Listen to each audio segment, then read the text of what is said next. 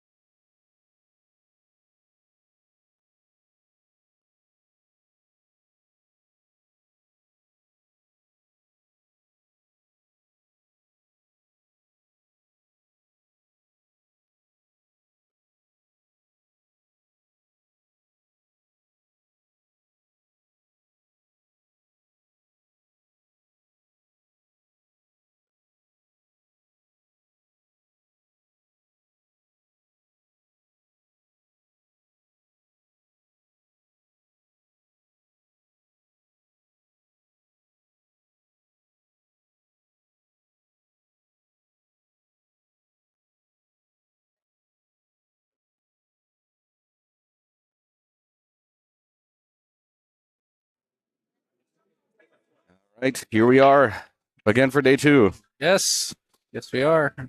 Give me 1 second, Pete. No problem.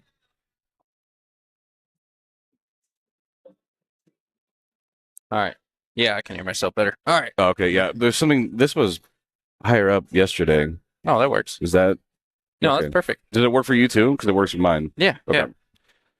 Okay. Yeah, I think the knobs get a little messed up in the bag, so yeah, that thing should definitely be in a case for sure, but we just don't. Good shot there. A little carom shot. Kept control of the one. Get that away from the heat source. We don't shut down. All right. Again, welcome everybody. This is day 2 of the Southwest Griffin Cup. The overall team scores on the top right of your screen. Team Arizona is leading 7-4 overall on a race to 11. We had the schedule pretty much up about 5 minutes ago, and I'll try and put it up in between matches here. Yes. Something that we haven't mentioned a whole lot. If you did not watch yesterday, it looked like everything was going Team Nevada's way or Vegas's way or however you want to say it, but they jumped the gun 2-0 early on. And I believe from what I heard, Team Arizona rattled off 5 in a row. Yeah. To make it 5-2 and kind of played even from there. So 7-4. Good shot there from Eric. Manufactured an angle on the 5. Came off the rail. Moved the 9. 6 is available, and everything's natural from here. Of course, nothing is easy on this table, but Absolutely. Both teams were here a little bit more practicing today than they were yesterday in the morning, I noticed. I think the table kind of chewed a lot of people up and spat them out. So yeah, there's that's a lot fair. of practice going on today. That's what this table does, and that's Just speaking of which, yeah. that doesn't count as commentators' credit. Yeah. It does not. It's early, and that was Yeah. I did say it was tough. Yeah. So anybody tuning in, you heard me repeat a million times that YouTube was not up and running. We are live on YouTube. So That's great. we're on Donkey Pool Productions over there. I can't wait for the comments. Is it on YouTube? I'm gonna gonna go fly up there. in. I'm gonna go on there right now and say, is it on YouTube yet? Yeah. I'm not answering any one of them today. That's your job. All right, that's fair. It should be a lot less. He got on the wrong side of this 9. He's got a back cut.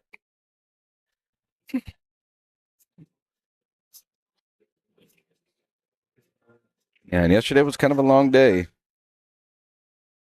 I mean, I was here for what, 12 hours? Yeah, I got Almost here about 13? 10:20. You were all set up by the time I got here. I was pretty impressed. Nah, it's not gonna get it done. Yeah, it's kind of an awkward angle on the 9 ball to take to begin with. Yeah. But he left it long. Gordon, we're not putting up with this today, bro. As he comments. Is he commenting it too? Yeah. Not doing it. Not doing it. God. I will start banning people. We will ban you right now, Gordon. I kind of looked like OJ was so focused on his cue ball there. Yeah, that was never an easy shot there from Eric. That's a long one. Scratch. Yeah, it was never an easy shot there from Eric, being on the, well, not on the rail, but close to it.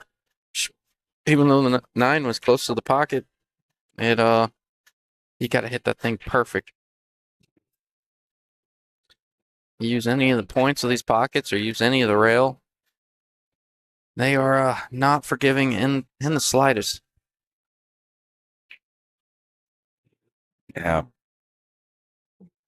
It's been kind of a big tester shots to start out the day right now. Long 9 balls and Yeah, sure is. So something I've noticed from these high-rated players, and I mentioned a little bit yesterday, but not necessarily on that shot, but it seems like they're very focused on the cue ball just in case they do miss the 9. A lot of times you're going to see that cue ball on one of the end rails, either the head rail or the bottom rail.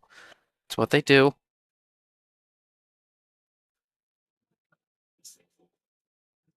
Yeah, you notice the cue ball there, but that 9 needs to get out of the pocket on that rail. Doesn't look like it's going to get there this time. He's off the rail enough here where yeah, I think this is going to be a cueing is pretty comfortable. Might be in.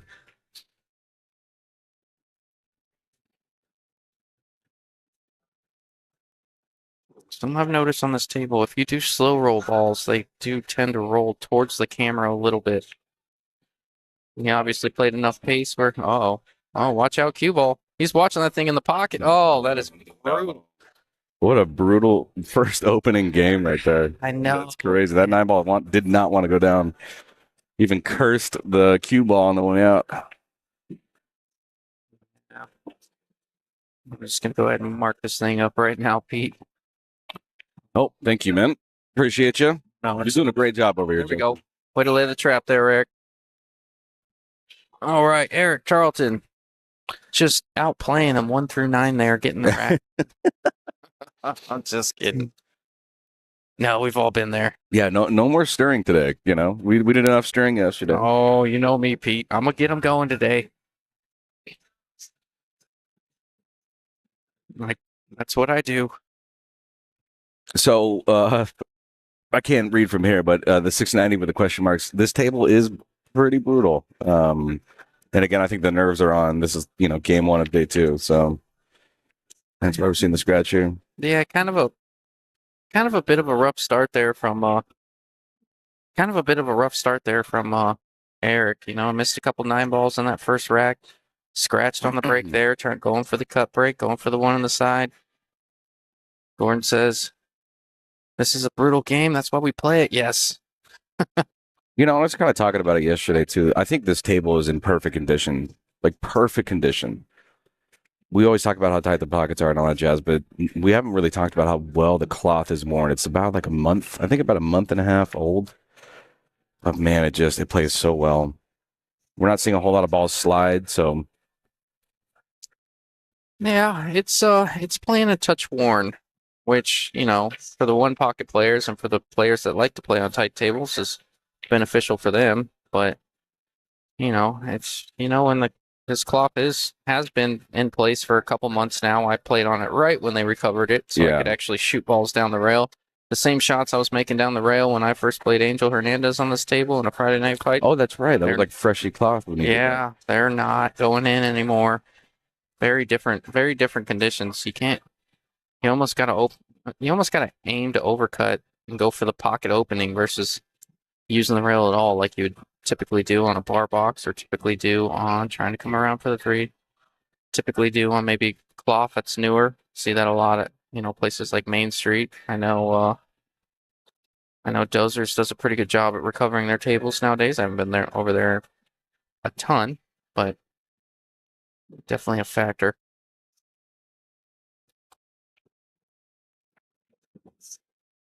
Oh, great bank. Yeah, that was a great bank, and he really had to jack up on that ball to miss the 6 coming down for the 5.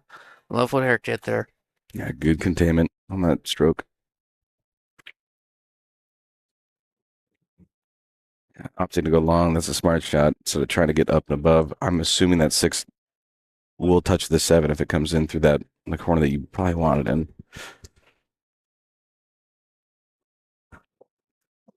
Yeah, I'm assuming that. I mean, I kept it simple. Just said I'm going to shoot the 6 all the way up. Oh, that's a great shot there. Do I dare say it, Pete? Nope. I'm not saying nothing. No, you do dare say. You always say. I do. Not a bad shot. Those pocket hangers, even though he's got a little angle here, those pocket hangers are a little tough to judge. Just kind of went with he straight draw it out or did he use the rail? I think he straight drew it out. That's sometimes tough to judge, but maybe a little easier than spinning it using the rail and overcutting it a bit. Yeah, I think it was the dead center ball and stroke it out. Yeah, feeling a little bit more comfortable, Eric is after that one. Yep, and the gift on the first helps too as well on the confidence. All right, we're up 2-0 Arizona to start this off.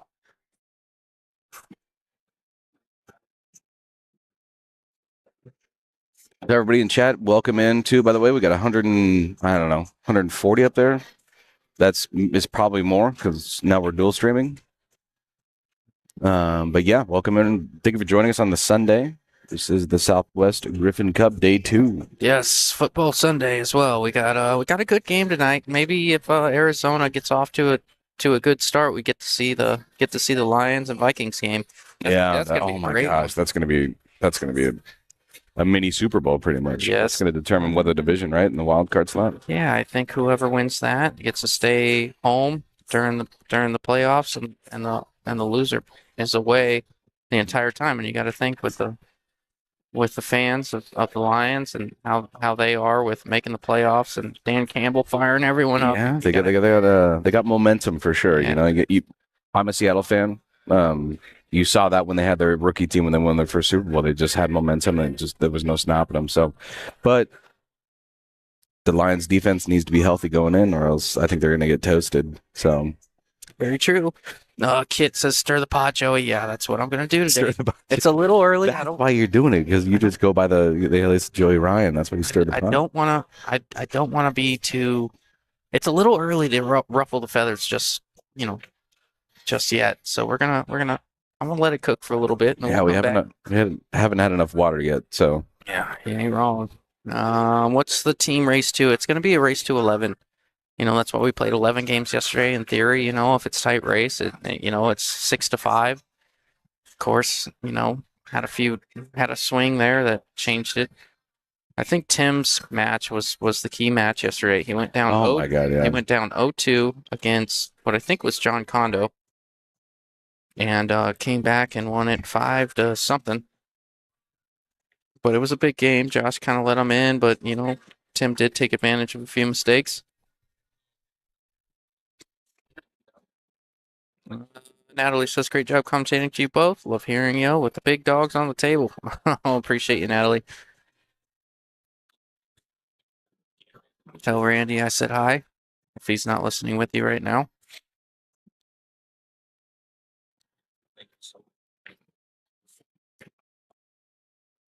Yeah, I can't tell if he was just trying to cross that and bring the cue ball up table or if he was actually trying to pocket that ball. Missed it by a decent margin there.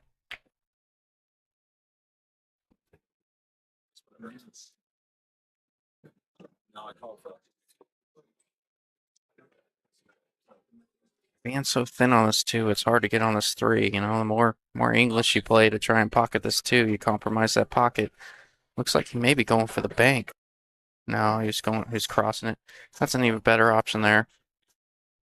Good idea there from OJ, and I do believe he got coverage.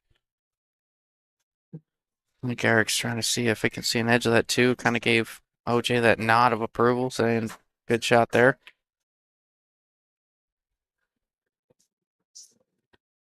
Thanks for the stream, Justin. Appreciate you always. Thank you, brother. Appreciate you, my man. Sorry, I had to put in a special order for an electrolyte. Oh, yeah? On the way in. Oh, you call Casey? Yeah. Yeah, I bet. Oh my gosh, yeah. Getting a little rough around the edges this morning, man. Tab yesterday was only around like $50. Not too bad. Not too shabby, especially for being here for 13 hours. Yeah, I had to, yeah. Yeah. I had to take care of a tab yesterday that may or may not record setting. May or may not have been 6 times that amount. It wasn't mine. Oh my I will say that I'm not going to wear that one. Yeah. Well, anyways, I got the late night munchies, went to Wendy's, and I was up all night. Got a little food poisoning, I think, or something like that. A little late night Jack in the Box, or no, a little late night Wendy's. Yeah, That's when they bring out that's when they bring out that mystery meat, man. That's what it is. Well, the patty's been sitting there for like probably 5 hours on the heater. That's probably what got me, right? It's like 11 o'clock at night. So, anyways, yeah, it was kind of a rough start for me today. Yeah. Not feeling great, but. Anyways, Mark Barnum says, only way Vegas scores any point is if Savannah is on the table. Savannah has been playing some incredible pool. We saw a great match in Scotch yesterday where somebody told me she may have missed one ball the entire set or the entire match. I don't remember. Well, and she went into singles after that, too. I mean, out of everybody shooting between both teams, she was making it look the easiest. Yeah, she shoots very consistent. And we've commentated on some of her matches before and on that tour stop, right? I think that was about 8 months ago or last year. Much slower Fargo back then, too. She is on the climb.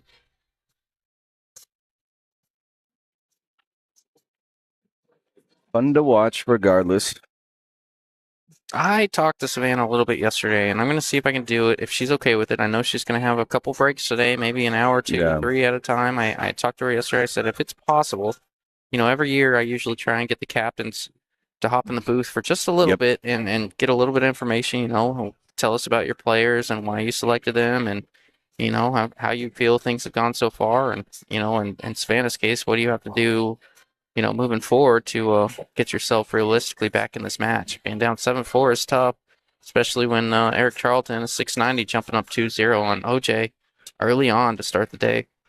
Yeah, and this is kind of a pinnacle moment in the overall race, 2-11, right? The eight's a pretty glaring factor. 8-4 is tough. 8-4 is different than 7-5 right now. You know? My whole thing is you try to keep them off the hill. I mean, granted, Nevada could just rattle off 3, 4, 5, 6 games in a row or whatever, 3, 4, 5, 6 matches in a row, and that's very possible. But great shot from OJ right there too, as well. That was not as easy as it looked. This 9-ball is so easy under any other circumstance, but this table just, makes it tough. Yep.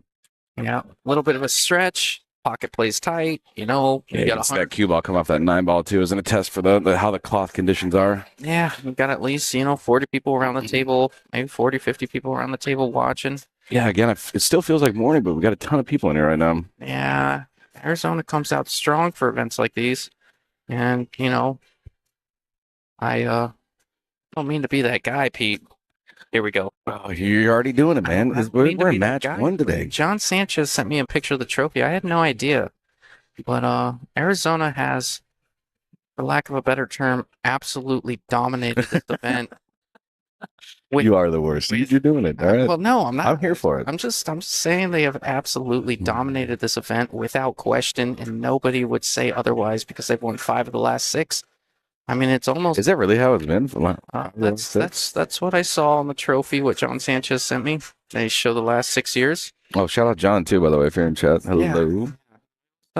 Pretty dominant fashion to say the least. But anyways, we're gonna go ahead and move on. The stir, not stirring the pot. My favorite thing in the world is when you say, "Hey, I don't mean to stir the pot." I'm like, "Oh, great, here we go. Here we go. It's Dak Prescott. Here we go." Yeah, that's how you go 3-11 right there. Cooper Rush does that now too. Well, he has to because it's part of the offense. I know. Here we go. Here we go. Yeah. Well. Yeah, push coming. Leaving it on the rail. I think he's got an opportunity to make this one, but is there value in making it, or at least taking on this low percentage shot on this table? The closer the balls are to the rail, the more difficult they are to pocket on this table, because he just cannot use that rail on the way down. Yeah, it's a lot of traffic, huh? Unless he can see across and bring his cue ball up table, I almost would consider giving this back, unless maybe you bank it. Unless you stop the cue ball and bank the one a few rails up table. But that's a long way to stop it. The one's going to be moving. I don't know, man. If you have this full 1 ball, it might be worth going for right now. Or going for a safe, going for like a 3-rail safe out. I see a safe here from Eric. Eric's a smart player. He knows this is a low percentage shot. I think he's doing what I'm saying. He's going to hit it full, bend a few rails up. Stop your cue ball there. Oh, he went for it because he's a dog. Yeah. Well, that was a great shot. Don't get too wide on this too, though. I think he's good. Yeah, he's just fine. That's a great shot there from Eric. Jacked up in the pocket across the table, drawing the cue ball over straight for the 2 in the corner. Man, took some stones to shoot that shot there, Pete. I don't mind telling you. Yeah. I don't know. I'm not talking to you. You're a villain. That was a funny post last night.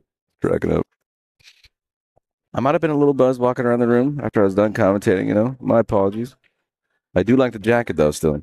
Oh, we did not adjust the score. Sorry. Thank you guys. We're not used to that. Oh my we're digital ever since Digital Pool took over, we've gotten a little spoiled. So thank you for that. It's been easy. Thank you for the update there, Stephanie. We can't be messing up this early on in the day, right? Yeah. Let's move Potter to Vegas for next year. Yeah, I'm not going to set it up.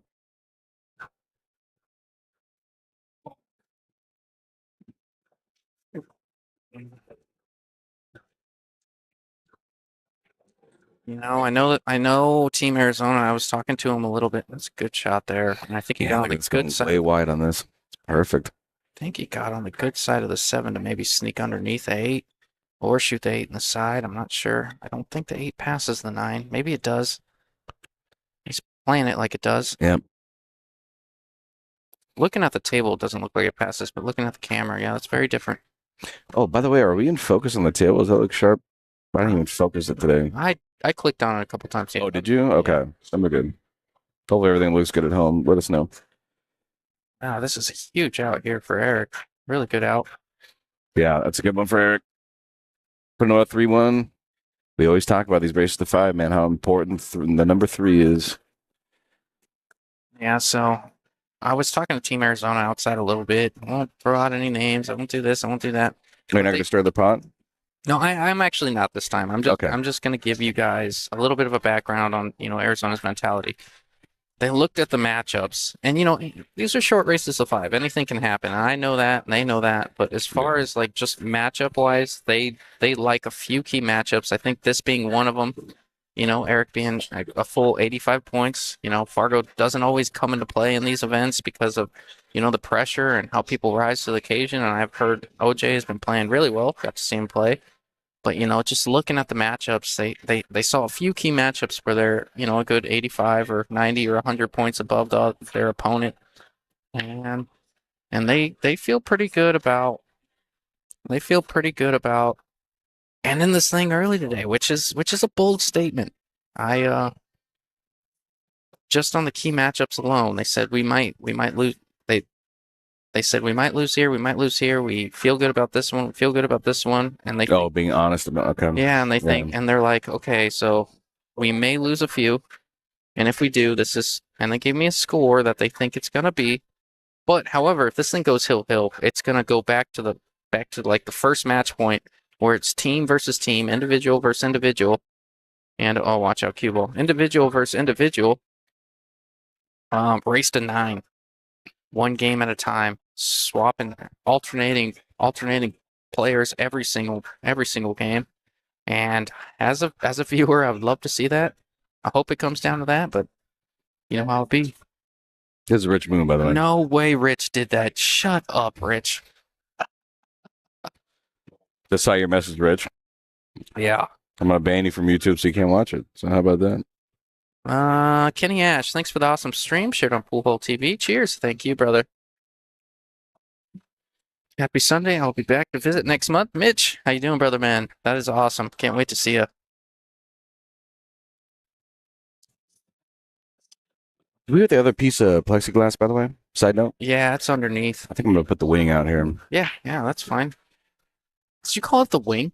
Yeah, the wing. I know what it is. I love that you said it that way. Why are you coming at me right now? Not what you said, it's how you said it. Are we fighting right now? Is this our first fight? This is our first fight. OJ looking pretty good. He's got to figure out that 7 ball. He has a couple options. You can get an angle on the 6 and get to the side rail and shoot the 7 in the corner, or you can play below it and just play safe and kick it up table or bank it up table and put your cue ball on the 8 or whatever ball is more beneficial depending on your angle. So we'll see how he plays this.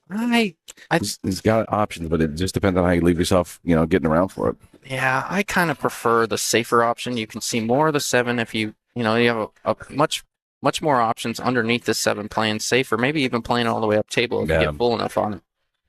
I like playing for the safe here. It's kind of admittedly for myself, I'm only 630 something, but admittedly for myself, it's kind of a bailout on my end, yes. But on this table, I don't know about that one.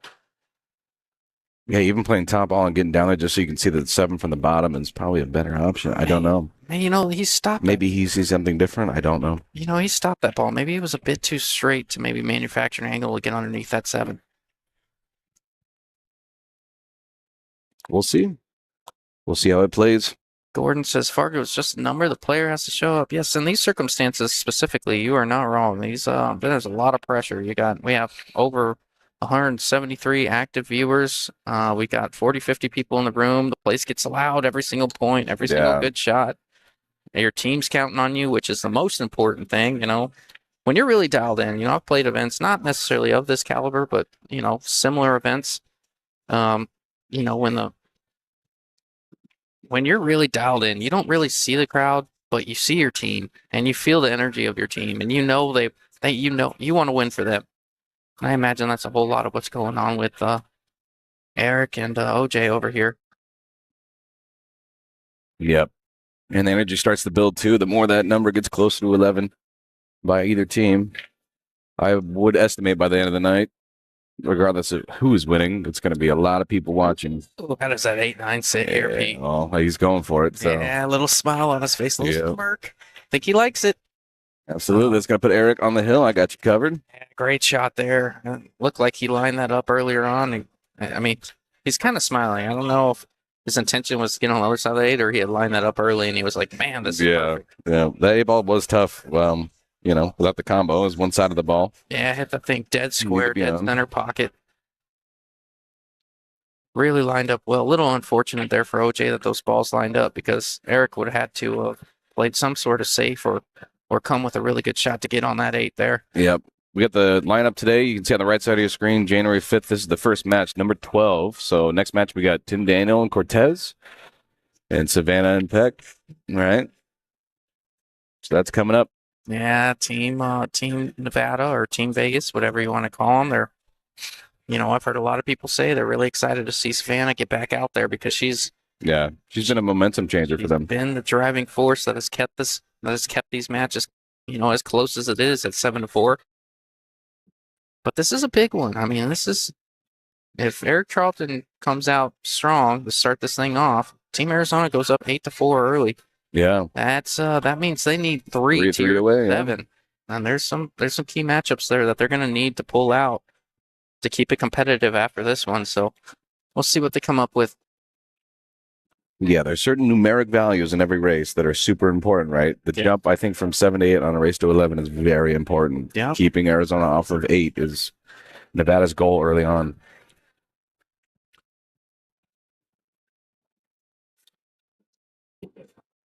Got some heavy hitters late. If it comes down to it, if Team Nevada keeps it close, you got some heavy hitters late. Got the sheet right here. But if they can get it to match, let's see here. Oh, that was a hell of a shot. Wow. If they can get it to match 18, if Team Nevada can get it to match 18, you got some key singles matchups that are going to be big for them. So you got in round 18, you have Tim Daniel versus Josh Kondo. You have Bobby Emmons. In 19, you got Bobby Emmons and Ronnie Wiseman. And then you have Eric Charlton and Jordan Nile. That's huge. And that I'm pulling for it because those are some exciting guys to watch. Yep. And I think that can go either way, I agree, man. Those last 3 singles matches are incredible. Yeah, we're gonna see some fireworks if Team Nevada can keep this close enough to get there.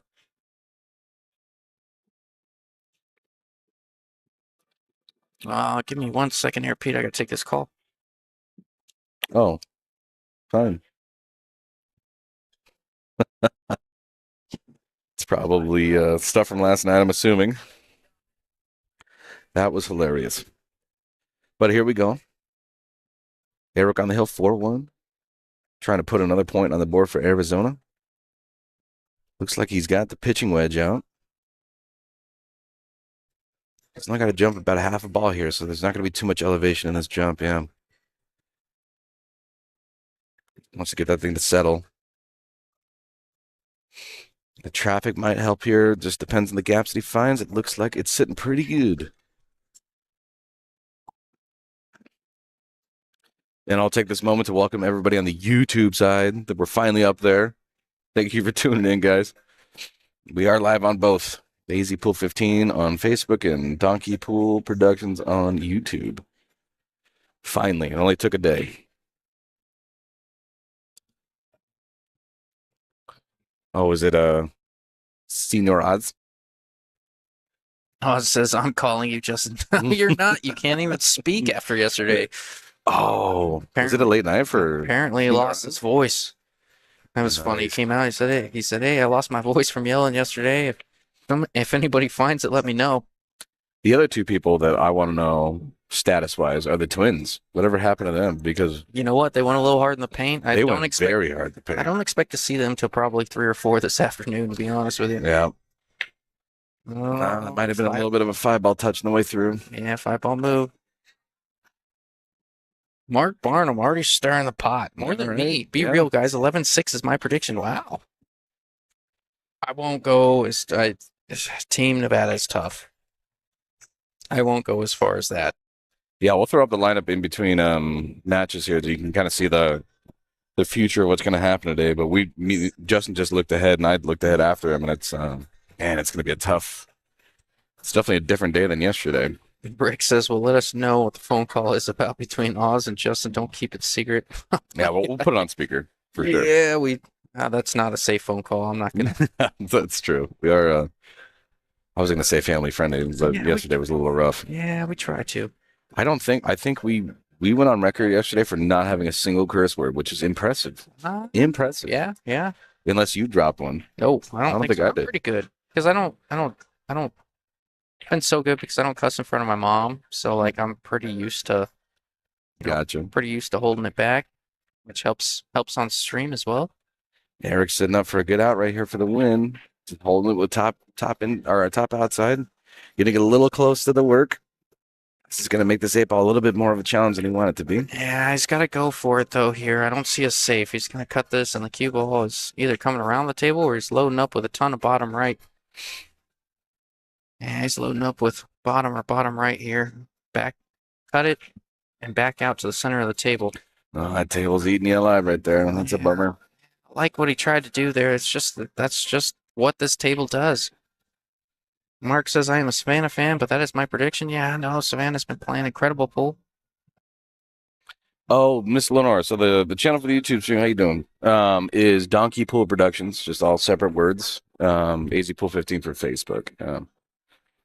Yeah, don't forget to subscribe to us over there if you're not subscribed. We do stuff like this all the time. We do amateur events. Sometimes we have, the Friday night Nice fights. shot. Thank too. you. Nice shot. Sometimes we have the Friday night fights matches, usually every Friday. You got the likes of guys like Mitch Ellerman and Joven and Bobby Emmons and, big matchups for a lot of money. We do a lot of fun stuff back here, and if you want to get notifications, go ahead and subscribe. Oh my gosh, Peter, were you chasing that fly over? Gosh, I was so slow on that. Yeah. I think laughed at me. Yeah, I knew you had a rough night. Yeah, the Do you want to put the commercial up?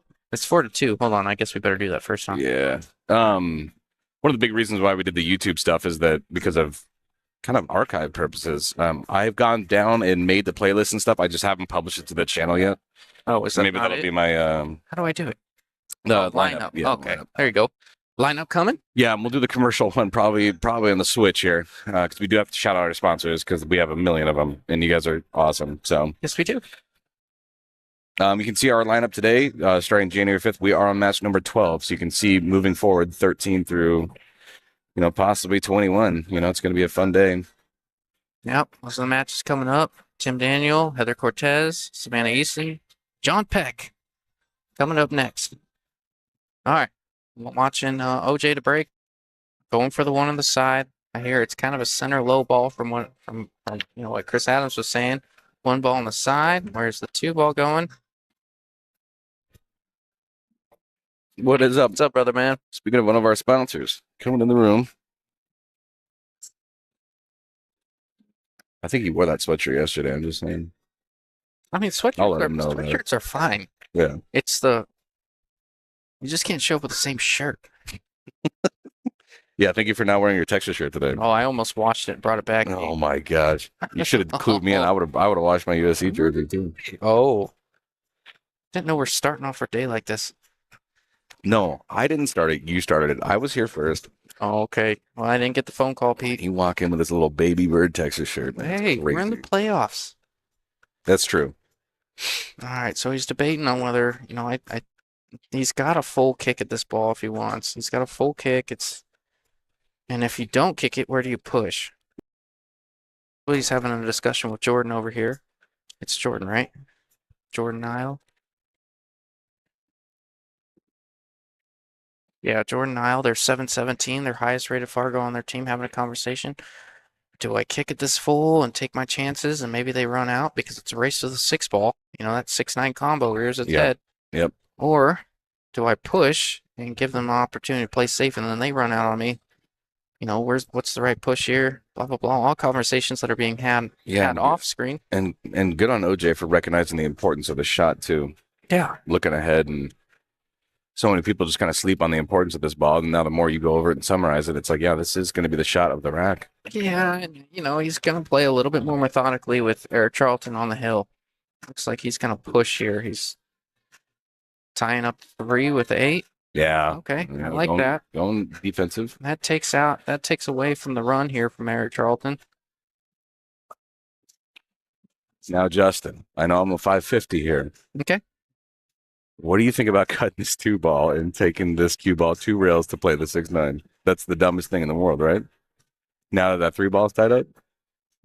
Oh, cutting it up table Yeah, and then cutting coming it back and like forth with cutting the it too, cube. like you're cutting it for the corner. That takes some stones there, Pete. That's a but lot of stones. I don't mind it, but if you leave that 9 ball hanging, that changes the dynamic of the entire game. Yeah, I mean it's a very dumb shot, but like you're up 4-2, like it would be talking to me. For spectatorship purposes, Yeah. I love it. I love it. If I'm at the table and my team's watching me, I don't know that I take that on. Yeah, if I'm playing, I don't know. If I'm playing with my own money, I might do it. Yeah, why not? Yeah, absolutely. Because if you miss it, it's like, oh, whatever, Yeah. For those that are watching or just tuning in, really, I got the number from Tim. The winner. So there's $3,000 in the middle here. Oh, he was doing it, I think, with the 2 ball. Oh no! Oh, that's lock it in. Yeah. He was doing something down there, man. I think he was actually going for the 9 ball with the cue ball.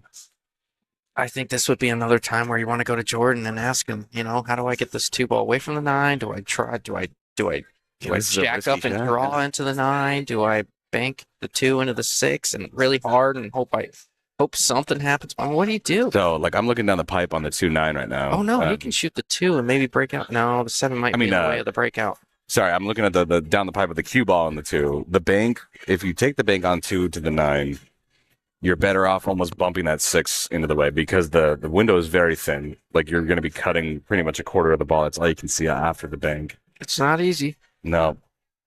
Nothing here is easy. The safe's not easy. But that 9 ball is sitting up in prime position. If you can bank this 2 just and push that 6 in the general direction, I think it does fall for sure. Yeah, getting some more information there from Yeah, the 9 ball is sitting deeper in the jaws than it does look like on camera. It's in there. It's a big shot because Eric's on the hill. You don't want to give him this cheap, easy win. This sounds dumb, but I may even consider just making this 9. Where you're at, making this 9, and especially when the 3 tied up that he did before. It's going to be a payoff. And forcing Eric to have the 9's going to spot on the spot, and that makes breaking out the 3-8 even more difficult. So.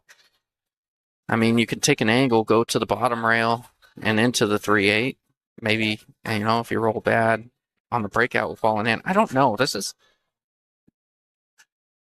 I don't love anything about this shot, and I'm glad I'm not shooting it, to be honest with you. There's so many options here.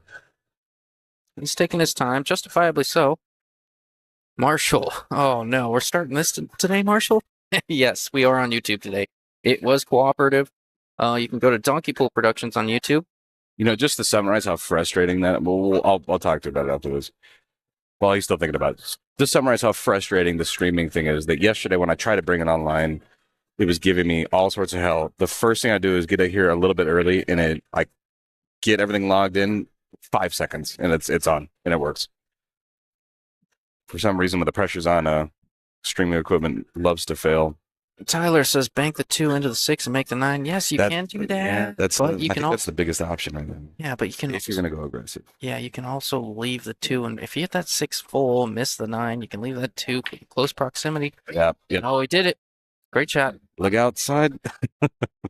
All right, hell of a shot from OJ. That was cojones there for sure. Yeah, sure is. That was a do or die. That really was. You were gonna sell out that 9 ball if it stuck up for sure. 95% chance. Yeah. There was a high chance. Odds. Oh, look at you. You got a word. Okay, so my favorite word from Justin, 100%. I haven't even pulled one of those today, but okay, that's fair. And Peter, general direction. Okay. Is that like a general direction? Yeah, you could say that. All right, Oz. You're banned too. We just in a banning mood today. Yeah, I'm not putting up with it. I'm not. I'm cranky. Yeah, I bet. Throwing up your guts after Wendy's last night. I can imagine. That was not a fun night. I definitely went to sleep when the sun was coming up. Kind of interesting there from Eric. We've seen a lot of bottom center trying to make that one. Eric played a lot of bottom left, and the cue ball came down. I gotta say, OJ standing on business right now. Being down 1-4, bringing it back 3-4. He's still got some work to do. A little 2-1 race. This is going to be the first point of the day, too, as everybody's tuning in for day 2. The score from yesterday, 7-4, still remains so in the top right. And again, that's a race to 11 in the top right. It looks like OJ trying to sneak that cue ball underneath that 4, but left the 1 available. Do you know why this keeps popping up, man? This is my favorite part. I don't know, but is it working? I think so. We're Yeah. not picking up music, right? No, I don't think This so. little thing is here. Oh, yeah. No, it looks good. You know, we've had all kinds of weirdness back here. It's just, Yeah. There's a lot of layers to this whole streaming thing because another portion of the Facebook side is all right. music in the bar. What do you think about this? Banking the 1 ball 2 rails up next to the 9 and putting the cue ball on the 6. Is that shot there? And then that way, if you get ball in hand, maybe a 1-9 combo or, you know, at least maybe a run. Oh, he was going for yeah, but Eric's been playing so aggressive today. I don't know. Well, I think, you know, it's Not spotting safety. justifiably so when you get up and you put yourself on the hill.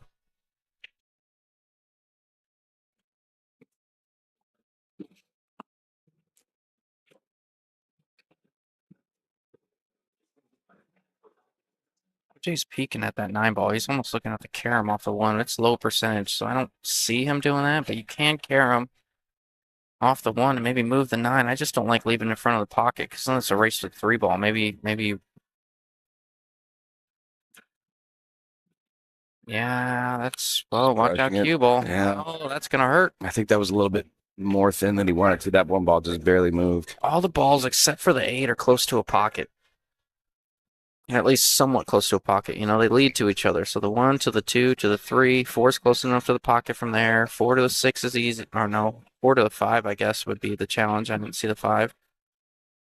Yeah, 5 ball being out just kind of, well, I mean, it is center table. I mean, that's pretty advantageous.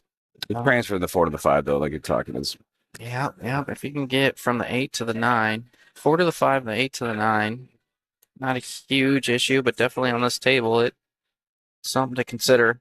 Yeah, this is a time where you don't want to rush. You want to stay down, think about every shot. This is very, very important being on the hill. Rachel DiCarlo. I'm going to pretend like I said that right. Great shooting, OJ. Let's go, Team Nevada. Yeah, he's showing a lot of heart. He's making a comeback here. Good draw stroke there. It's another one of those, you know, you see the lower rated players that really try to crank that ball to get that draw. Eric, You only need a couple feet, you know? yeah. Well, I just mean specifically, they feel like they can't get their tip low enough, so they kind of play like just under a stun shot and feel like they have to hit the heck out of the ball to get that draw. Yeah. Eric being a 690 just really lets that. He really lets this. You know, he brings down his tip position. Really lets his cue ball do the work for him and his tip do the work for him versus really overextending that draw and trying to force it out of it. Yeah, I think he's kicking himself for this shot, though. I don't think that right English took like he wanted to bring it around 3 rails out.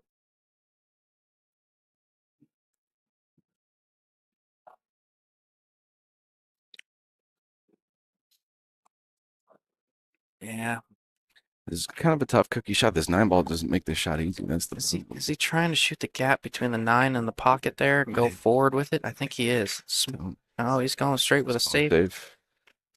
Don't mind it. Definitely trying to use a 7, but was always going to leave the 5 ball on the rail. Kind of bounced out a bit, you know, in an effort to get behind that 7. Yeah, I think he was looking a little bit more of an angle for that cue ball to get over behind the 7, obviously, and then 8 ball is a kind of a backup. Yeah, I couldn't tell the angle there. Maybe the pocket came into play. It was a low percentage shot. Eric just playing smart from there. I like it.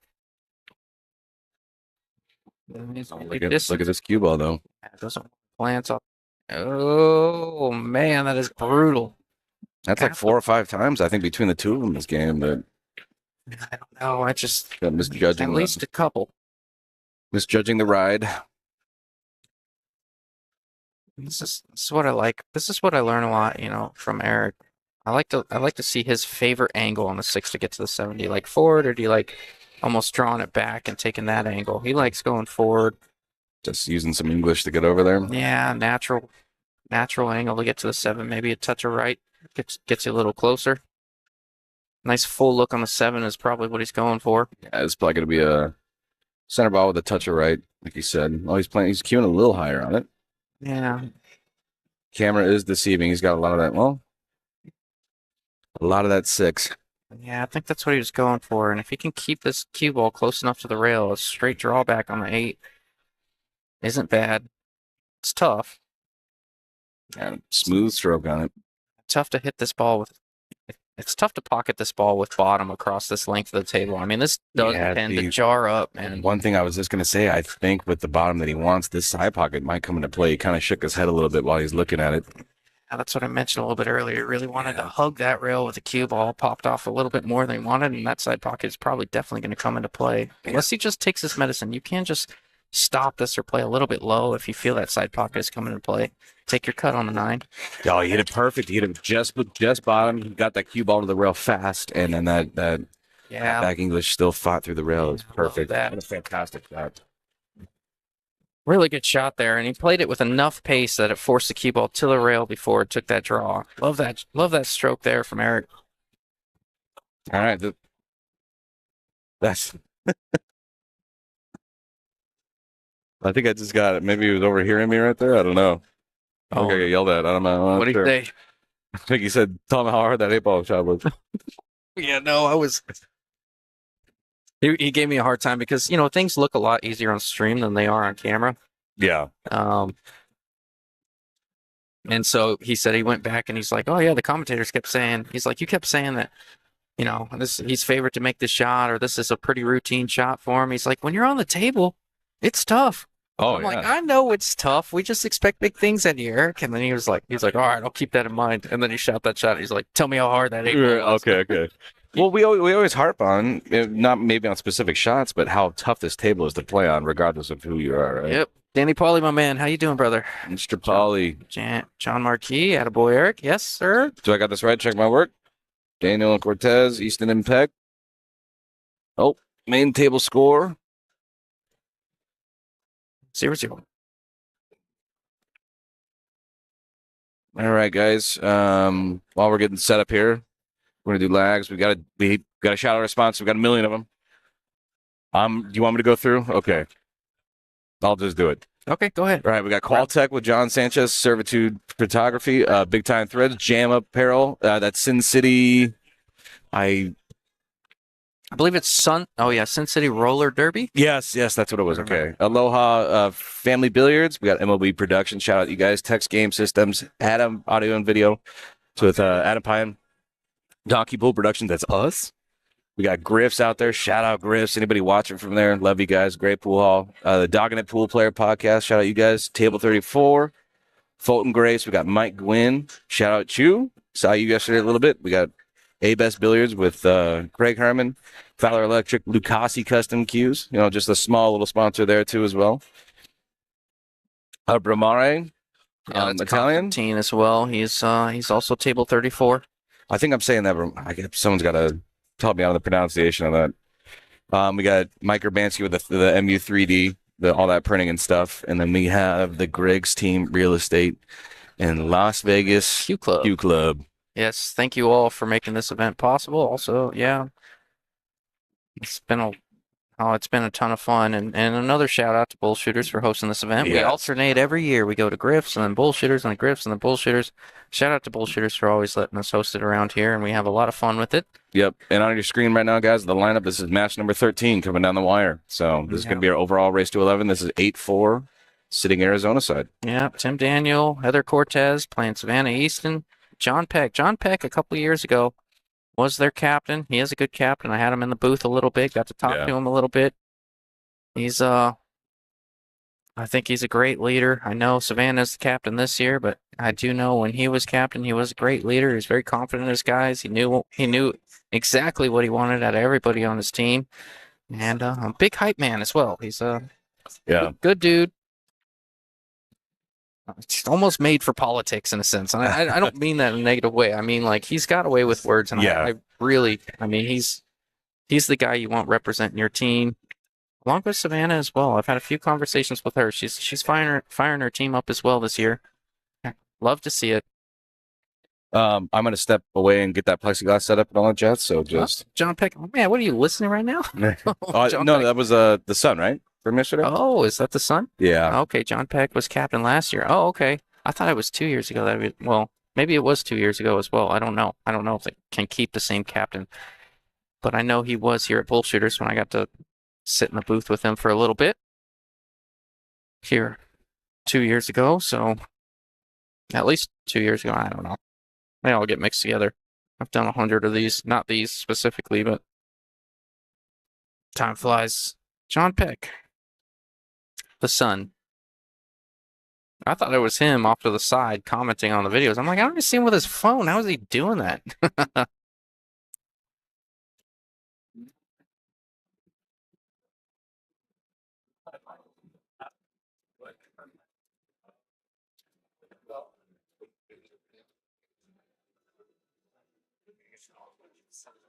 Memory Peck? Did I say that right? Memory? Memory? I don't know. I apologize. It says, come on, baby, you got this. Obviously, some Peck fam in the booth. I mean, in the chat. So let's go captain and co-captain. Oh, he's co-captain this year. That's awesome. Looks like we got Brandon in the building as well. I believe owner or manager of Griff's. One or the other. Good dude. I got to meet him a little bit a while back. He is a big sponsor of Savannah, I believe. At least Griff's is. I know he's played a huge role in that.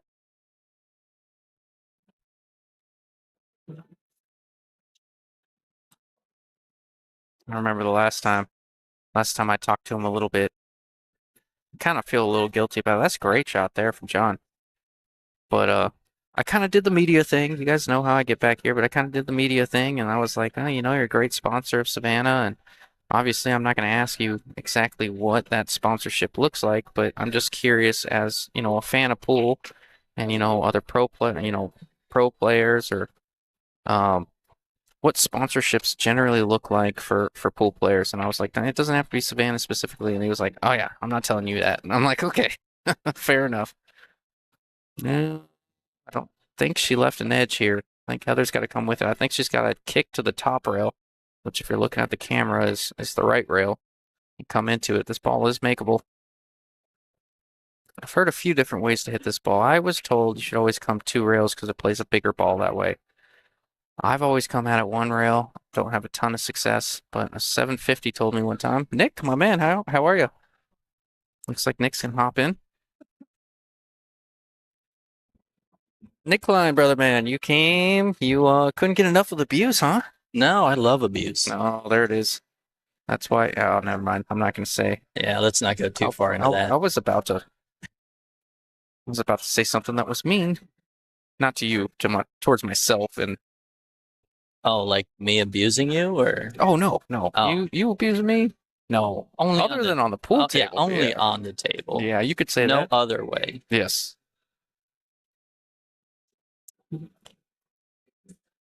Yeah. So, who's breaking good today? Who's breaking good today? We've seen a few scratches. We haven't seen a ton of consistency so far. I don't believe. I haven't put a ton of emphasis because we've been kind of putting the commercials up or the sponsors up in between, and sometimes we miss that. Okay, so nobody's breaking good enough for you. Everybody breaks better than me. That's why I don't pay attention to it because it's demoralizing, Nick. Great shot there from John. Straight draw back. Good full look on the 7 and the side. Stop shot there for Savannah. So Arizona. So to fill you in, have you watched it? I watched a little bit of the last match. I watched the ending. Okay, so to fill you in, if you haven't. Oh, that's a great shot there. But to fill you in, I'm going to go ahead and adjust the score right now. But to fill you in, Arizona got off to a hot start. Eric Charlton taking an early few-point lead. OJ Hilario making a little bit of a comeback, forcing a 4-3, and then Eric took the last game. So looks like first match point going to Team Arizona. First team point going to Team Arizona. But the first game here definitely going to Savannah. Yeah, I saw OJ make that incredible bank on the 2 into the 6-9 combination after Eric tried a very tricky, I think, 3-rail harem into the 9 which nudged the 9 more toward the pocket. Yeah, I wasn't quite sure if it was his intention to do that. I mean, the 9 was on the rail. I mean, if you go after the 9, you're just asking to force it closer to the pocket. Yeah, but maybe that It was his looked- intention. it looked really intentional. Yeah, for sure. The way he looked at it, he wasn't even looking at the 2 ball when he came off of it. He was totally looking at where the cue ball was going. Maybe he was trying to. Yeah, that's fair. Maybe he was trying to disrupt that 6-9. So maybe move the 9 away from the pocket. yeah, because that was a race to the 6 ball there. The 6-9 was definitely, it was required, but it was easy if you get a nice full look on the 6. So maybe he was trying to disrupt that over there, and in turn ended up pushing the 9 right in front of the pocket that made that bank combo possible. Mm-hmm. I could just be spitballing there. I don't know. I might be reaching. Well, anyway, let's get back to this match as I detoured that conversation a little bit. It's a long day. I mean, yesterday we were 10, 12 hours. Today, if Nevada puts up a big fight, I expect something similar. But yeah, good shot there from Tim. Yeah, nice safety. I was, of course, thinking aggressive first. I was like, how is he going to bank that 3 into side and draw the cue ball 3 rails down for the 4? But that's not what he did at all. He played something much smarter and safer. Yeah. Typical 700 speed players, huh? Yeah. Playing smart pool and stuff. Yeah. That's not fun for stream. No, that's silly. All right, John's got he's looking at a 1 rail kick at the 3. Yeah, the good thing is it looks pretty straight. If you just kick at the face of that second diamond, what is going on? Give me a sec.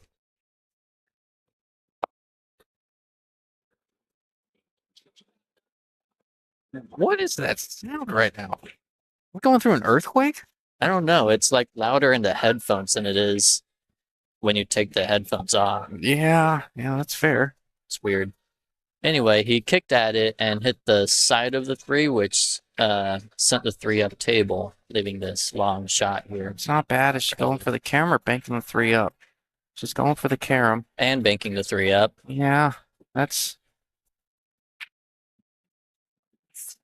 Well, the 5-8 got funny, but it's a pretty easy carom, I think, to come off the 5 into the 8. Definitely a carom. Maybe a combo if that cue ball's on the rail, but getting the cue ball on the rail. Well, I mean, I guess it's the same value because the 5 ball's still coming up table if you do that. I saw Team Vegas practicing that long straight shot, that long straight draw shot.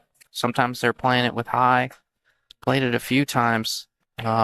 Yeah, it's so important. That might be one of the most important shots on like this table because it's like the hardest shot on this table is hit it with a good speed into the pocket and draw the cue ball back. That might be one of the toughest shots on this table. Yeah.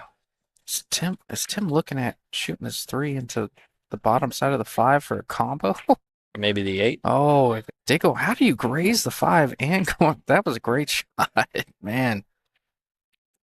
Yeah. So does the 3 go past the 4? I think it might. I do believe it does. You don't wanna move the 4 here. Yeah. This has got to go in clean for Heather.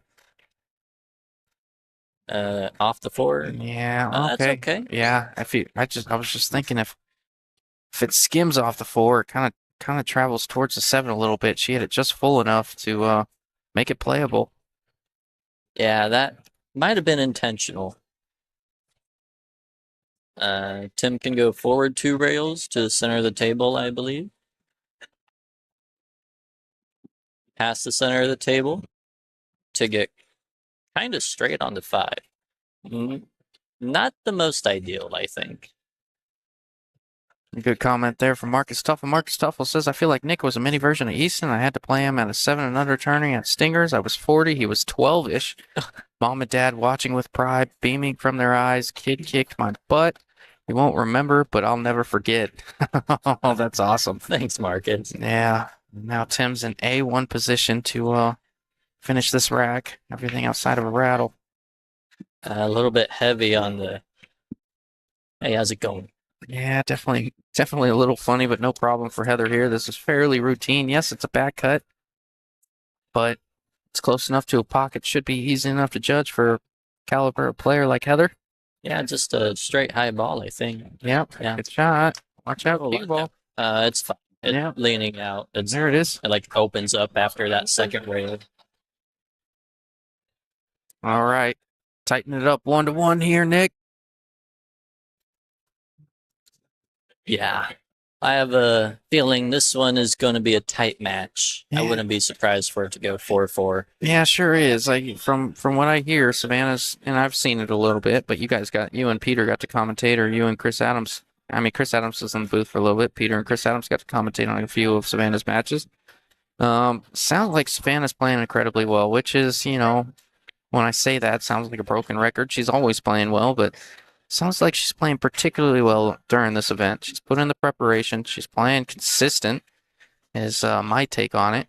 Yeah, I think for us that, I mean, you probably play on this table more regularly than I do, but Played a little bit. it's just impressive when people can run out on this table. It sure is. Breaking runs are few and far between here, Nick. Good one pocket table, though, if you're into that thing. I'm not, because, I mean, you're going to take away 5 pockets from me? Can't even shoot them at 6? That sounds miserable. Yeah, I mean, if you enjoy pain like I do, then that's the idea. Yeah. I've been told I enjoy pain based on my my past. Let's just put it that way. Don't take any shots. Anyways, Junior Carrizozo, this is going to be a race to 11. Played 11 games yesterday. The score was 7-4. Team Arizona taking the first point this morning. That was Eric Charlton taking a point away from OJ Lario. That was a solid kick by Tim. I know he didn't get safe on the one, but the most important thing was getting a solid hit on the one, making sure not to give a ball in hand. Yeah, nice full kick on the one. I think it caromed off a ball and left it available in the corner, but definitely created some distance. Yeah. Savannah already missed one of these today. The 2 balls on the rail, correct? It's pretty close, whether it's married or not. Yes, it is that ball that's closest to us, though, if that's what you're asking. Yes. It just makes it that much harder to run out from here. Yeah, very true. I almost like trying to put this 2 ball underneath the 4-8, banking it 2 rails.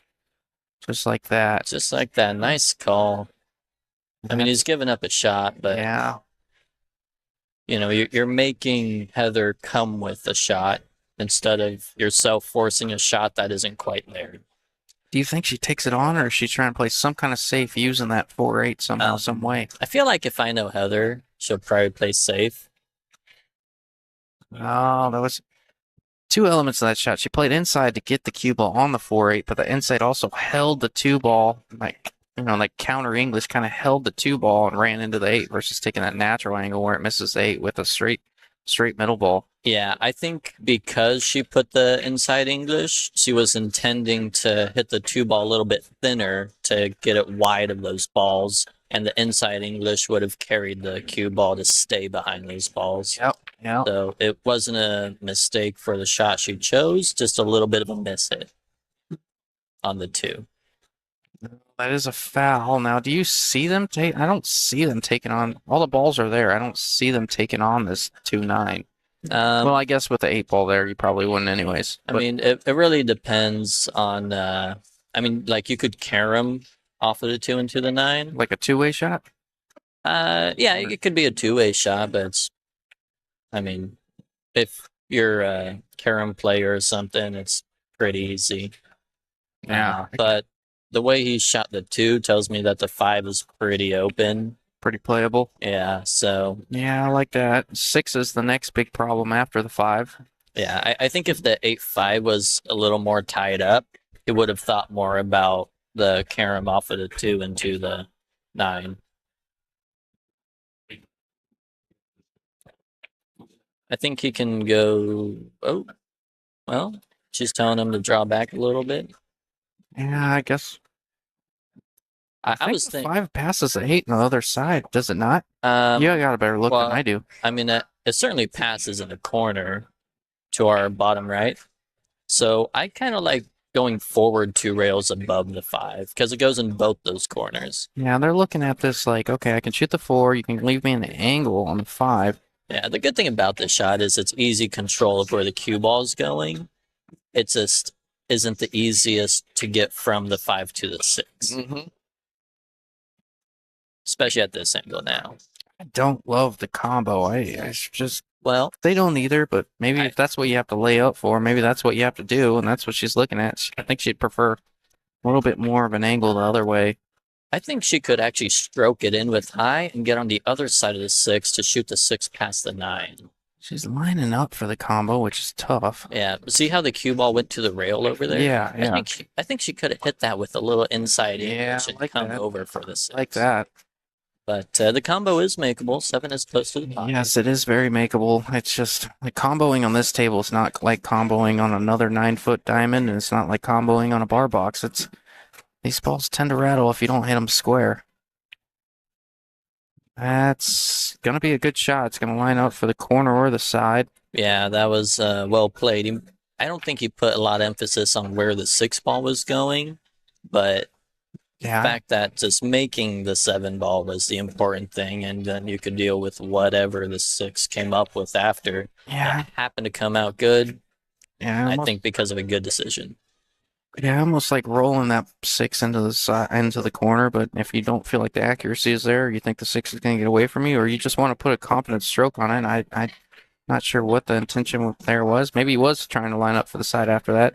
Just think that it can get a little squirrely on you from time to time. Yeah, I like hitting, especially combos, and I like hitting them with a Watch out, stroke. 8-ball. Oh, he's going to Watch do out, it. pocket. You, man, that is Watch just. out, pocket. There's an 8 ball there. Yeah. Good God. I've done that plenty enough. Yeah. I'm not gonna complain I'm about going it. to throw up in your lap. I was stop it. I'm just kidding. That I'm was. gonna leave. Hey, it worked out. Means. Okay. 2-1. Not to harp, but if he rolled that ball and missed it the same way he did, 8 ball would not have gone 2 rails into the corner. Very true. I like the way he played it. A little bottom right. Just trying to get back out to the middle of the table for the 9. Make it easy on her. And that's a comfortable shot with a little outside. But on this table, nothing's easy. So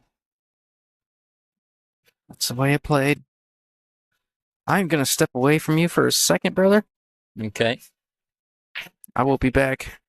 I will try to hold it down. Hey, you always do.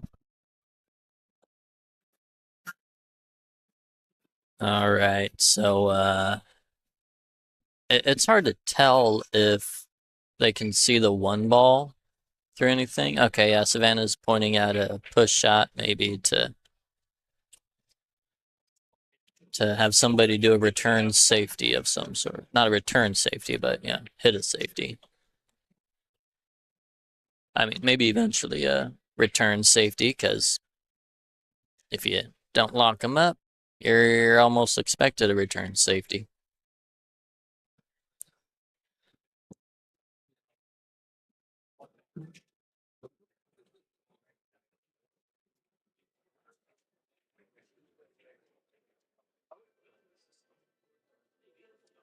Looks like Tim hit it harder than he wanted to. Left a shot for the 1 down into corner.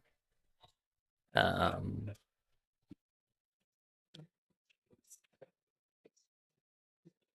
might elect to come off the rail here to create the angle coming off of the 1. It makes the pocket smaller, but hitting it at a soft speed I think is fine.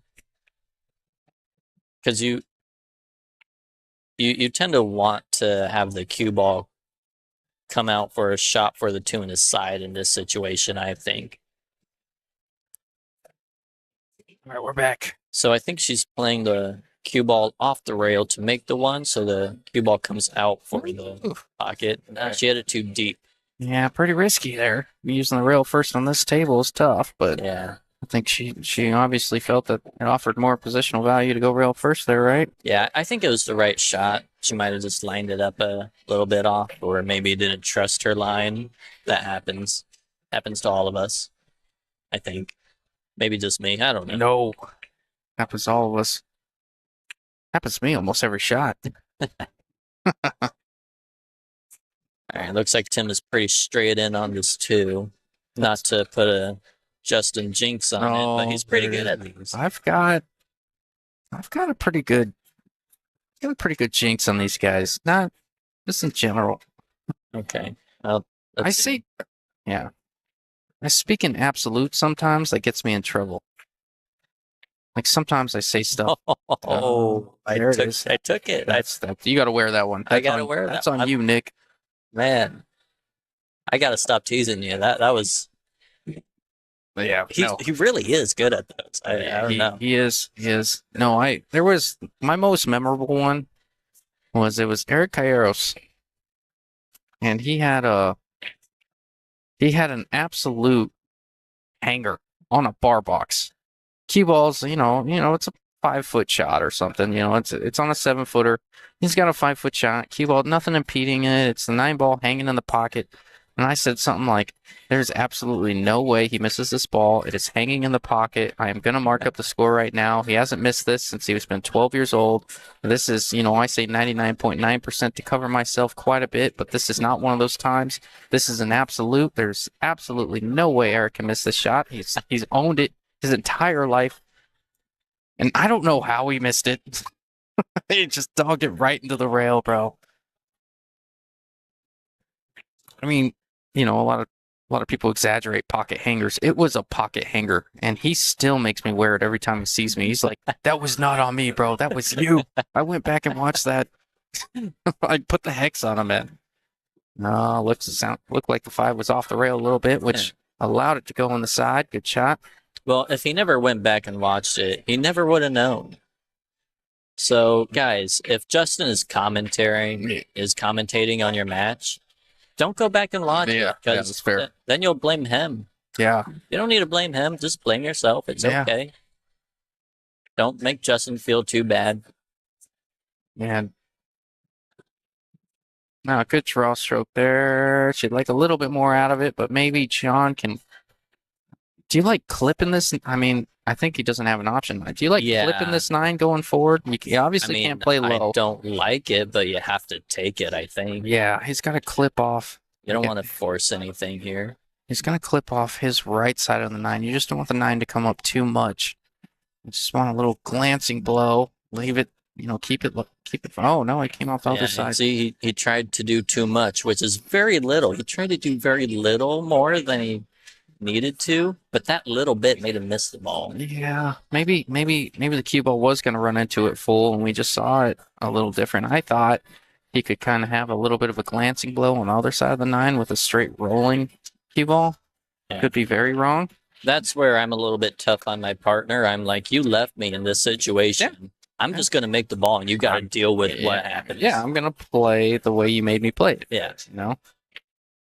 Oh, there it is. Tighten it up 2-2. Well, you know what? I think what you said earlier is correct. I think we're gonna see a close match here, Nick. Yeah, I don't usually make predictions, but I felt pretty comfortable with that one. Yeah, just seeing these guys play, as good as Tim plays, as good as Savannah and John play together, and as good as Tim and Heather play together, Savannah's playing. I haven't seen a whole lot of her, but I would argue some of her best pull. Maybe missed 1 or 2 shots here and there, but yeah, this is her first match today, right? Yes. Yeah, so she's probably still warming up. I saw her warming up on the table, on the warm-up table over there. Yeah, nothing like the real thing, right? Yeah, the first match is always just tough. Manny Holmes. Hi, guys. Good commentary here. Thanks. You are welcome, brother. It's good to hear from you. I'm surprised you haven't played in one of these. I think you're just... He owns his table. He plays on this table probably 5 days a week. Plays it as good as anyone. Knows when to play safe. Plays one pocket. Plays rotation games. He's constantly in action. He's constantly in pressure situations. I'm surprised. Manny's critical of me even when I hit a good shot. All right, I don't want to give him too much flowers. He's too smart for me. I don't like it. He's tough. Kyle Drake, no YouTube. Shut up, dude. We're not doing this today. I'm not dealing with you. Yes, we are on YouTube for those asking. I will turn your sarcasm into a real thing right now. We are on YouTube. Was cooperative with us this morning. Donkey Pole Productions on YouTube. Shut up, Kyle. Minnie Holmes. I was rooting for Vegas. I want the Roadrunner playing the most matches possible. She is amazing. She is incredible. I can't What wait. kind of Arizonan are you, Manny? Come on, get out of here. I agree. I agree. Get out of here. Fake one, apparently. Yeah. No, I'm just kidding. Fake Arizonan, Manny Holmes. You heard it here first. Yep, there you go. But I will say, I think of everybody in the room, they are, I'd say 80 to 85% Arizona fans. But that being said, 100% of them are Savannah fans. I mean, everybody loves Savannah, and everybody loves what she's doing for the game, and she's showing. That's a great shot right there, and that's why. But she's showing everyone that with hard work, with effort, with the proper training, with the proper discipline, you can beat anyone of any age, of any gender, of any background, of anything. She's prime example of that, and I love that from her. These guys are playing a touch loose with the cue ball, I think, which I think is fine to start out with. You really want to warm up your pocketing stroke. You don't want to get all touchy and end up missing balls. Letting your partner work a little bit, I think, is okay. Yeah. Milton says, dang, we got Joey Ryan on YouTube for day 2. Shut up. We are not doing this today. Steven says, I agree, Manny. I don't know why she didn't play more. I think just the way that the rosters are structured, I think they probably maximized the amount of times that she could play. I don't know for a fact, but the way it's structured, when you line up somebody somewhere, it's just. Well, keep in mind, she was the team captain. You're often a bit generous to the other players when you're the team captain. Yeah, that's fair. Savannah's going to stretch a little bit on this one. I think that's why she pointed. Let's see. Well, maybe she was. I don't know. No, she's pointing where she wants to get on 9. But earlier, I think that's why she pointed. She's totally focused on her shooting, not his shooting. And love that.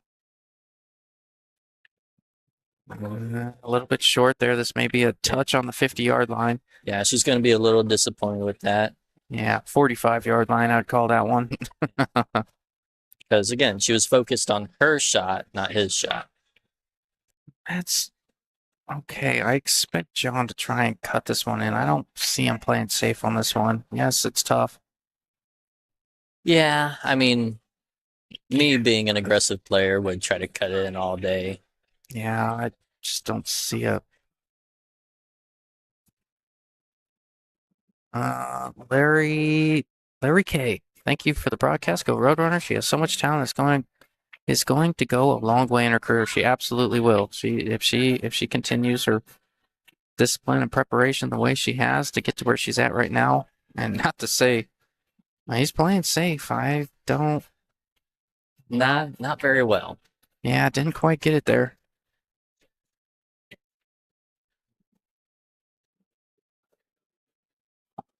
Yeah, if she continues to do exactly what she's doing, we all have the distractions of life, but it seems like she's disciplined and she wants to be the best player that she can. It's honestly inspiring for me and the rest of us. That's a great shot there from Tim. All right, going up 3-2. Is it just me, or is Tim really comfortable when he cues off the rail? He makes it look easy, doesn't he? Yes. Kyle Drake, every time Justin says shut up to one of us in the chat, we got to get him a tequila shot. I will not take those. I will start handing those out. Do not do this to me right now. So in that case, shut up, Kyle.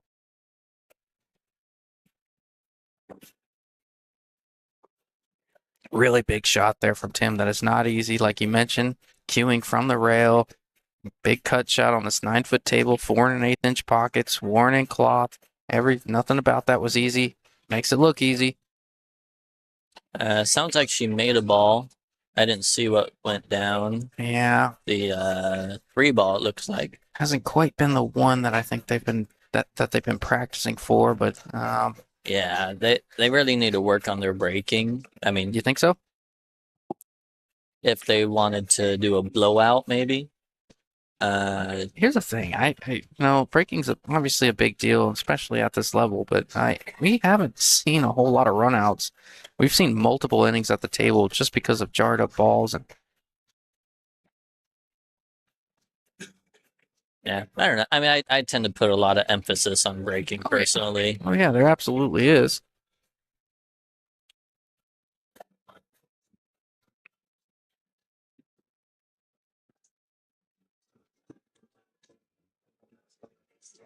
Kyle says I Kyle Janowick says I keep hearing shut up, Kyle. Yeah, you too. You shut up.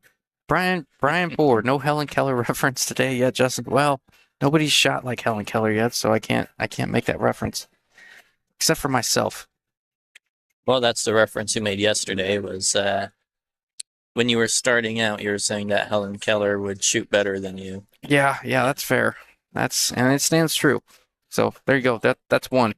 Start the tally board there, Brian.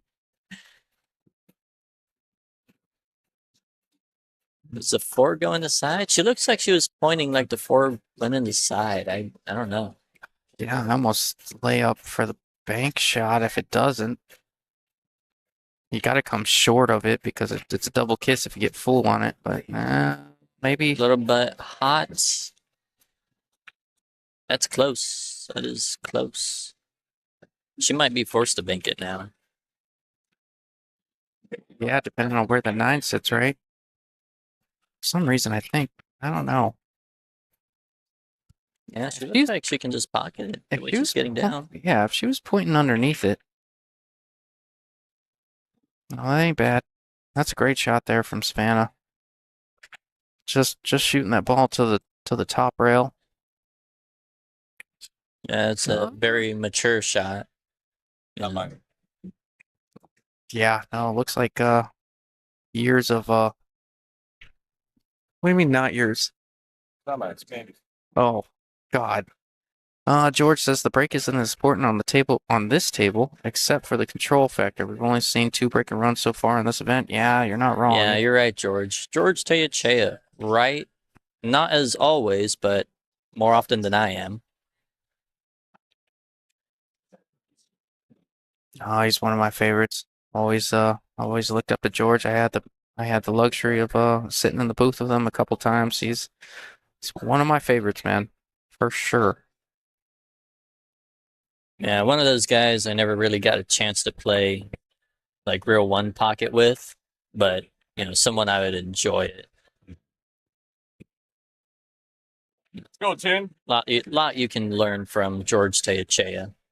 Yeah, so he's been around the game and he's seen the best of the best play, and he knows his stuff. I absolutely, when I do get into one pocket, I would love to pick his brain a little bit.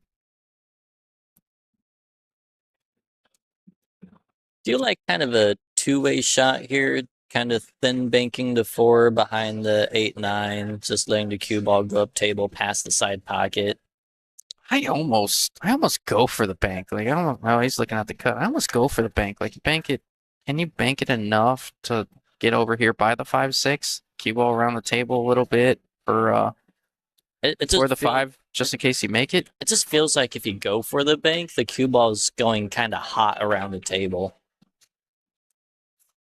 Is that an old reference, John? John says, I've never seen. Oh, you said I've never seen. I've never seen Helen Keller shoot, so don't know how to understand your reference. Pretty sure she's blind, right?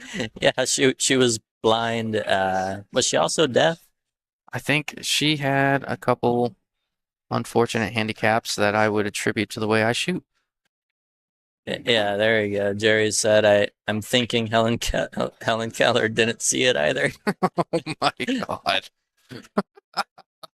Oh, there we go. Helen Keller already in the chat. Well, Tim went with your shot. Yeah, and using the 5-6. Yeah, but I think there's a window between the 9 and 5. I think she can make the 4 off at a 6, if not just clean. Yeah, looks like it. She's down on it early, which tells me she can see at least an edge of it.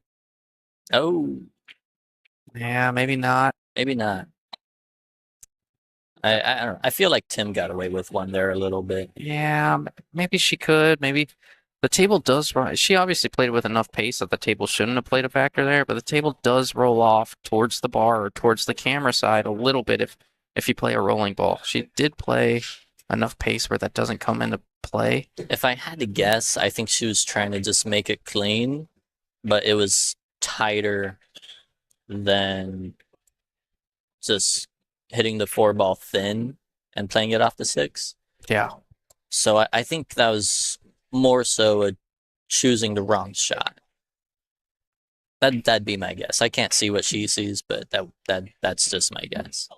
Right, Kyle Janowick says blind and deaf. Yeah, that's about right. About the way I shoot. I don't know that deaf is really a factor in pool, but I imagine.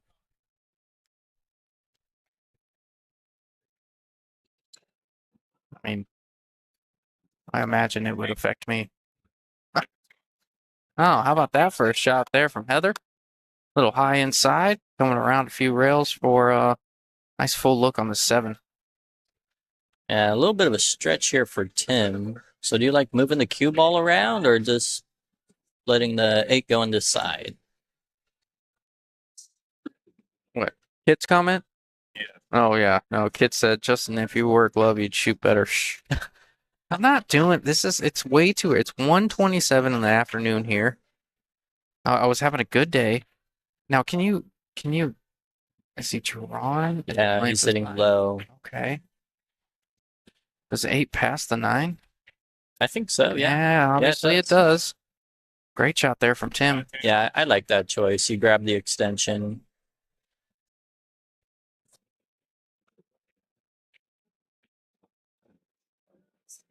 Like what Heather did. Didn't try to do too much and compromise the pocket. Just left a little bit of angle for Tim here. And this is to put him on the hill. And Arizona's about to go nuts when this 9-ball drops. Ooh. There it is. All right.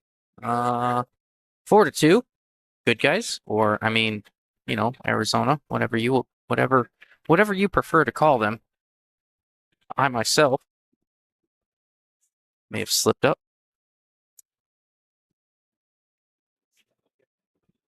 What's going on, Justin? How you doing, brother man? I'm back, just stopping by real quick. Again, for anybody watching, we had our problems with YouTube. We are up there as well on Donkey Pool Productions, and the description too on both sites. We do have a link for donations and stuff for the commentators, so that will all go to me, and I will distribute accordingly.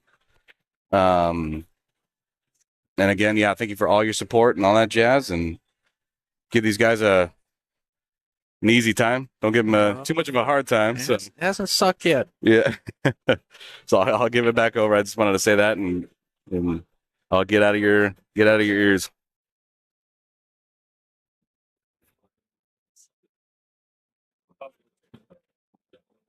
Well, Nick, it looks like the players are taking a quick player break here real quick. Running to the restroom, splashing their face a little bit, saying, get it together.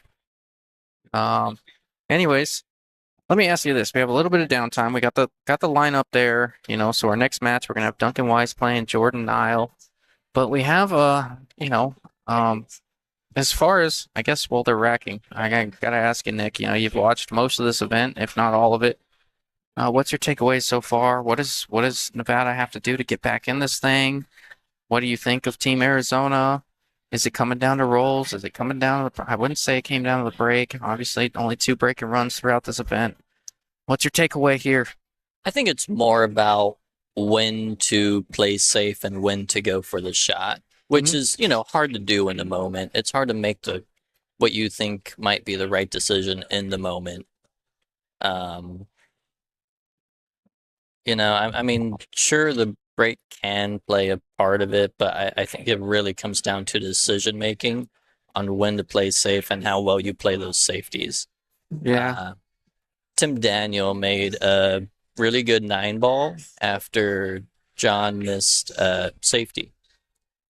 And he didn't go for the 9, right? He played safe and he didn't execute it very well. Yeah, I left the 1 kind of off the rail that made it cuttable for Tim. Yeah. Remember the shot? Yeah, and, again, you're probably not going to see a run out from here, as George pointed out earlier. it's not really coming to breaking runs. It's more coming out to what goes on during the time at the table. Yeah, another dry break there. I think Heather's asking, do you want me to shoot this one into the 2-8 because it's kind of wired if I can hit that 2 full, or am I playing safe here, or am I caroming off the one in the 2-8? I mean, I don't think the carom's there. Think you consider the combo, or you just play safe. I think I push out. I think You're pushing out here. Can she not see the one? she might be able to, but even so, I like pushing out. Yeah, toward the 5. Yeah, you push out towards the 5. You leave the carom on the 2-8 though. I mean, yes, it's not the highest percentage if you don't have the 2 full. All right, so what if they make the 1-2-8 harem? Then the 1 comes up table and probably lays on this rail or comes up by the 7, correct? Yeah, probably. 3 is below the 9, not easy to get to. Yeah, that's very tough. I think finding a good safety here would be ideal. If you can thin off the right side of the 1, go 3 rails behind the 5, you could come away really nice. See that shot? Yeah, I can see that. Are you talking about thinning the 1? Okay, let's see what she comes up with here. Yeah, it's 1 ball can get away from you if you do choose to carom this. I like your option of the safe. She's gonna give it back. I think that's a pretty educated shot. Yeah, I don't mind giving it back. Yeah, I don't see another good shot from, I think the safety is the only good shot, probably. With that being said, I'm not a professional. I can't see every shot on the table. But I like the safety. yeah, that's what they're saying right here. What they're discussing right now is if I do carom, the one's gonna kind of wind up in a bad spot. Also, we got a few comments. We got a few comments addressing my question earlier. You know what brings Nevada back into this? Someone said also important for Nevada is to minimize shooting hard. Seen a lot of rattlers or balls spat out by the corner pockets. Yes, these pockets do play tight, and they are not receptive to speed, specifically bottom English. Mike Stroud says slow the cue ball down. Okay, yeah, I can see that. Kind of touching on the same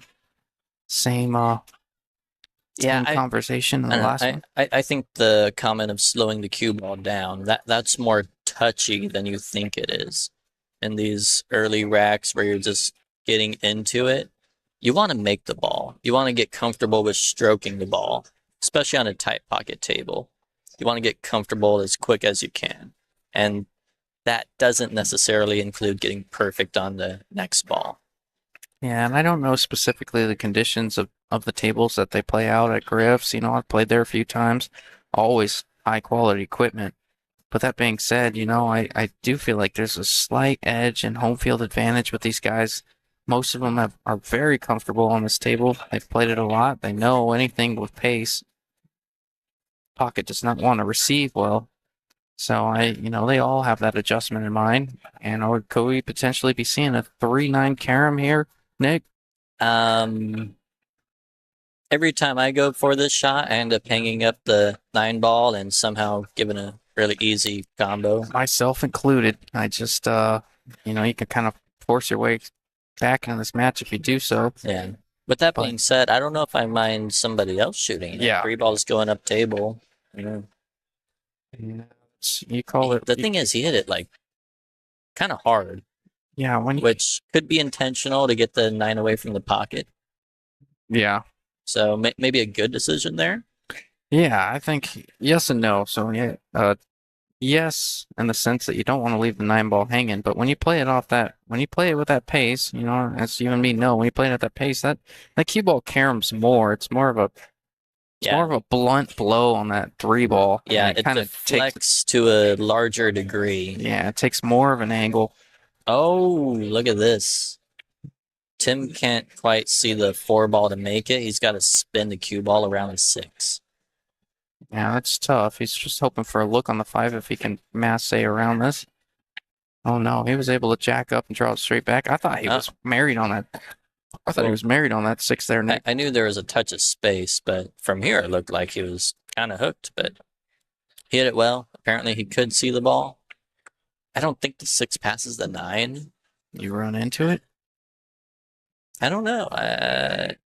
Honestly, it looks like kind of an easy safety here to hit the 5 ball full and let the cue ball go into the back of the 7. I don't know if I like playing safe on this shot. I certainly don't like the combination at which Tim is lining up for. I think this is going to tie into what you said earlier. You don't want to play this slow and leave it hanging in the pocket. Yeah, I don't think another ball's going to be next to it, but weird things happen when it hangs. Oh, look at this. Did he? Oh, he's raising his arms. He did it. Oh my God, that is so sick there, Nick. Well, my prediction was shot down once again. I got it wrong. Yeah. Not a very close match. You didn't see that shot there, Nick? No, I certainly did not. That is for Team Nevada. That is a brutal roll because all the balls were available and all the balls were there. Had that 9 ball not dropped. Oh, anyways, I'm gonna go ahead and hang up the headset for just a second. Get all these get all the numbers and names matched up. You can either hang them up for a second or you can hang in there. We'll see. We'll see. Let me hop back. I'm gonna hop in booth with Justin real quick.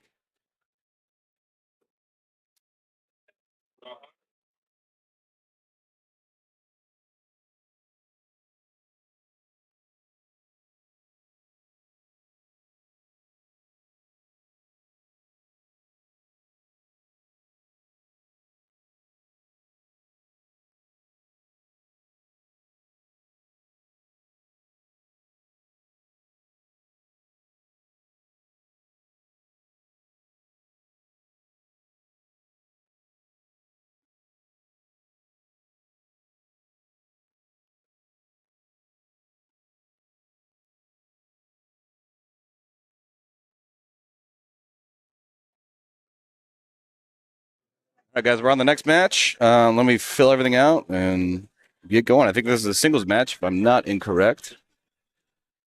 This is going to be Arizona side. Bear with me, guys.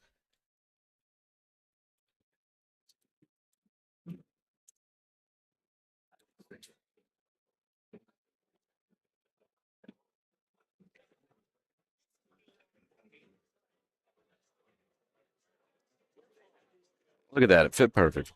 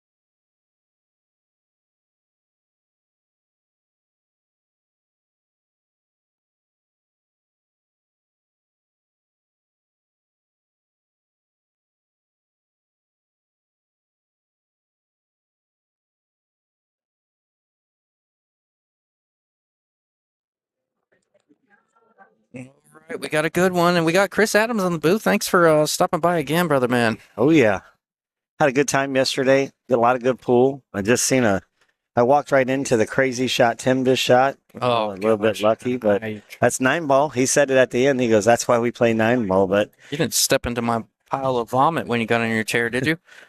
I don't. Is that why it's Oh, warm over here? Yeah, No. little sticky. You know, a little sticky. even when you're leading and you get fortunate that it's it's kind of tough to take it, right? Especially it seems like when one team's having a tough go at it, we see it a lot. Like I said this yesterday. Yep. You see it a lot in the Moscone Cup. You start to will rolls the wrong way when you start saying, "Hey, USA's not getting any rolls, or they're not doing this." They make a couple unfortunate errors, and next thing you know, they knock a 9-ball in and make a combo. But I think that's what happens. So, who do we have here? Okay, so we got a good matchup, and Team Nevada's got to feel pretty good about this. Now, that being said, Duncan's been playing incredibly well, and I know he's done a few of the pro events and a few of the higher entry events. He gets himself in action. He's no stranger to this type of spotlight. But Duncan being a 627 and Jordan Nile being a 717, they're 90 points exactly difference as far as when they signed up. Wesley, yes, it is a race to 11. So, as far as getting any kind of momentum on Team Nevada's side, this is where you almost got to feel like this is a must win here, Chris. Well, not only is it a must win because it'll end up putting putting Arizona on the hill. It seems like with a 90-point difference or 80-point difference, whatever it is, that it's like supposed to be duck duck goose. But being that you're stuck, the pressure's on you, especially when you're a big favorite in the match, makes the pockets a little bit tighter. And it always seems like in these big team events, the matches that you like to think that you have a winner in, it's not easy. Yeah. Let's just say that. Yeah, you mentioned that the other day when Sarah Miller beat Sarah Miller beat Mike Sandoval, big game point there. Over the years, you've seen a lot of great matches. I think this is the 7th or 8th year of this event, and there's been a lot of matches where you think it's going to go one way and it goes the other way. When we refer to the Moscone Cup, it's different, right? Because they're all pros. Everybody's capable of beating everybody on any given day. It's a little bit different in these events because you do have some lower rated players. You do have a bunch of higher end, players. Ronnie and Jordan. Is it Jordan here? Jordan Nile, yeah. Yeah, Jordan here. That's watched him yesterday. He looked real good early in the team event. When they opened up in the first point of the session, he made a couple of shots that were unbelievable. And then they never really got him loose the rest of the day. So let's see if he can get loose here. Yeah, I kind of thought. I watched Jordan warm up a little bit, and he was showing his 700 speed, and he obviously showing a little bit of it playing in the matches yesterday. But yeah, never really gained that momentum that I think they needed yesterday. But Jordan, I'm really impressed with this game. I think it's one of, if not the first time I've seen him play. He ain't no slouch, especially with shots like that. I see somebody made a comment, get Savannah in the booth. Yeah. I made a bunch of comments last night when I was at home after I left here that, in my opinion, I think Savannah probably played the best, being at 14, 15 years old, being the captain of the team, having a big responsibility, and then the way that she played yesterday, phenomenal. I thought she shot really, really good. Showed that, tough shot there for Jordan. Yeah, sure was trying to slide it over for the 5. But yeah, no, I did talk to her a little bit yesterday, and I said, if it's cool with you, she didn't really give me a definitive answer, but I do believe, I said, if it's cool with you, maybe next match we'll get her in the booth and I can talk to her about her selections and how she feels that this, how she feels about the event and what her team has to do to get back into it, and what she what everybody has to offer on the team. We obviously, being a Arizona guy, I'm not as familiar with guys like Jordan Nile. I've seen Ronnie Wiseman play a bit. I've seen gosh, who else is on their team? John Peck. Yeah, John Peck. We've seen a lot of John Peck. Savannah, obviously, everybody's seen Savannah play. Everybody loves watching her play. And just get a little background on maybe why the selections that she made and what it's going to take moving forward. This is a pretty significant deficit. Anything can happen. This is a pretty significant deficit pretty early on. This morning when I woke up, and this is something I didn't do yesterday, is I looked at the matches that were that were going to be played today, and I tried to, just like a lot of guys do when they're picking sports. Mhm. I tried to look at it and say, I like this guy, I like this guy, I like this guy, and then what I thought was going to happen was, I thought, in my opinion, that Eric would win the first match, but I really thought John and Savannah would win the second match, Yeah. and that would be a big turn because on paper. Obviously, this match is starting. We don't want to root against either one of the players, but on paper, you would have to think, and if you were having to pick, like I did this morning, Yeah. that you'd pick Jordan in this match.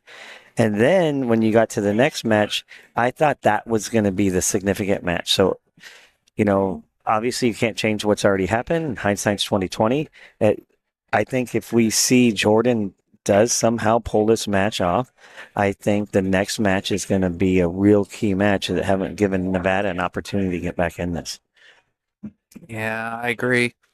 I hope I can get her in the booth, and I will try to do that maybe in the next match for you guys. Just maybe get her in for 10 minutes, give a little bit of background. But yeah, I see exactly what you're saying. You look on paper, obviously, the stream and everybody watching and the crowd around, the camera doesn't do it justice. There's a ton The of table, people. we mentioned this, and I've heard you guys mention it 100 times.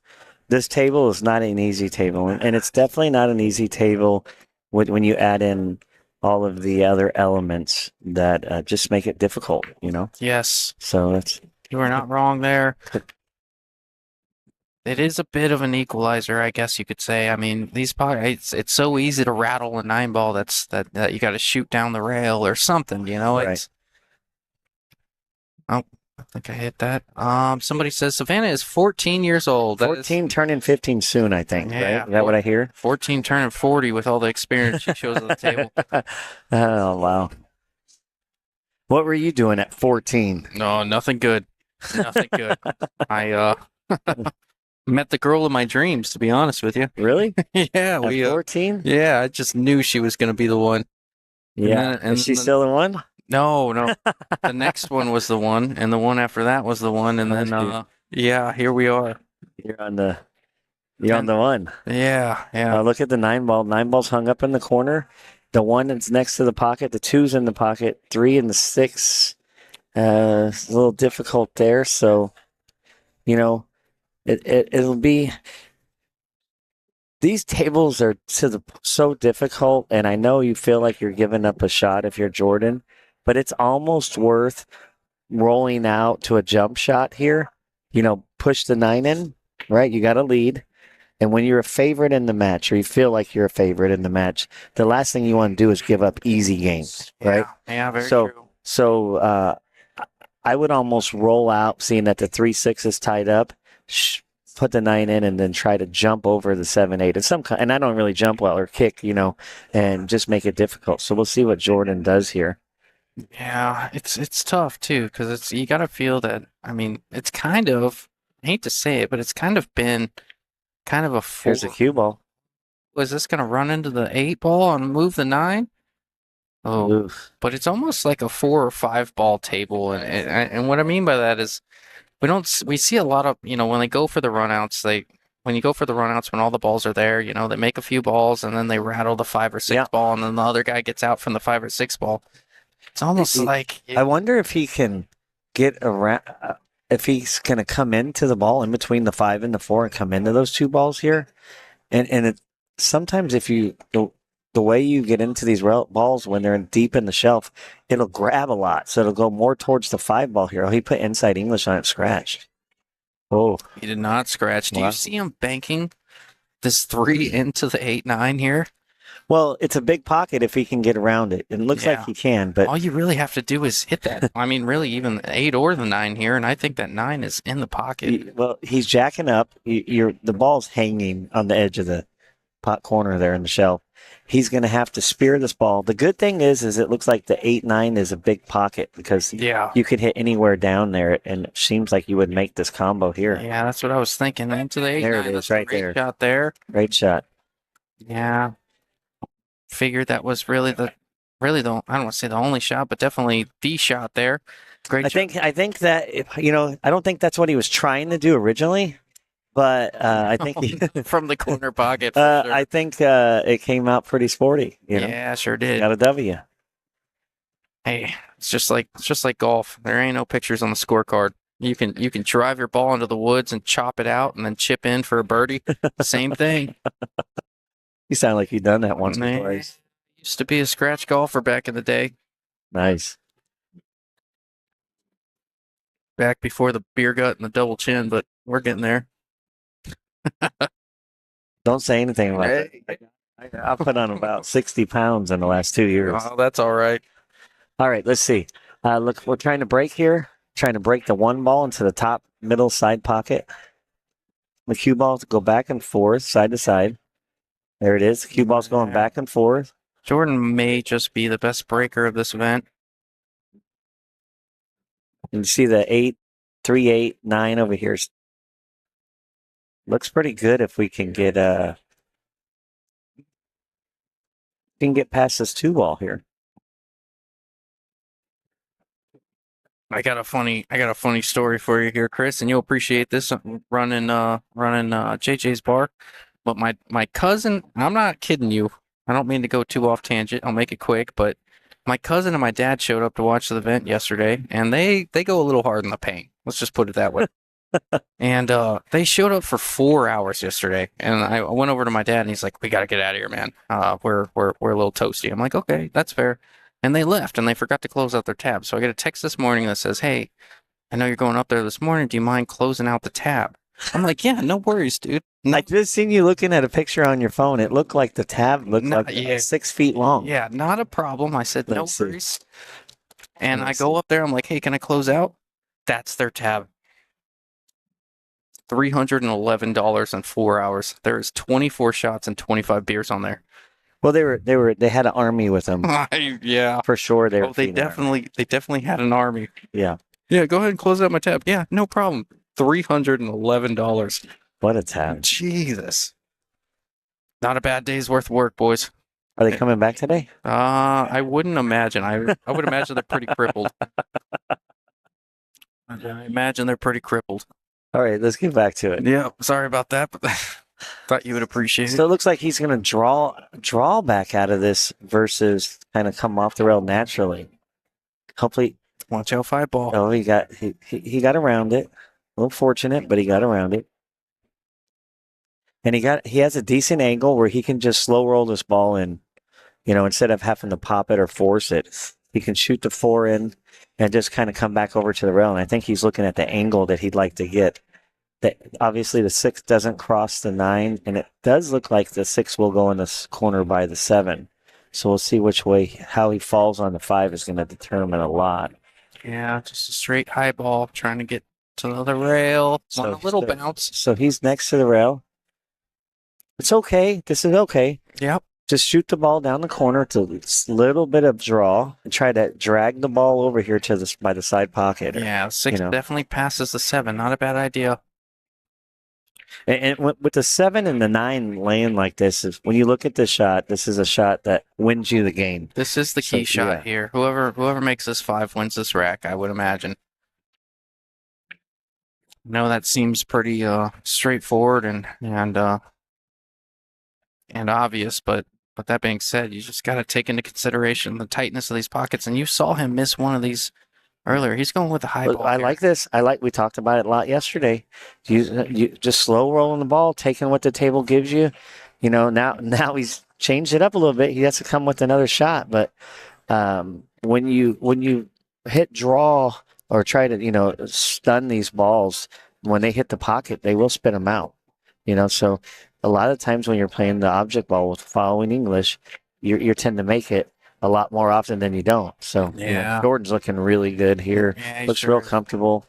Yeah, this is I'm gonna go ahead and mark this one up right now here. I don't mean to be that guy, but You're being that guy. I'm being that guy. I mean, he's just looking You really can't even solid reach it, right and now. you're gonna mark I it up. know. Little stretch here, no problem for Jordan. I imagine a player of his caliber has an extension.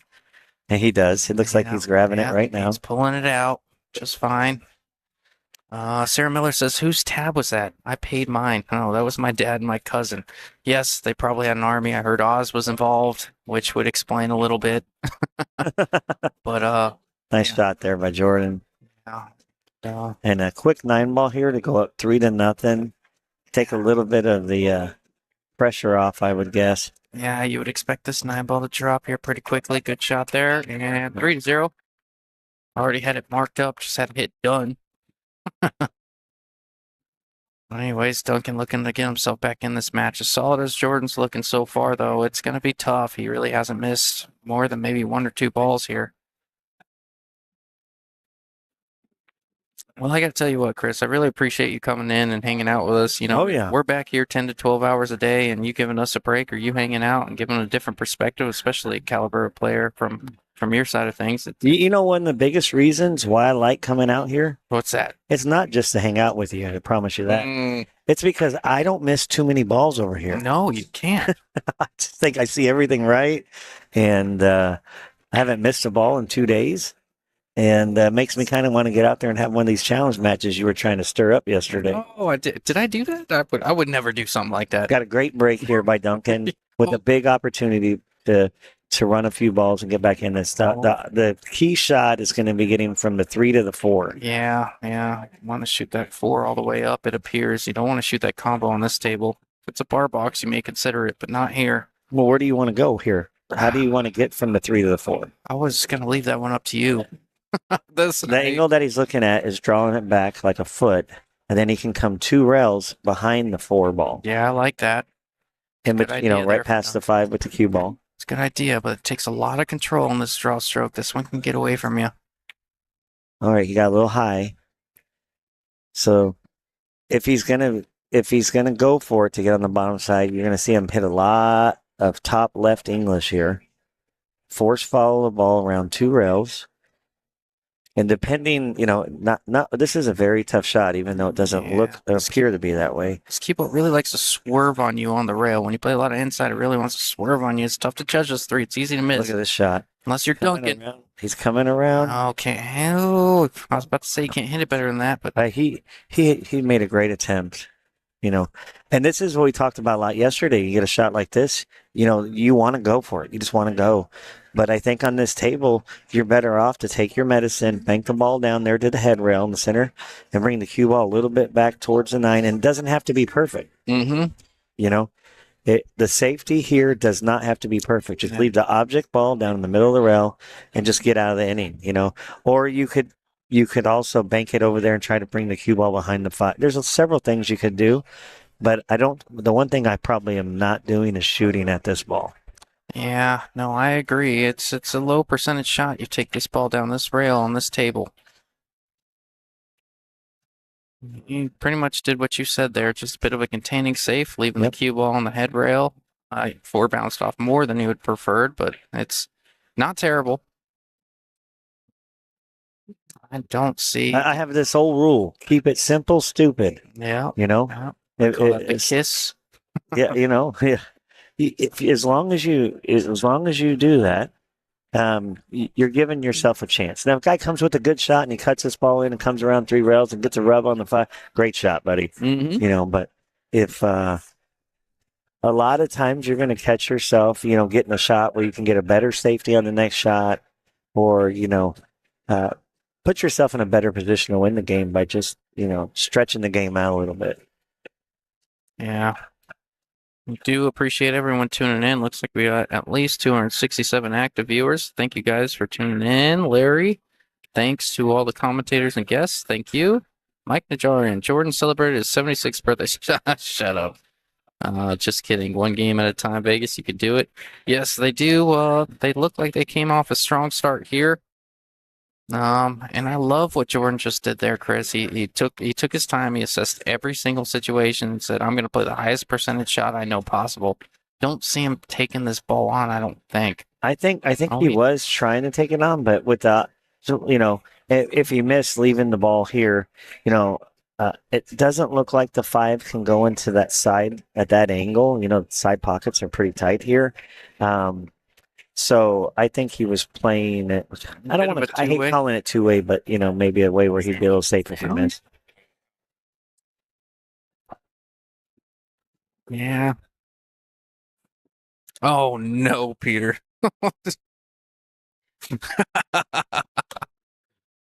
Oh, Peter says, "Are we live on YouTube?" We got that question 17 times Is it, yesterday. so they get it fixed?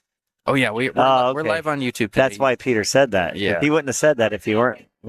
You wouldn't What have. about that? Look for at this. shot? Got a nice rub. Yeah. Cut the ball in. Got a nice rub. And a That- big opportunity to get back in this match. Yeah, that didn't suck. Duncan obviously wanting a little angle on the 6. Mike Najarian says, "Can't take anything away from you guys. You're doing a great job commentating. Appreciate you, Mike Najarian."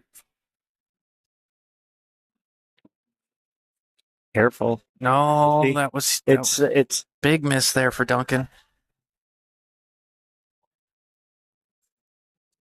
you'd think he's playing on a snooker table if you're at home watching these matches, but it's just sometimes it's the pressure, and the table is tough. I'll give you that. It's very tough. But a shot like that, I think he would bet on it that he'd make it 9 out of 10 times. Oh, yeah. Maybe 24 out of 25 times. Yeah, he'll tell you himself.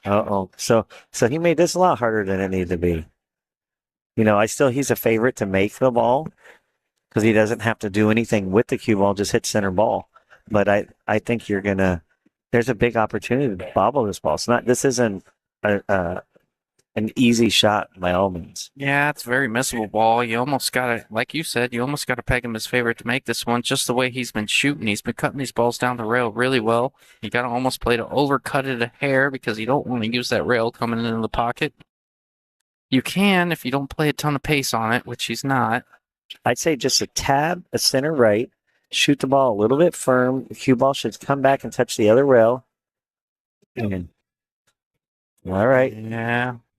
And it just seems like a shot that you're supposed to make, 70, 80% of the time. But when you get down on this table, it's not that easy.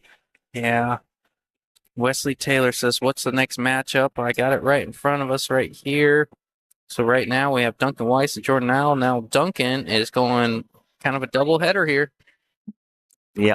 Great shot there. But Duncan Weiss is coming back up against OJ Hilario. OJ, I believe, is about a 605 at Duncan's. No, he's close to 630. 627, I think, yeah. Yeah, it's 632, but when they signed up, he was a 627. Oh, okay, I see, yeah. That's why I say 630-ish. Trying to split the difference. But once this 9-ball drops, we're going to have a 3-1 score here. Yeah. It's like Arizona's pretty fired up about that one. This is a big match, with the match that you have following this match, where you have Duncan and Mr. Osorio. It's OJ, right? Yeah. And, let's kind of play it out. Let's say Jordan wins this match and you don't know what the confidence is like with Duncan. And then, OJ gets off to a quick start. The next thing you know is it's 9-6 in a team event. And let me see who would be playing after that. It would be Heather Cortez or John Peck, which, on paper, I think I was telling you guys this morning, not trying to be biased. I think John has got a little bit of an edge in that match. Hey, Tommy D's in the house. And, Tommy T. And then all of a sudden, you're 9-7. And then when you get into a match, you're maybe supposed to win, maybe not. You got a little more pressure. So it's never over till it's over. Sometimes the last 2 points are the hardest ones to get. So let's see what happens throughout the rest of this match. You made an interesting point. I want to touch on it a little bit. That's a good break there. It looks like it did make the one on the side again as well. Jordan may have the best break in this event. But I will say this. You made a good point. What I really like what you said was you said, depending on confidence level, moving into the next match. If Jordan can run away with this thing and win 5-1, you got to think the emotions play a little bit of a factor. If you just get beat 5-1 and then you come back up, it can be a touch demoralizing. Well, yes, he's a high caliber player, but Duncan expects a lot from himself.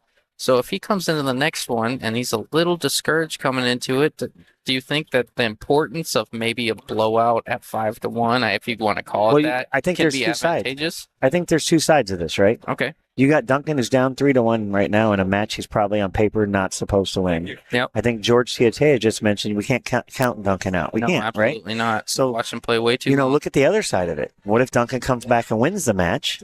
Yep. Now all of a sudden, Arizona's on the hill, and it's pretty much just takes all the wind out of the sails. Mm-hmm. So not that you're rooting against one guy or the other guy. I think on paper, if Jordan wins the match, I don't think in my eyes that it bothers Duncan as much because you still it's like if you come and play I'm going to try to make up Scott Frost in a Yeah, match, yeah. right? And you know right away you're not supposed to win. So at the end you're just like, hey, you know, I fought real hard. I didn't win that match. I need to regroup and get ready for my next match. Now, I think if it went the other way, Yeah. and they had him playing OJ in this match, and then OJ had a lead, and then or vice versa, one of them had a lead. Yeah. I think that would be a lot tougher match next match if Jordan was playing Duncan in case something went funny on Duncan. But I don't. In my opinion, I don't think that this match will affect the next match in any way unless Duncan wins this match. Yeah. You know. Yeah, that's fair. Just because it'll put Arizona on the hill, and they're pretty much freewheeling for a bit. Yeah, that's It's a great shot by Duncan. Yeah, sure is. I think he did. I don't think he got coverage with a 6. I think Jordan's got at most of, if not at least, some of this too.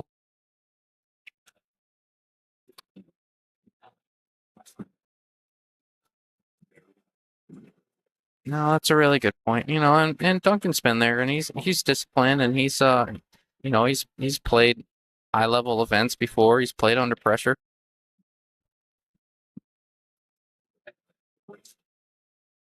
So yeah, he's got to Nice be used pick. to this. Trying to get around there. I don't think it's going to run far enough. He's trying to get it down there by the 7 and 5 ball. 4's in a lot of trouble. You're at a spot where it's almost hard to even play safe off of the 4 ball.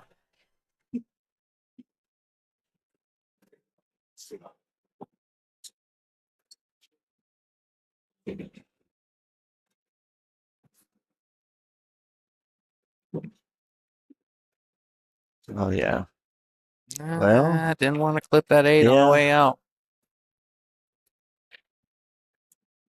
Are you just crossing the 3 over and bringing the cue ball down behind the 9 and the 4? I don't mind that with where the Yes. 4 is laying. Yeah. I may try the bank if 4 wasn't That's a laying great so shot. bad, but that's running into the 5, Similar. making it tough. Like that.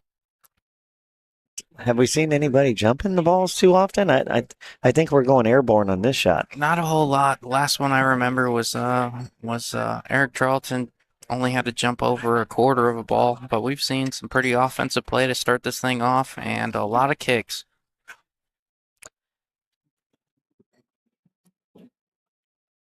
I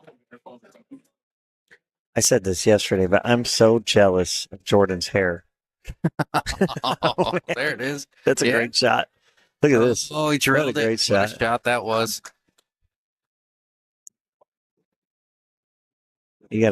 This is kind of tough. You almost just have to graze off the edge of the 4 ball and have it deflect towards the 7 ball. Yeah, I like you that. know, I like that. I was just and try to thinking about just that. leave it tough. Maybe kind of like a snooker break. Where you come around 3 rails. Yeah. With that bunch of outside English and come around, try to leave the ball back down the head string, just leave something difficult. And maybe, possibly leave the 4 over tied up with the 7 some way. Maybe it comes high on the set. Who knows? But it's tough to do anything. I've seen a lot of games where a guy will just roll up here real soft and touch the 4 on the face and then let the 9 just Thank go you, down baby. and touch the rail. Oh, look at this shot. Even better. Oh, Such a great shot. yeah, that didn't suck there, Chris. That was not bad.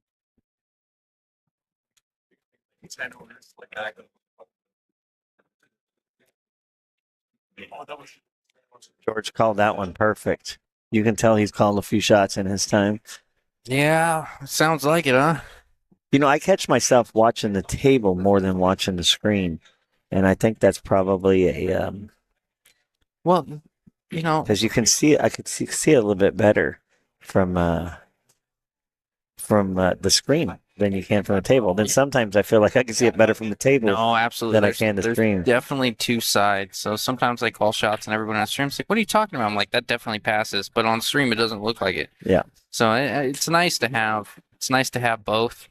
But I have the camera so high up today that I feel like it's a little bit more advantageous to look at the look at the camera today because we're pretty level with the table. It looks really good. The setup looks really good. Oh, appreciate that, man. Yeah, it's took a lot of work. So what is the setup time in the morning for you guys? Like If an hour it's and a half, 2? if it's an amateur event, we have everything. If it's an amateur event or a tour stop or whatever, I get here half an hour early and I can have it running in 20, 25 Oh, minutes. wow, that's great. But if it's one of these events where we have to add a whole bunch of extra sponsors and then we have to add names and we have to add this is a new, where it says 7th annual Southwest Griffin Cup and Right. all that, that's, we have to type all that in manually. That can take up to an hour. So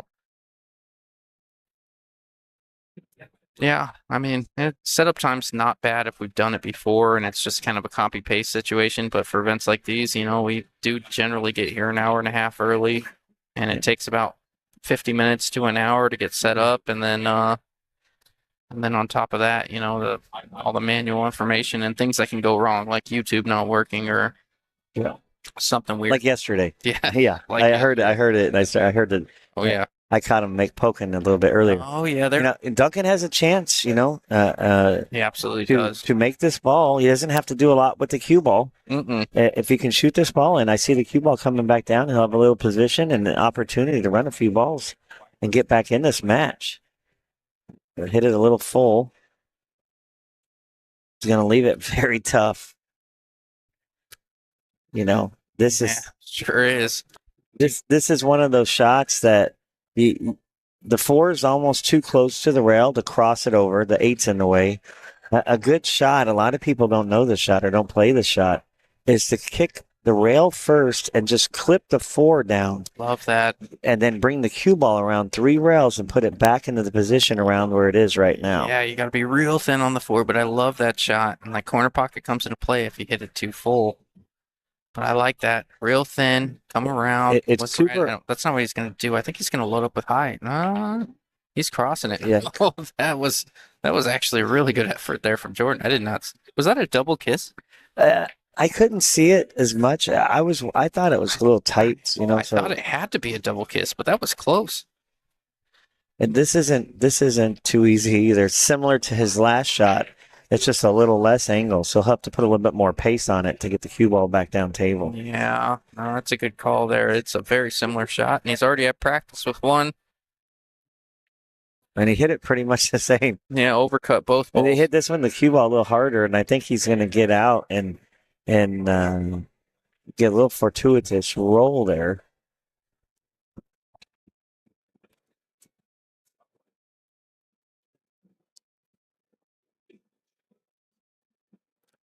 Yeah, I think he's going back airborne again. It's like he's going to jump over the 6, try to make the ball. I don't think he has to do a lot if he wants to just take a tough shot on the 5.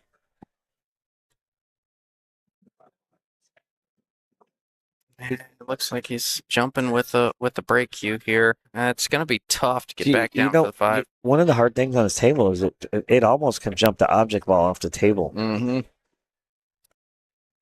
What a great hit. Yeah, especially as long as he had to jump that 4, and it does not do him any favors leaving the 4 closer to the 5. I think he can get by the 6. Yeah, Just roll the ball in. It's more about just making this ball. I agree. Pretty straightforward here. You do have to make this ball, though. It's a longer shot on this table. Never easy. Good shot there. Yeah. Roll up for the side here. Key is to get an angle, not get straight in.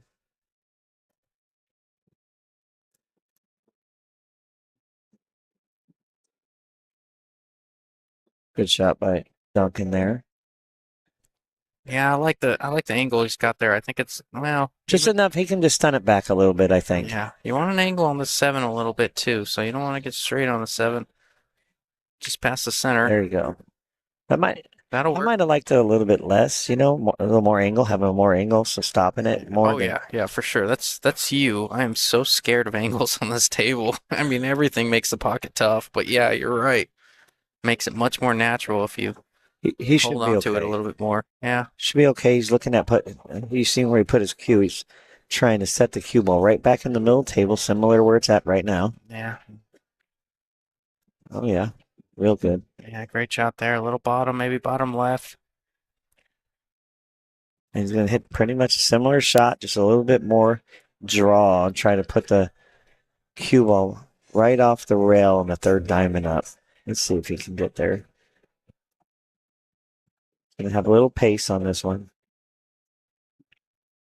Yeah, hit that perfect there, Chris. Yep. He's gonna freeze on the rail, make it just a hair tougher than it needs to Yeah, I thought it was. be. It should make this shot, but you got to remember, down 3-1, Less pressure involved for almost sure. froze to the rail. Should I mark it up, Chris? No. I'm just kidding.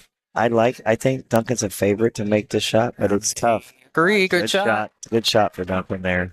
Hear the crowd, they liked it as well. And as George said, he called it, don't count Duncan out. Yeah, no, he's always putting up a fight. I mean, he's a grinder. I've known him a long time. He's one of my favorite players to watch. I'm not going to tell him that to his face because his head's big enough, but man, love what I've seen out of Duncan. Anyways, I'm going to step away for a second. All right. Just 1 second here, Chris. I'll be right back with you. All right. Unless Peter takes my spot in that 30 seconds, we'll see. I'll be right back. All right, here we go. So we have Duncan. He's going to be breaking the balls, shooting the one ball towards the side closest to us on the screen.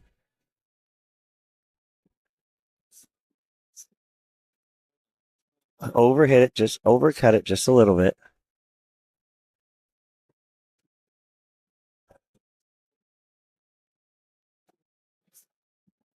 No balls down on the break.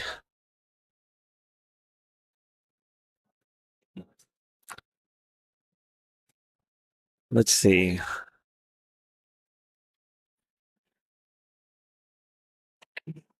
Looks like he can come off the left edge of the one ball and bring the cue ball around towards this 9 ball and 5 ball in the back pocket. Yeah. Hit it really good. Comes in behind the 5 even better. What a great shot.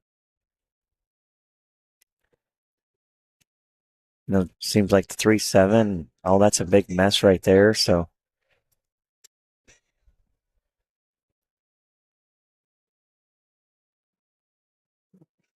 he's looking at kicking at it, possibly 3 rails. What I think he's looking at originally.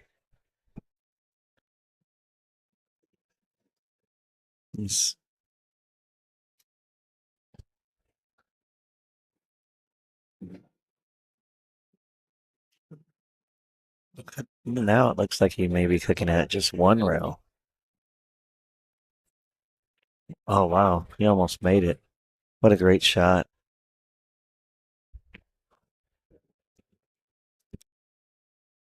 Well, Duncan just made a heck of a hit. Did he? He was stone cold trapped behind the 5 ball and made a good 1 rail solid contact. Where the 1 was? Wow. Excuse me. Kalen says, this great. Now I have to take the pillows off his bed because Justin's making Duncan's head too big. Yeah, that's fair. No, he knows where he's at. Duncan's a great player. He's only going up. He's only getting better. You know?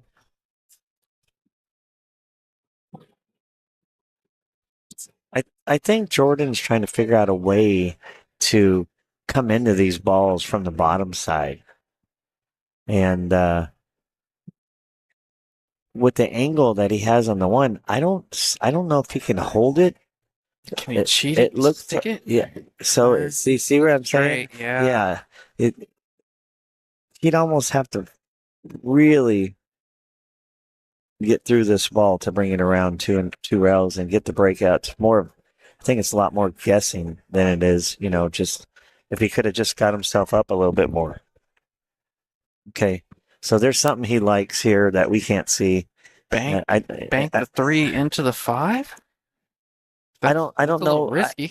I don't know if he can come off the edge of the 3 and just kind of come back down table, you see? Like put the 3 behind the 7, or if he can just push the 3 behind the 7 here and there's enough room for it. I can't really tell.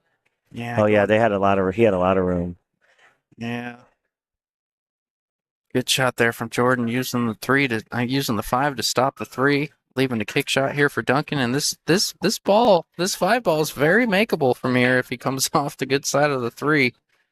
Brian Poor says, has Vegas ever won in Arizona in this event? Yes. I'm pretty sure their only win was in Arizona. And oh my goodness, you can't hit that ball better than that. Not didn't make go. it. Wow.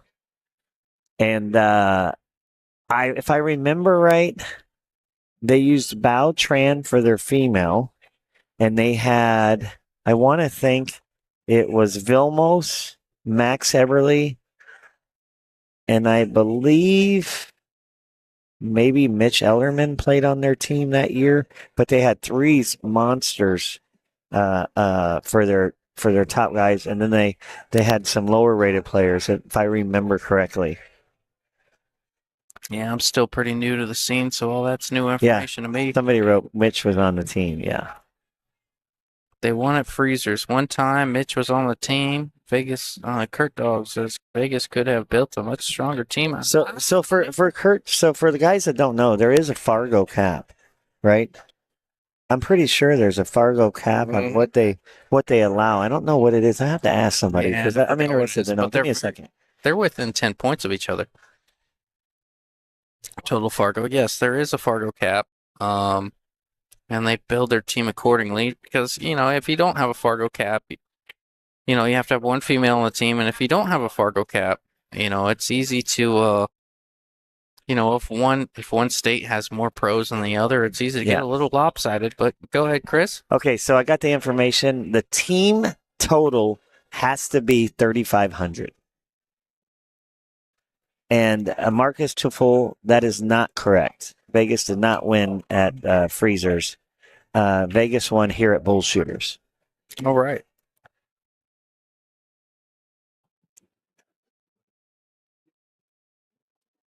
Nice hit. Took him around 3 rails there. These guys are showing off their skills, kicking the ball. Your bow was only a 300, so it was crazy.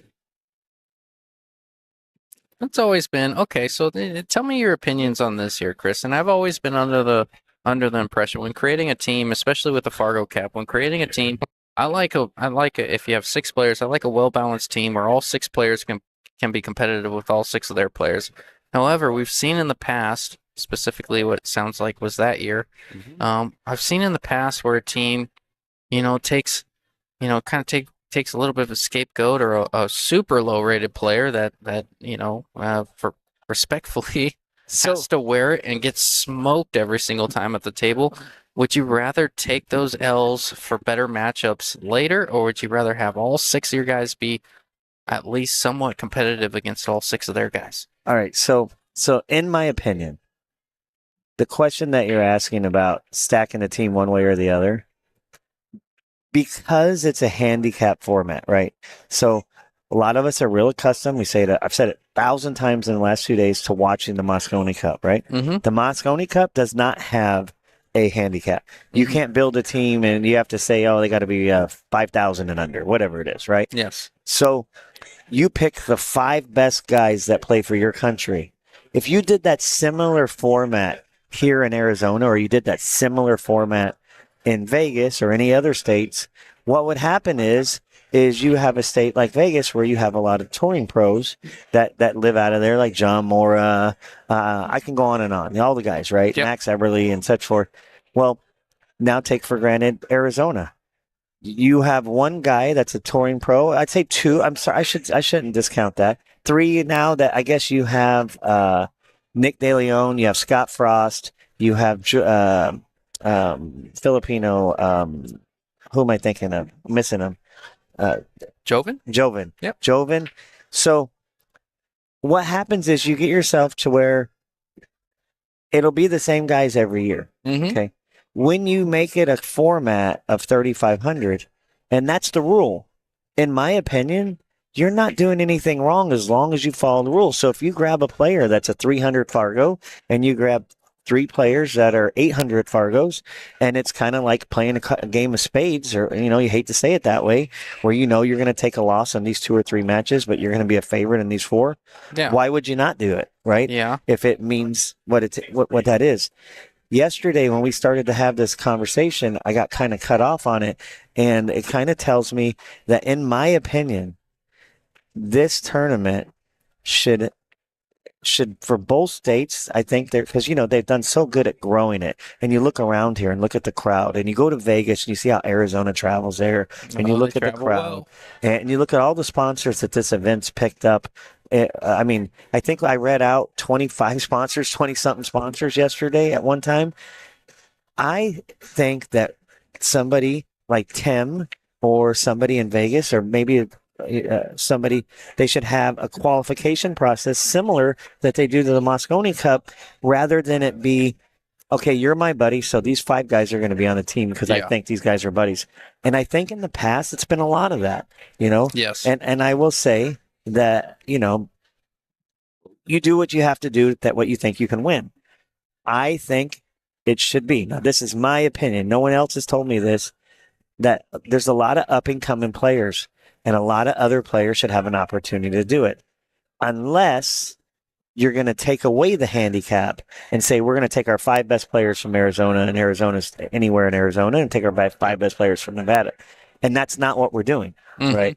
So it's kind of one of those things, like when we talked about, it got kind of turned yesterday to the East-West thing when somebody, I think it was, somebody was needling me about playing for the East-West here. And I said, I think other people should have a chance. I think that there should be a couple rules, one of them being that and I think there might be, that 2 players can't come back from the same, from the previous year. Or I think there has to be a way of qualifying, and, that people qualify. And if maybe they do it at a couple different levels, I know that like the back of my hand, but I'll let you get through with that, and I'll tell you what the rules that I understand are. Okay, go ahead. So tell me the rules that you understand. East versus West. I have been captain. East versus West. You cannot play in consecutive years, so you have to take a year off. That's for East-West. Oh, I thought you said. No, I'm talking about. Yeah, I'm just saying that they asked me to play, and I was like, hey, I'd like. And that's probably why Chuck Bauer. It was Chuck Bauer asking yesterday on the stream. And I just think there's other people at that time that deserve a shot to do it than when I haven't been putting a lot of time in the pool, right? I thought you were referencing East versus West. I was kind of. So, but for this event, I think a couple players, I don't know what the exact rules are, a couple players should be able to come back and play on the same team. But thank you, brother man. I think to keep it fair, I think there should be some kind of qualification process, and it not just be, these 3 guys are my buddies. These 2 guys, and I'm not saying that happens, but it happens. You know what I mean? It does. And it seems like when it gets to one group, you'll start seeing a lot of people within that group. I looked at the trophy today, and after you guys get done today, go back and look at the trophy. Yeah. And the trophy has a lot of the same players. Now, I've been fortunate. I played on the team 3 or 4 times, I think 3 times. We lost the year that you guys were talking about with Bow and them. We lost to those guys. And then we won the first year that it was at Freezers. And then we won last year, And all those guys, there was some common denominators. And it was Chris Lulick, Nick DeLeon, myself, and all guys that have played a lot of team pool, And you'll see that if you take some guys and put them in this event that haven't played a lot of team pool, like we were talking about yesterday, there's going to be a lot of mistakes, because for people who don't go play in team events, there is a lot more pressure when you play an event and for your the group than it is for just yourself, because it's easy sometimes to give up, when it's just playing for yourself. But to answer your question, the long story short, I see people saying, don't break it, don't fix something that's broke. It's kind of like the Moscone Cup. What do we have to do to try to figure out a way where people earn their way in? And one team, Europe isn't going to be the favorite every year to beat the United States. Or, I guarantee you right now that people would bet on Europe in the United States, would bet on Europe next year without even knowing who the teams are, So, and we're never going to be able to change that, right? Because it's been so lopsided. But the first 10 or 15 years of the Moscone Cup or whatever it was, everybody would have been on the U.S. So I think we have to figure out a way to have some kind of qualification process where it gives other people an opportunity to play in these events, or we take away the handicap, to where we can put all the best players. Could you imagine? I don't want to take away from the folks that are here. I'm definitely not going to do that. But could you? I see somebody wrote something. I'm going to say something to the Oscar comment here in a second because I agree a lot with that. But even if you ran something, you know what? I'm going to go into that. Somebody made a comment, says Oscar earned his way into the Moscone Cup and didn't get to play. Well, he did earn his way into the Moscone Cup if you use the rules from the previous year, right? Where they didn't have the captain and you had to have the picks and the whatever, right? Mm-hmm. Had they used the top 5 guys, Oscar should have been on the team. We all know that. We're all Oscar fans. If you're living on this side of the country, matter of fact, anywhere in the country, Oscar's great people. He's a pool promoter. His dad was in pool. When I was a kid going to pool tournaments, those guys have done everything to help out pool, help out juniors in pool. Everybody's an Oscar fan. But, Sky picked Billy. Billy's great for the team in certain other ways. But if you're asking me, I think the rules have to be definitive on who's going to make the team and how they're going to make the team, so that way comments like this between us both don't have to get answered, and it takes away that drama, But we love drama in this game, I guess. Yeah, you're not wrong. Jordan was up 3-0. 3-0. Was up 3-0, and then the commentator curse from George Tiachea came through, saying don't count Duncan out. Yes, and he's been spot on. Gravy, baby. Yeah, no, we got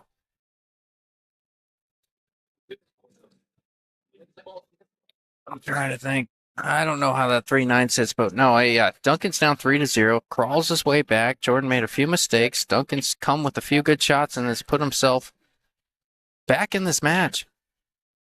What a shot. Sure was. How's he going to sit on this 3? I think he's going to come up real good.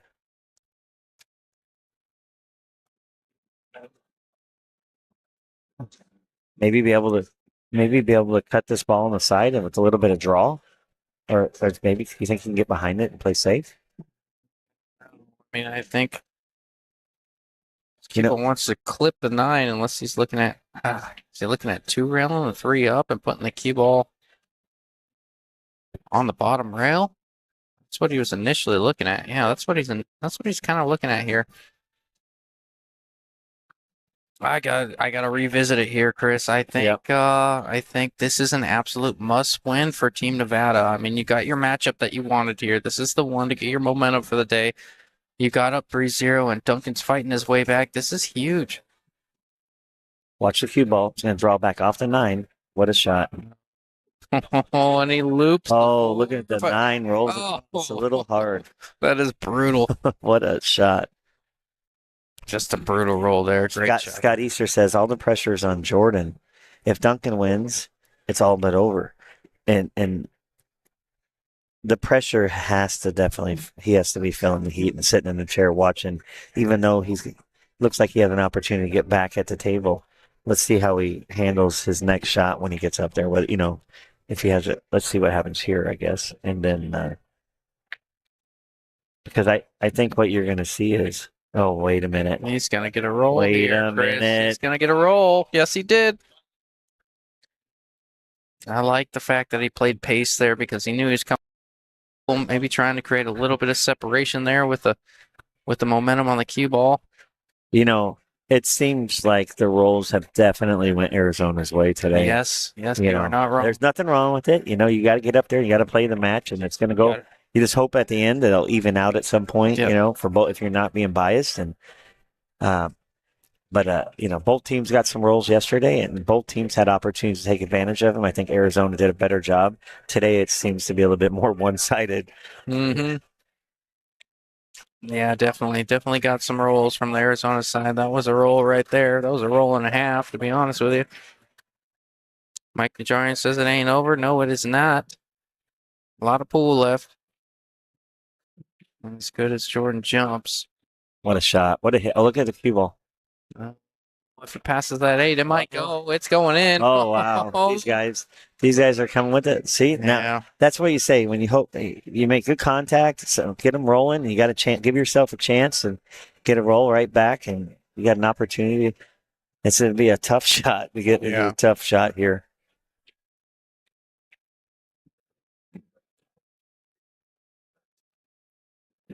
Jordan's got to come with a shot here. He knows this is a high pressure shot. He knows it's very missable. The cue ball is going to be tracking towards the 9 ball. Yeah. He's really loading up on it. Especially as much left as you got, bottom left as you got to play on the shot. It's very missable on this 5. It can jar up pretty easy. Much cue ball here. You know, you almost hope, and I hate to say it because I'm an Arizona fan, you almost hope that he got under that 6 to maybe even out the rolls a little bit because you know they've gone our way a little. No, I think he can make it. I think he can. Oh, he can definitely make it. He's looking at, if I roll forward, what's my angle going to be like on the 6? You know, he's got a lot of confidence right now. Yeah, You can see when he's in his backstroke, so huge. It was a great shot. Oh, came up a little, just not enough, you know. I think he played a touch of inside that kind of held that cue ball there. Need to hit it just a little bit more. I think the cue ball behind the 9 ball and the 6 ball back down to where his stomach is.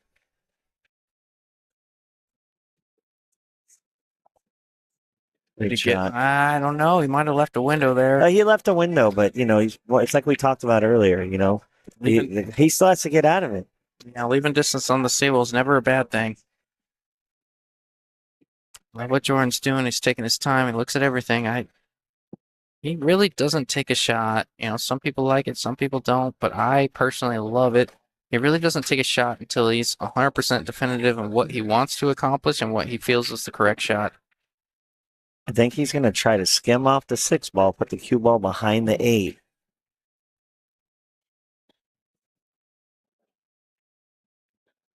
Yeah. A little high. It's okay. Good idea there.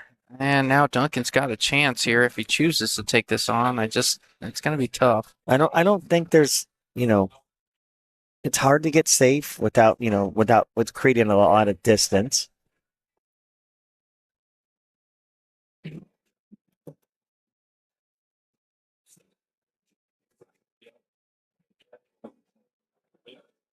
The cue ball is a little bit lower, like towards the 8 ball. You know, you could play safe and bring the cue ball up table.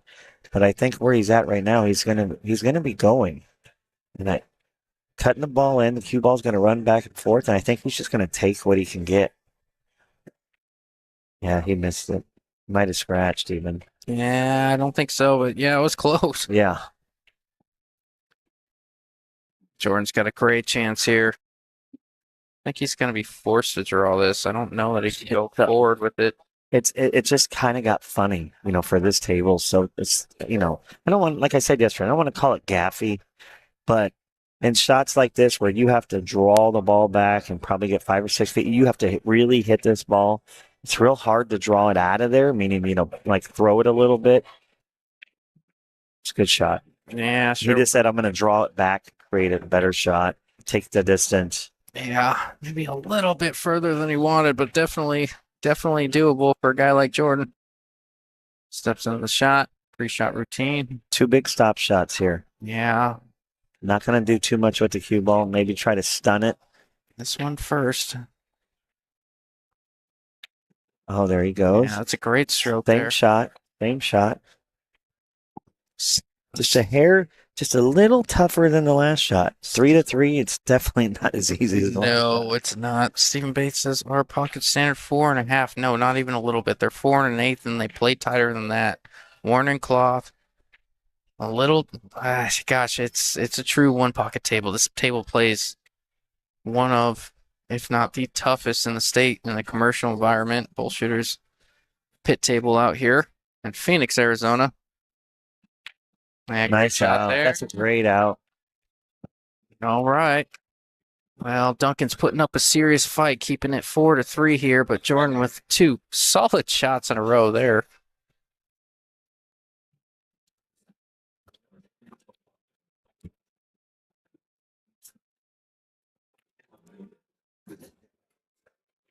Big game there for Nevada. You know, I What- mentioned it early on. Team Arizona comes out, rattles off the first two. Score was 7-4. Now it's 9-4.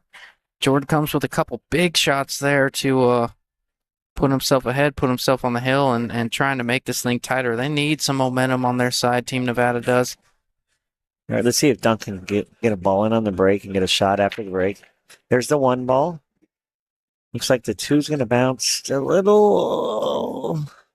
I don't think he can see. If he can see it, he can maybe see the top edge of it.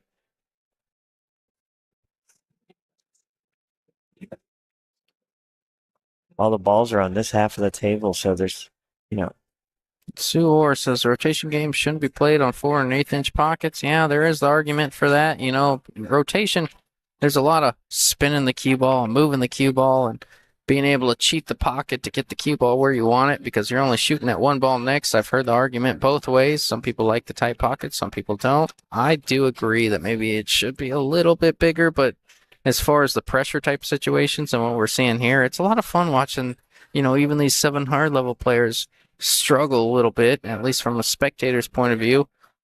I enjoy that personally. yeah.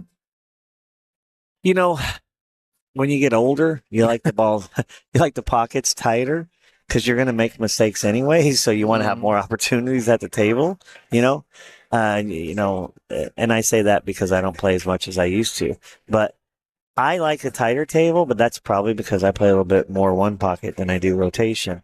But we mentioned this yesterday, I think you're seeing a lot of these big events, and I don't mean just here at Bull Shooters, but overall with the pro level, is that the equipment's gotten so much better and the players have gotten so much better over the years that it seems like 4 and 1/8 is becoming more of the standard to, 4 and 1/4, 4 and 1/8, somewhere in there is becoming more of the standard just so that way it creates better TV, versus what we think it should be where somebody can run out rack after rack after rack, And I think that's what they're trying to eliminate is to give more people opportunities, Yeah, I agree. Okay.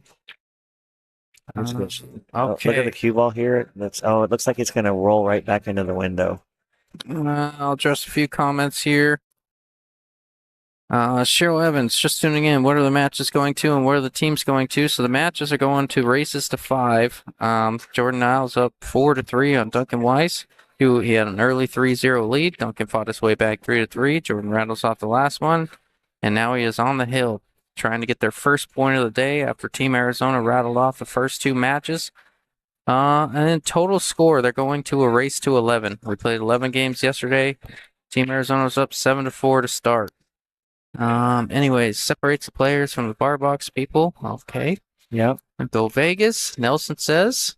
Got some Vegas fans. George Teixeira. I think the size of the pockets are not quite as important as to the facings of the pockets.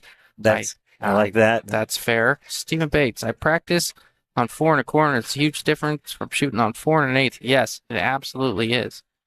And then also Mark Barnum. Defensive pool is more fun to watch than run out pool. You are not wrong. I do like the defensive element of things. Go ahead, Chris. The big thing I think is that we talked about this yesterday, and if a guy is playing you and he runs rack after rack after rack, at the end of the match you shake his hand. You're like, I couldn't do anything, right? Yes. Generally, when you play a match on a tighter pocket table, and even if you're 50, 60, 70, 80 particle points around, you can look back at that match and say, if I could have just done this a little bit better or this a little bit better, I would have had a chance because you don't see too many players breaking and running out 4, 3, 4, 5 games, You're not wrong. and so you're always in the match in a little bit tighter table. As long as you keep your head in the match and stay fighting and whatnot. But I think that's what's created opportunity to help grow, all the way around. But, there's always going to be beliefs that the pocket should be bigger and players should be able to run more balls much easier because, as we all progressed, we all thought it was about who can break and run 3, who can break and run their first rack, who can break and run their third rack, who can get 5-pack, an 8-pack, whatever it is, But even when the pockets were that big, you didn't see that happening, no 8-packs. And you've seen them, but you didn't see them. You don't see those quite often anymore, No, especially diamond tables have made a big difference in the game as well. Ooh. The standard is tighter pockets, and He got a weird rub there, and sure did. I 6-9's weird. think he's fortunate that he can see the 5. Yeah, very fortunate, but see if he can do something with it. That 6-9, it's really funny. Is there a carom there? Or is he going to play safe on the 5 if he makes this 5? I mean, is he going to play safe on the 6 if he You think makes he's this going 5? to stop this? I think he can just stop it and bank the 5 down towards the 9. Yeah. Yeah, that's a great option. No, that's a great call there, Chris. And if it opens up that 9, now you got a No, chance to play a that- billiard or, what you would probably do is shoot the 5 and then make the 6-9 if he doesn't. I see this getting hit. I see Duncan making a good hit here. Yeah, he's going to disrupt something for sure. You cannot afford to give a ball in hand. It's hard to do it from here because there's so many balls over there. It seems like you're going to disrupt something even if you miss the 5. You're going to hit the 6 or you're going to hit the 9. Something's going to get disrupted, so you're not going to see ball in hand on the 5. And then he gets above the 6 and shoots the 6-9 combo. The way that He lined it up. The way he's looking at it, he might make this 5 ball here. It's going to have some speed on it. I would not be surprised. Wow, that's a great call there. Oh, he's got that dog in him, Chris. What a shot. Now he has a shot to make it hill. I like the combo. Well, no. I almost like the I'm combo playing more than the combo. carom. I'm playing the combo. I'm not banking this ball. I'm not trying to bank it drawback. I'm playing the combo. You hit it pocket speed. You don't have to hit You it don't hard. like the carom, right? Like you like the combo over the carom. I I wanna- like the I'm- combo over the carom. This is a shot you're shooting to win the game. It's Yeah. so close to the pocket. Yeah. You're not trying to get lucky and see if I can make it. This is one where you're shooting the ball exactly where you would shoot that, like the 9 ball, and the edge of the ball is your pocket, and you're just going to try and make it right here and make this hill. The high percentage play is the And it looks like he's playing a billiard. yeah. He's going the other way. He likes it the other way. Don't. Works out just as good. job. Wow. Oh, we got a hill thriller He here. liked Chris. it. Down 3-0, tying it up 4-4. What a shot. Really good comeback here from Duncan, and like George Teashea said, cannot Count out. Duncan. Nope, that is true. Jr. Ascension says good morning. Shut up, Jr. It is JR's in the 3 Philippines. in the after. I know he is. He's in every single. Let's go Arizona. George Teashea says carom. Don't. How do you guys say carom after they shoot it? Come on. Yeah. Kind of no. commentary. Oh, yeah. Alex, yeah, no kidding. Just taking the easy way home. Yeah. I like from my angle, I like shooting the combo, I do too. I play it. I feel like it's a higher percentage play. My caroms tend to rattle up quite a bit, and I hate that. Yeah, maybe the carom had a little bit of a 2-way involved. Because At the end, that was a great kick shot. Great carom on the 9. Sure was. Hill. Now, How about I think that? he switched sides. Now he's breaking the 1 to the right. Or no, he's been breaking 1 ball towards the top middle pocket. He's been making it Oh, he missed it. consistently. That was one of Oh, the he few made the times- 6 though. He has absolutely been the best breaker. Good morning, JR. So let's see. The only trouble seems like if you get on the 7-9, 7 doesn't look like it goes without. Yeah, the 7-9 looks perfect. As a matter of fact, it looks like a combo Yeah. there if he gets down to it. 5's tough on the rail where it's at. 2 to the 3 is maybe not easy if you're running into the 2 here. I'm not sure.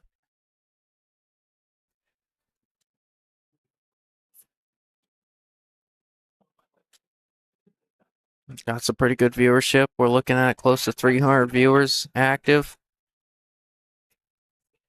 It's an awesome event. For those just tuning in, this is the 7th annual Southwest Griffin Cup.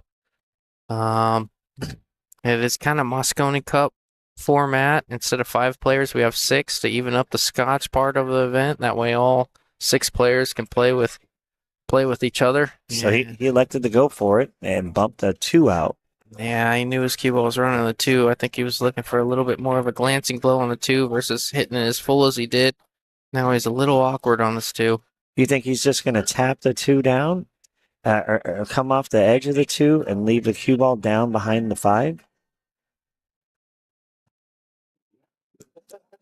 Lenore. I like this shot. Yeah, Follow great the shot. forward. Well, Duncan tries to figure this out. I'm going to bring this up. Lenore asks, what's the next match? I imagine Duncan's going to take a I minute. actually have it right here. Oh, yeah. The next match is Duncan against OJ Hilario. Duncan's oh, the yeah, yeah. 630, He's a back-to-back. 627, 630, and Jordan, or not, excuse me, OJ. OJ is around the 605. 605. Yeah. Yep, you got that right. Duncan's looking at his options. I'll let you look at this for just a second. And we're back. What's up, brother man? Duncan Shut up. kicking at the 2. Love you, brother. He Oh, missed the 2 ball, came around 3 rails to scratch. So, this is kind of like what we were saying earlier. Jordan, no matter what, at the end of this match, he's going to be able to say, win or lose, he's going to be able to say, I had an opportunity. yep, for sure. And that's what I like about not only the format, but the tougher table. Yeah, 4 to the 5 is what I'm looking at here. 3, the 3 to the 4, the 4 to the 5. Really, yeah. You got to get perfect on. 3 to the 4, So 4 to the 5. You're very right. And you know what? We've seen Jordan do this well all day, but hill pressure is different. You got 300 people watching on the stream. That's pretty good. You got 300 people watching on the stream. Another maybe, I don't know, how many people would you say are watching this YouTube? event around the table? Oh, there's Probably solid. 20, 30, 40, 50, 60, 70, 80. Over 100 people for sure. You think there's Yeah. okay, that's Yeah. fair. I used to make the bets on that, and I always lost. So when you look at it like a handful of people, that's 10, 20, 30, Yeah. there's so many. Just in the back screen, you can see probably 40 people, and this is a pit, so it's a circle. Do you see Jordan getting above this 5 or running into I the like 5? just a slow roll to the bottom, but he's drawing on the high side of it. Yeah, I tried to that's run good. into it. Well, here's the problem with that. Yeah, awkward Now, angle. yeah, I like what he did. You're kind of taking away the guarantee, right? You're guessing a little bit how they're going to turn out. you know. And now he's got an off angle, so he can't just roll down there. He almost has to go back. He's looking at just banking the 7, maybe 2 rails up, or I don't think Trying you to cut set the it. cue ball around the back behind the 9. Like stiff it if he can get over there. Yeah, The cue ball yeah. towards the 8. Can come back and forth, but that's forcing it on a table of 4 and 1/8 inch pockets. On this table, that's just asking to rattle that 5 up and give this rack up. So that's what Jordan's looking at right now. You still have to make this 5 too, because the That's what I mean. the last thing you want to do is miss this ball. You miss it, and then jar leave it it up, and then you have a 5, 7, 9. Yeah. Yeah. So this is a big shot here. This is a big shot here from Jordan. What's crazy is you'd almost consider playing safe on this one because of the risk. I know he won't. You know what I'm surprised with Jordan, and you see it with Team Arizona, but you haven't seen it as much with Team Nevada, is I'm surprised I know Jordan's a great quality player, and he's kind of looking around. This is a spot where you think a guy like Ronnie would come in and say, and I think he's looking for him right now. As a matter of fact, they're talking about now. Look, they're talking. Yeah. See, No, they've mentioned because this is where I think Ronnie should say, hey, this is what you got to do in this spot. It's a big spot. Whether you bank the 5 ball down to the head rail and bring the cue ball back down towards the, I don't know. I almost like that better. I don't love going after this ball, especially the pace that you may have to play on this 5 to make this 7 playable. Jordan. What's great is I'm watching Tommy D, who's in between Ronnie and Savannah and a couple of the folks over there. And you guys can't really see it in the screen. And now Jordan's getting down to shoot. So let's watch what he does. But I'll tell you after the shot. Yeah. Obviously, he has some sort of information there. Stu says play the safe. I agree, but he's shooting. The way he's cueing, he's shooting. Okay. All right. So I think Ronnie was telling him, just play that shot. Worst case scenario is they're not going to leave him dead. Yeah. I personally I don't really like the guessing shots, where you're playing 2 ways, especially hill. I don't want to gamble on how the balls are going to turn up at the end of it. What if he comes off the top of the ball and scratches? But, he was in a predicament for sure. Duncan's looking at drawing this cue ball between the 8-9, hitting it real full, Big throwing upper. it in. Bottom left between the 8-9 is what he was looking at. Oh, look at that. And Oh, he got a little rub. Got a little rub. Oh, that's a great shot there. Got a little angle here. Yeah, a little bump off the 9 proves advantageous, and he's got an incredible opportunity to bring his team up on the hill here, Chris. I almost like shooting this with the bottom left, middle left, and coming around 3 rails versus just trying to just cut it in and let the cue ball float high up towards, the top right of the table. So let's see. Does he spin around the table? I think he just rolls this in. You can get above the 9. I think he just rolls this in. He's just trying to get above it, he's like got you said. perfect. Yeah, he has a lot less angle than I had. 2 shots here. You see he's looking at it to shoot it in the far side. So maybe a little bit of middle left English. Yeah, I like that. Naturally bring the ball, let the cue ball do all the work here. Oh, this is such a big game here for Arizona. They win this one. I mean, you got to. Oh, No, oh my gosh. That is so huge. Can't miss that one there. He knows it. Everybody in the room knows it. It wasn't an easy shot. Nothing on the table. Hey, listen. After it went, it rocked. When you guys go back and watch this, if you do, watch that 8 ball. It kind of rocked. I almost thought it was going to do that 1, 2, 3 fall. Yeah. So it's in there deep enough where you like to think this is an easy to get out of. And let's see. Yeah. I think that it's not as easy as it looks. I like the straight draw out of here. I don't. Cue ball might take off. Yeah, there is. So, wow. Man. You know what's gonna? I was thinking we'll read out the sponsors after this shot. Yes. But as you guys are watching this, Jordan knocks this 9 ball down. Let's think about what's going to be in Duncan's head as he comes into that next match when he had a big opportunity to win, or is he just gonna let it go? Good shot there from Vegas. Tough match. Good for all the viewers. All right, let's go over the sponsors. What do you say? Oh yeah, you want to read them? I'll read them out. Yeah. Here, I got it right here. If you want to do that, or you can read it from. I'm going to read it from. I got my goggles on. Wow. All right. Servitude Photography, Text Game Systems, Adam Kroll with Big Time Threads, Donkey Pool Productions. Tim Daniels running all his tournaments here. Let's see. Qualtech Air Conditioning, John Sanchez. Yes, you sir. need any? You gotta love John. John's one of the guys donates to all events. If you need any air conditioning, heating, or cooling, Qualtech Air Conditioning and Heating. Dogging It Pool Player Podcast, AZ Pool 15, which is you guys. Lucasi Custom Billiard or Custom Hybrid, Fowler Electric, Griffs, Aloha, Table 34, Rick's Team Real Estate, Mob Productions, Jam Up Apparel, Sin City Roller Derby, Fabulous Sin City Roller Derby. Yep. I don't want to say. I butchered it yesterday. Super Mario. Is that Constantine? Yeah, that's one of his restaurants. Yeah, and then I can't read. If you guys see what I'm trying to read, looks like. Oh, that's Adam. Audio and video. That's Adam that's actually Audio and Adam Video. Pyan is what I believe that is. Oh yeah. So And then last but not least. Oh, that's MU3D. That's Mike Urbanski. Oh, Mike That's his Urbanski. 3D His printing 3D company. printing, yeah. Yes, sir. So big shout out to all the sponsors. If I miss anybody, it's because my eyes are terrible. Mob Productions. That's Jack Murray down in. He's an old Arizona vet. Yeah. That's living in Nevada. He went, I believe, to Vegas to work for Mr. Griffin. With the Q Sports International, CSI, and now BCA, and all the other stuff that they do. And Jack's always contributing to Vegas pool down there, and he was a big part of pool down here in Arizona. So big shout out to Jack.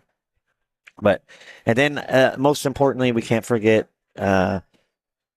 Mike Bates, Bullshooters, the Bates family. Yes, they do an incredible job for us, and they give us a place to call home, man. A lot of people, don't get to see it from a pool player's perspective, from a business owner's perspective. But Mike adds a ton of money to a lot of events, and I can guarantee you, he's not doing it because there's a bunch of profit coming from the players on the other end. It just doesn't. It's just not the way it works. So he's doing it because he loves promoting the sport, and you got to give a big shout out to bullshooters. So right away, these guys jumped right into the next match while we were announcing all that. Yeah, they lagged as soon as we went into the sponsors. I had to take it off the screen. Now I got a question: are they playing 3 foul in this event? I do believe they are playing 3 foul. It hasn't come into play. You got these caliber players so far. A Best Billiards. Did I miss it? Maybe. Oh, you know what? What's this up? Oh yeah, A Best. Oh Billiards. yes. A Best Billiards. It's Craig Herman. Sorry, Craig. And oh my gosh, I can't believe I almost forgot. Mike Gwynn, One Realty.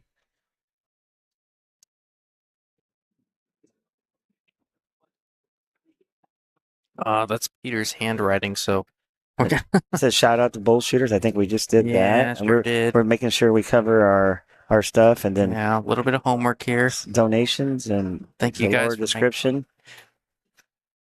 PLVA donations. Oh yeah, I don't know what that is. let me adjust the players. Thank you, Mark. Like I said, we got spoiled with I thought we'd have a few seconds to read out the sponsor. There's so many great sponsors in this event, and you look at it. How many is that? 1, 2. While you do that, 3, 4, 5, 6, 7, 8, 9, 10, 11, 12, 13, 14, 15, 16, 17, 18, 19, 24, 25 sponsors. It's just unbelievable how the community gets together to help these events. So big shout out to all the sponsors. And I see Justin changing it. OJ Hilario, what's this Fargo 605? 605 on paper. 05. Yeah, we got spoiled with digital pool where we didn't have to do any of this. Now we do. Here we go. Perfect. All right, I'm gonna step away for just a second, Chris. I'm gonna take it over for a second. I'll be right back. Let's see. What's Brian Port? Brian Port says, Chris, this is a Griffin Cup. Maybe talk about Mark for a bit. So check it out. I'm trying not to get emotional, but Mark Griffin had, he got inducted into the Hall of Fame this year for pool, and alongside with Shane Van Bonek for all you guys out there, and Mark was.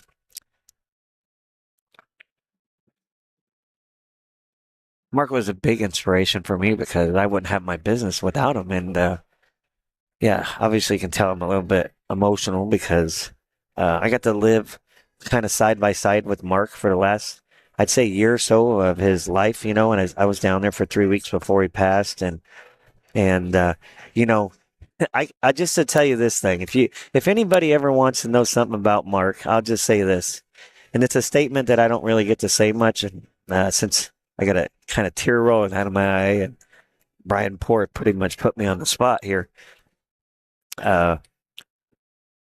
Mark was about 2 weeks away from passing, and he was having me, this is no BS, he was having me write checks to pay off his credit card bills because he said, and I'll never forget it, he came into this world owing nothing, and he was going to go out of this world owing nothing.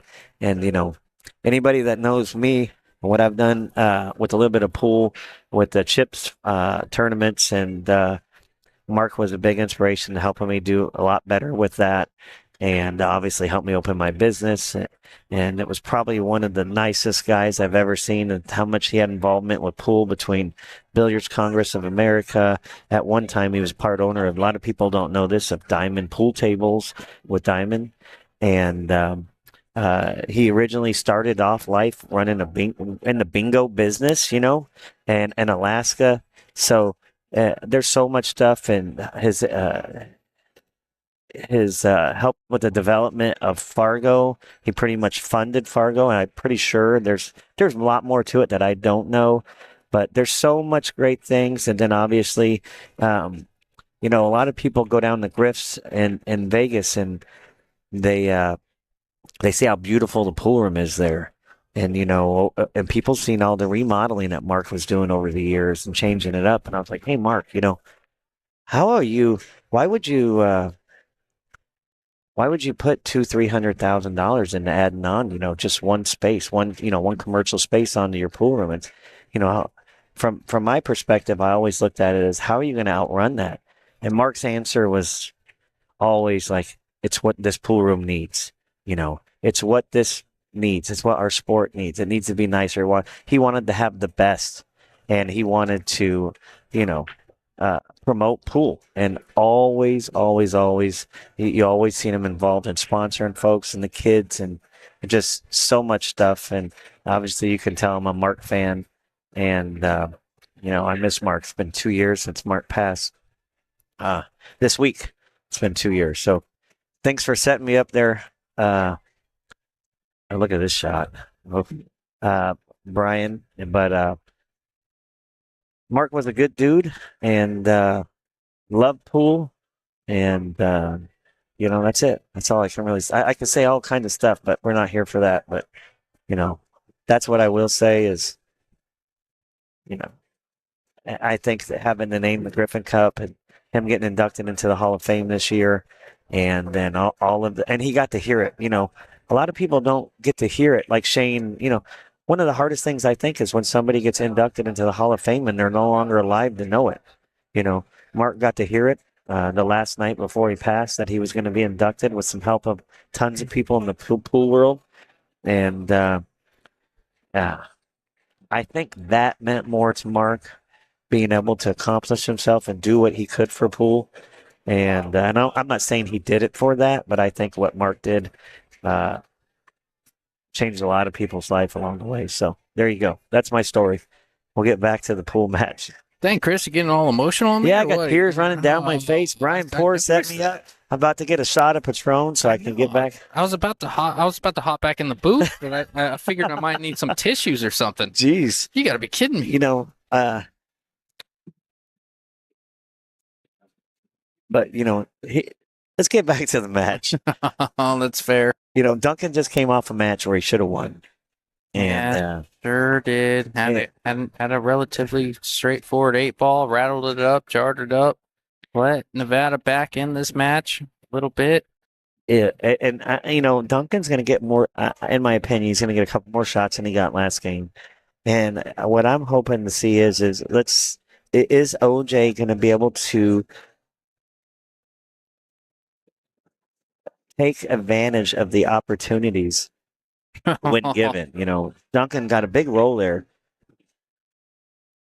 missing the ball in the side pocket and bumping it off the 6 and going in. But let's see what happens in this match as we kind of, get into the nitty gritty here.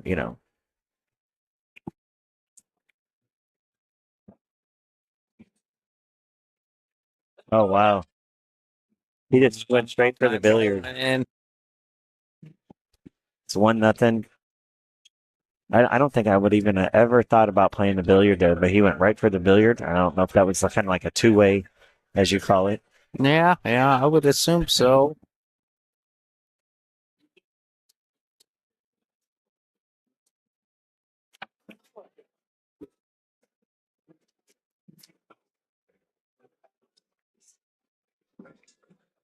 All right, Team Arizona going up 1-0 in this match. They need 2 to win this overall event.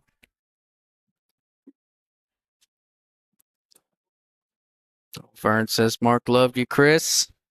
I think it went both ways. Nah. He was very humble. That's one thing I can tell you. And I'd be playing. For the last few years while Mark was still alive, I played a lot of big match, and I was very blessed to play some big money matches in Griffs there with JRB and all the guys. And win or lose, I won a bunch of matches, lost a few matches.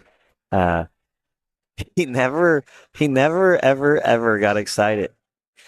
It was strictly business with Mark, and he would smile and he would say things, and then he always had some kind of witty comment to say, win or lose, and he was that way to the very end, just very, very knowledgeable about a lot of things, and especially how to build a pool table and how to market pool, and the business aspect behind pool. So I'm sure a lot of guys down there in Vegas know a lot more. I mean, obviously, I was with Mark a lot, but it was really over a 6-year period, and but I could say that probably a lot more chill than I ever was because of him, because I just learned that stuff's going to happen. Oh, look at this. So got a big opportunity here. Yeah, great shot there from OJ. Nice full look on this 4. All the balls are there. Now he rolled a little too far, just a little more than he'd like to. So I wonder, do you think he's going to go 2 rails, a little bit of middle left English and come around 2 rails, or is he going to draw it back off the rail and out? Yeah, looks like he's playing kind of a high left. Comes 2 rails out for the 6. When you hit those balls with the speed. Yeah, you're very right, and that's something we've mentioned that they've mentioned in the comments a few times. Hitting that ball with any kind of pace, especially draw. He didn't draw that ball there, but hitting that ball with any kind of pace, balls tend to spit out on this table. That comes from experience playing here. You'd much rather give up maybe slight position and guarantee you make the ball versus coming all the way around like he did. Yeah, I see Duncan's going to get it. I just feel Duncan's going to loosen up in this match, He should. I mean, after that last one, going 4-5 against a player of the caliber of Jordan Nile, he's got to feel good about. So while they're doing this, we did it last match, so let's do it again. We projected, and based on the numbers, like if we were forced to bet, we said, how do we think it would turn out, right? And I think we said in that match, if Jordan wins the match, this was going to be one of the big turning points if it were going to happen, right? Yeah. If Team Nevada wants to find themselves back in this, they cannot allow Duncan to put Team Arizona on the hill. You got too many heavy hitters after that. Let's see. The next match is going to be Heather Cortez versus John Peck. And, like I was saying earlier, I'm not saying that Heather can't win. I call her super woman Heather is what I've always called her, for many years. And I say John's got a favorite edge in that match, So if OJ can figure out a way to get a W here and you get a match team scored a 9-7, boy, they're with all the last 4 or 5 matches, it could really change. But, and it's not to say if they lose this match, they're out either, Yeah, no doubt. It's just they have a lot of big matches coming up after that, you'd like to... you like to have a cushion, It's kind of like what we saw. It's kind of like what we saw with Tim Daniels shooting, where he kind of slopped in that 9. When you allow your team or opponent on the hill, when you allow your team or opponent on the hill, you allowed weird things to happen. Maybe they miss a ball and hook you on that last shot, and then something funny happens.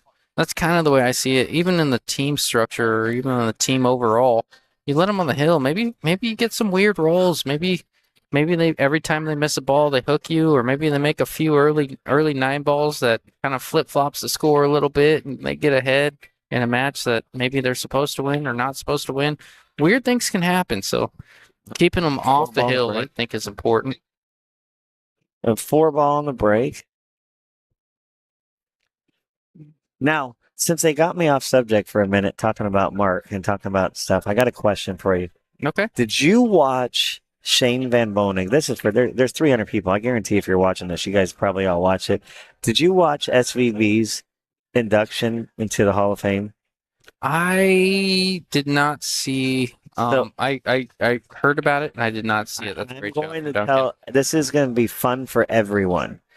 If you have not watched it, when he got inducted this year into the Hall of Fame, do yourself a favor when you get done with pool, or when you're sitting one day and you have nothing to do, and watch the induction speech that Shane gives for the when he got inducted in the Hall of Fame down there. I think they were in Florida for that.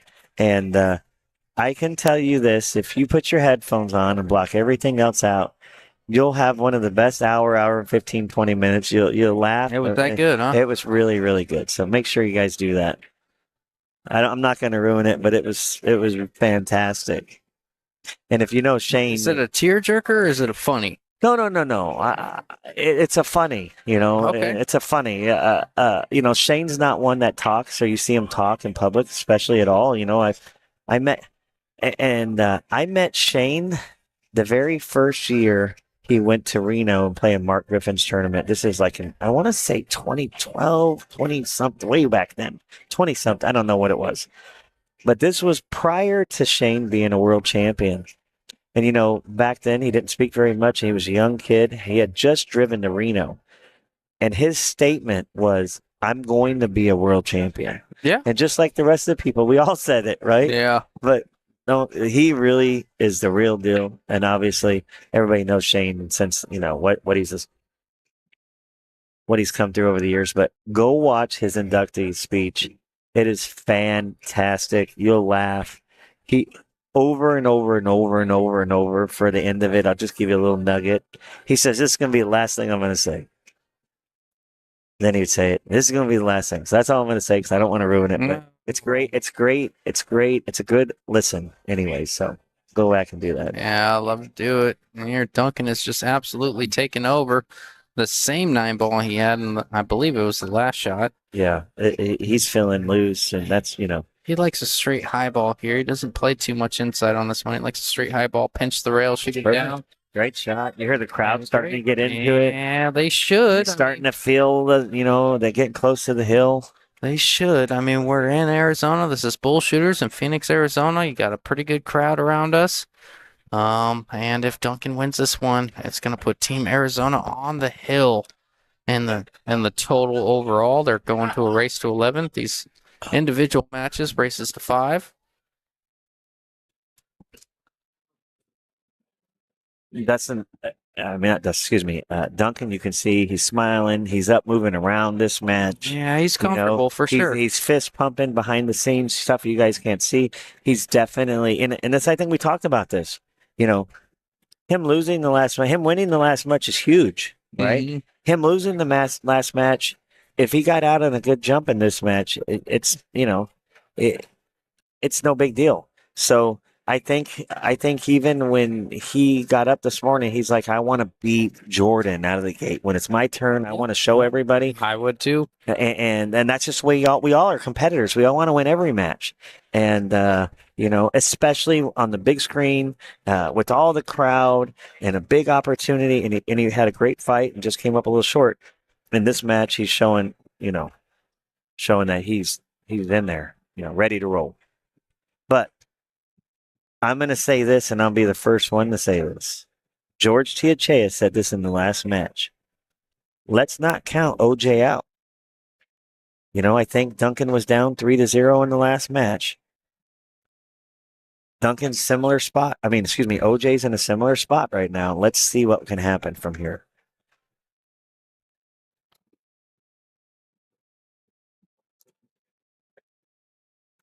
Oh, wow. Hit that real thin.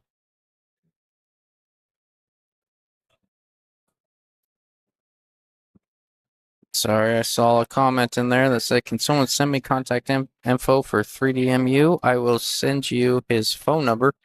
You can text him or call him anytime. That's Mike Urbanski.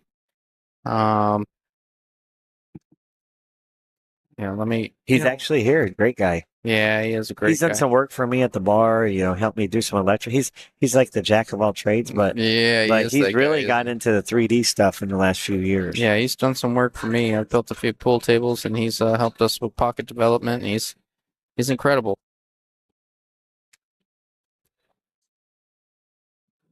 All right, here we go. Brad, I just sent you a screenshot of his phone number. I'm sure he'd love to work with you. He does a lot for the pool community and people in general. And yeah, if you have any questions about any of our sponsors, Wow, what a shot! I am pretty familiar We're with gonna get Mo. here. Wow, he found a window. That's a great shot there from Duncan. Letting it loose, and it's working out. Looks like he's drawing out of this one. Draw down table, straight up the rail.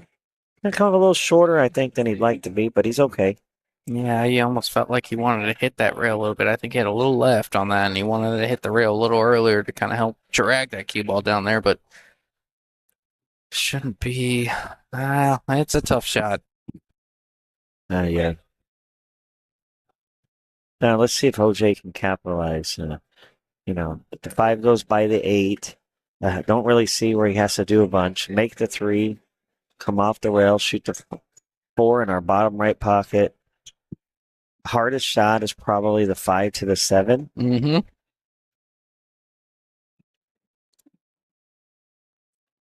Oh, he just kind of like dipped when he shot that ball. Definitely not comfortable. Brad says thank you. Is he sitting on the other side of the table? Yep. Yeah, he's the Einstein looking dude. He's right. You see the southwest Where the S is. yeah, where the S is on the southwest on the banner behind the table. That's Mike Urbanski. It looks a little bit like Einstein. But that's a little bit. He looks a lot like he looks Einstein. a lot like You him. should see him when he pulled his hair up. Oh. Sorry. What are you sorry about? God, you make me sick, Peter. Huh? Love you too. Yeah, you guys got a weird relation. Yeah, it's a love-hate thing I think we got going on.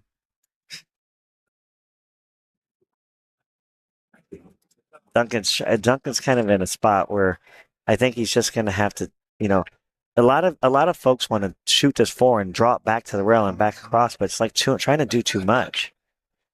Yeah, unless you're dunking right. Yeah, no, you're trying to do too much. I think it's better just to stop that ball. Obviously, he can still play safe, but when you start on this table, when you start trying to force it, it'll definitely let you know. Go up there. Oh, yeah, I got you. Yeah. Thank you, brother man. Hey, how about that one too, huh? Oh, just rolling into it, forcing him to play safe. I'm assuming the 5 was off the rail, and OJ's got to come with something here. Gonna be tough to thin it and get underneath the 8, so he's gonna probably have to try something a little different. Maybe try to get under the 7. yeah, I think I like that. Putting a little bit of middle left English and playing the cue ball down towards the head rail. 2 rails under the 7. If it gets wired up on the 9, it's not meant to be. Yeah, that's true. You got to just play the cue ball here, just like that. Yeah, that was get behind the 7, and if you don't get behind the 7, you left it tough. It's tough. Yeah, that's distance is always tough on this table, and you can't fault them for that shot. That's and especially getting back down to the 7. Duncan's just gonna either try to make this 5 or play safe on it and use the 8. Gordon says it's a bromance. We just won't ever understand it. Boy, that's fair. You ain't lying. I've seen some weird stuff. I've only been in the booth for about 3-4 hours yesterday, a couple hours today. Oh yeah. Whenever you hear it get quiet, Thank you, generally they got some kind of stuff going on. Hey. This doesn't have to be public information. Well, I mean, I'm seeing it. Oh, so it is public. I bet. I love Peter. All right. This is OJ. Come on, man. I'm from Arizona, and I'm rooting on OJ for this particular game. I want to see the guy get out, make it a match. We're pulling for a good match. I always do back here. I give Team Vegas a hard time. I give the Eastsiders a hard time. I'm that guy.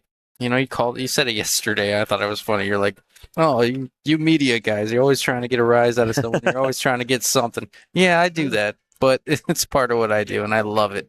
Well, think about it. That's what it's about. I was talking to Sierra about that this morning, and she was watching the stream yesterday because she was like, okay, when he's done, I had her drop me off. Mm-hmm. So she's like, when he's done, I'll know he's done by I'll listen to the stream. So she listened to all of us, and our stuff going on yesterday. And she's like, she basically made a few comments about what we're talking about, and I was like, well, Justin's job is to stir the pot. That's what I do. Give people information they may or may not know. Yep. So they ask questions, and it's a good way for him to find out what people may want to watch or may not want to watch. I am going to. I am gonna. And for those of you that don't know, I'm going to say it because in Arizona, pool's real big, and some of the best players that we have here are Bobby Emmons, guys that play My Speed Avery, and it came out with let's play a match, a Scotch doubles match of rotation for a Friday night fights. And I said, okay, I'll play with Nick De Leon. Mm-hmm. Nick's a great player. Bobby and Nick are like 10 points apart. Avery and I'm 10 points under Avery. So I said, hey, let's do it. they made a comment that we would play you guys a set of one pocket Okay. and a set of rotation. And I said, I'll tell you what, I like Nick. Nick's like a family to me. We play lots of team events, That's fair. but I'm not going to play a set of one pocket with Nick as my partner. He don't like one pocket. Matter of fact, he made a comment on that thread Shot. saying that I'm not playing one pocket. Sorry, guys, And I said, but I tell you what I'll do is I'll take Scott Frost.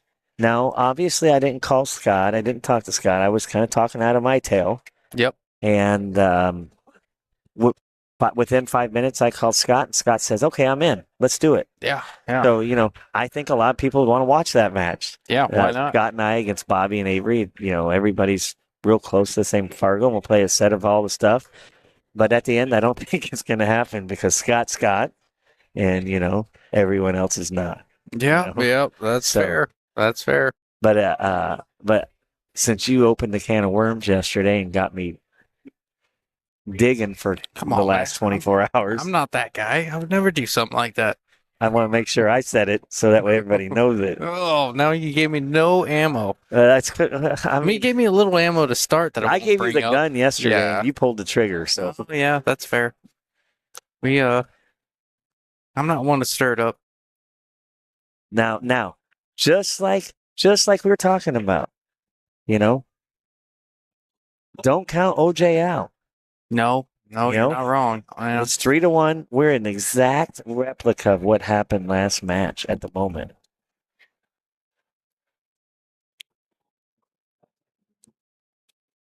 So I don't know what I see. Just kicking off the bottom rail, maybe. He's trying to kick and stick. If he gets, He's got the jump cue out here, Chris. Oh, I don't think you can see it the full one. so you got me watching the table. Now I'm not watching him. So Yeah, that's tough. he does have the jump cue in his hand. He's favored to make it. Is it?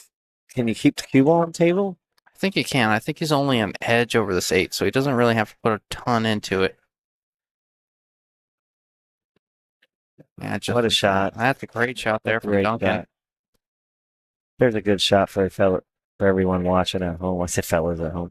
For everyone watching at home that's came out in the middle of the table, has a shot to make the 2, drop back maybe 8 or 10 inches.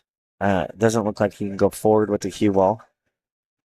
Yeah, he's definitely drawing it back. He's full, pretty straight on this one. Good call there, 8. Oh, yeah, Nice, he can yeah. use the rail. That's a great shot. 4 to the 5. Oh, do you shoot the 5 into the 9? I shoot the 5 into the 9. Okay, it looks I like that. It looks I like like it's just a hair from turning right now. So you need to make sure that you get somewhat straight, just a hair angle on this. So this is a very important shot here because it can change whether he maybe has to play billiard or, just run out. Running out's an option too, And this is a little bit easier version of what Jordan had last match. Remember, Jordan had the angle and he had to go off the rail into the 9. This is that similar type spot where you need to make this ball. If you bobble it, you could lose a game here. No, he's going getting above he's the going for 5. the run out. Yeah, So can't hate that. 7's no. 6 is close to the pocket. 7's close to the pocket. Yeah. 8's not tough. All right, I got to do it, Chris, because I'm good friends with Ray, and you only give me a little bit, and I don't expect you to give me anything, but it is my job back here. Do you? And I know you do, and I'm more so looking for your political deviation away from the subject, just to see how you work it here. Do you know anything about stingers and maybe a potential reopening? Are you optimistic? Do you feel we're going to be back in there soon? Is there tournaments going on? Come on, Chris, give me something. I'm going to say this. Oh God, here we go. Because I own an establishment similar to Ray's, Jesus. I think that is a question that Ray should answer. He should. Not that he should. Yeah, I'm I just know saying that he should answer and not me, right? I know a Uh, bit, and I'm not going to say it because that's not my spot. However, Duncan. See this. Don't count OJ out. But look, I know you guys have had here's what I will conversations. say. Okay. Here's what I will say. I'll say this, and for those people that don't know, Ray Shobe opened up Stingers a few months ago, which is a couple miles away from where we're at right now. Yep. It's a bar that used to be the break room. The break. Did you know that? I bet you didn't know that. I did not. That was before my time. Stingers used to be the break. It was owned by a guy named Jim Kabashi. Okay. There was two breaks here in town. One was right over here off I-17 in Northern, okay, in the plaza, okay, and the other one was where it was. Mike O'Hara later on took over it and made it into some kind of like ice cream poker place. It was opened up by somebody else after that. Yep. And then it's been over the years since. It was one of the first places I won a pool tournament in when I was 16, 17, 18 years old. Okay. Okay, so let's give you a little backstory on the place. I love this. I love to watch you work, Chris, but go ahead. Because I mean, you can't put me in a spot to say something that I can't say because I know you because of can't. business related It's a reasons and work. stuff. It's but more I will watching say you this. work is what entertains me, but go ahead. Yeah, you don't get a nickname the Weasel for nothing. buddy. Oh, there I'm you not go. just gonna tell you, give you. I know. I'm gonna I know. make sure you're gonna have to earn it. It's my job and it's your job. But the reality is Ray Shogue has worked, I think, for 25, 30 years for Lazy Boy. He's put in a lot of effort in his family life and doing the stuff, and they decided they wanted to open up the pool room and purchase Stingers. And one of the worst things that could happen to a business is you hire an outside agency to come in and work for you. They don't do the wrong thing.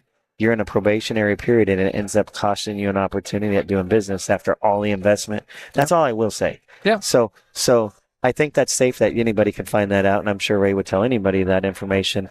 But in my opinion, and I've even talked to some people that Great shot. Great shot.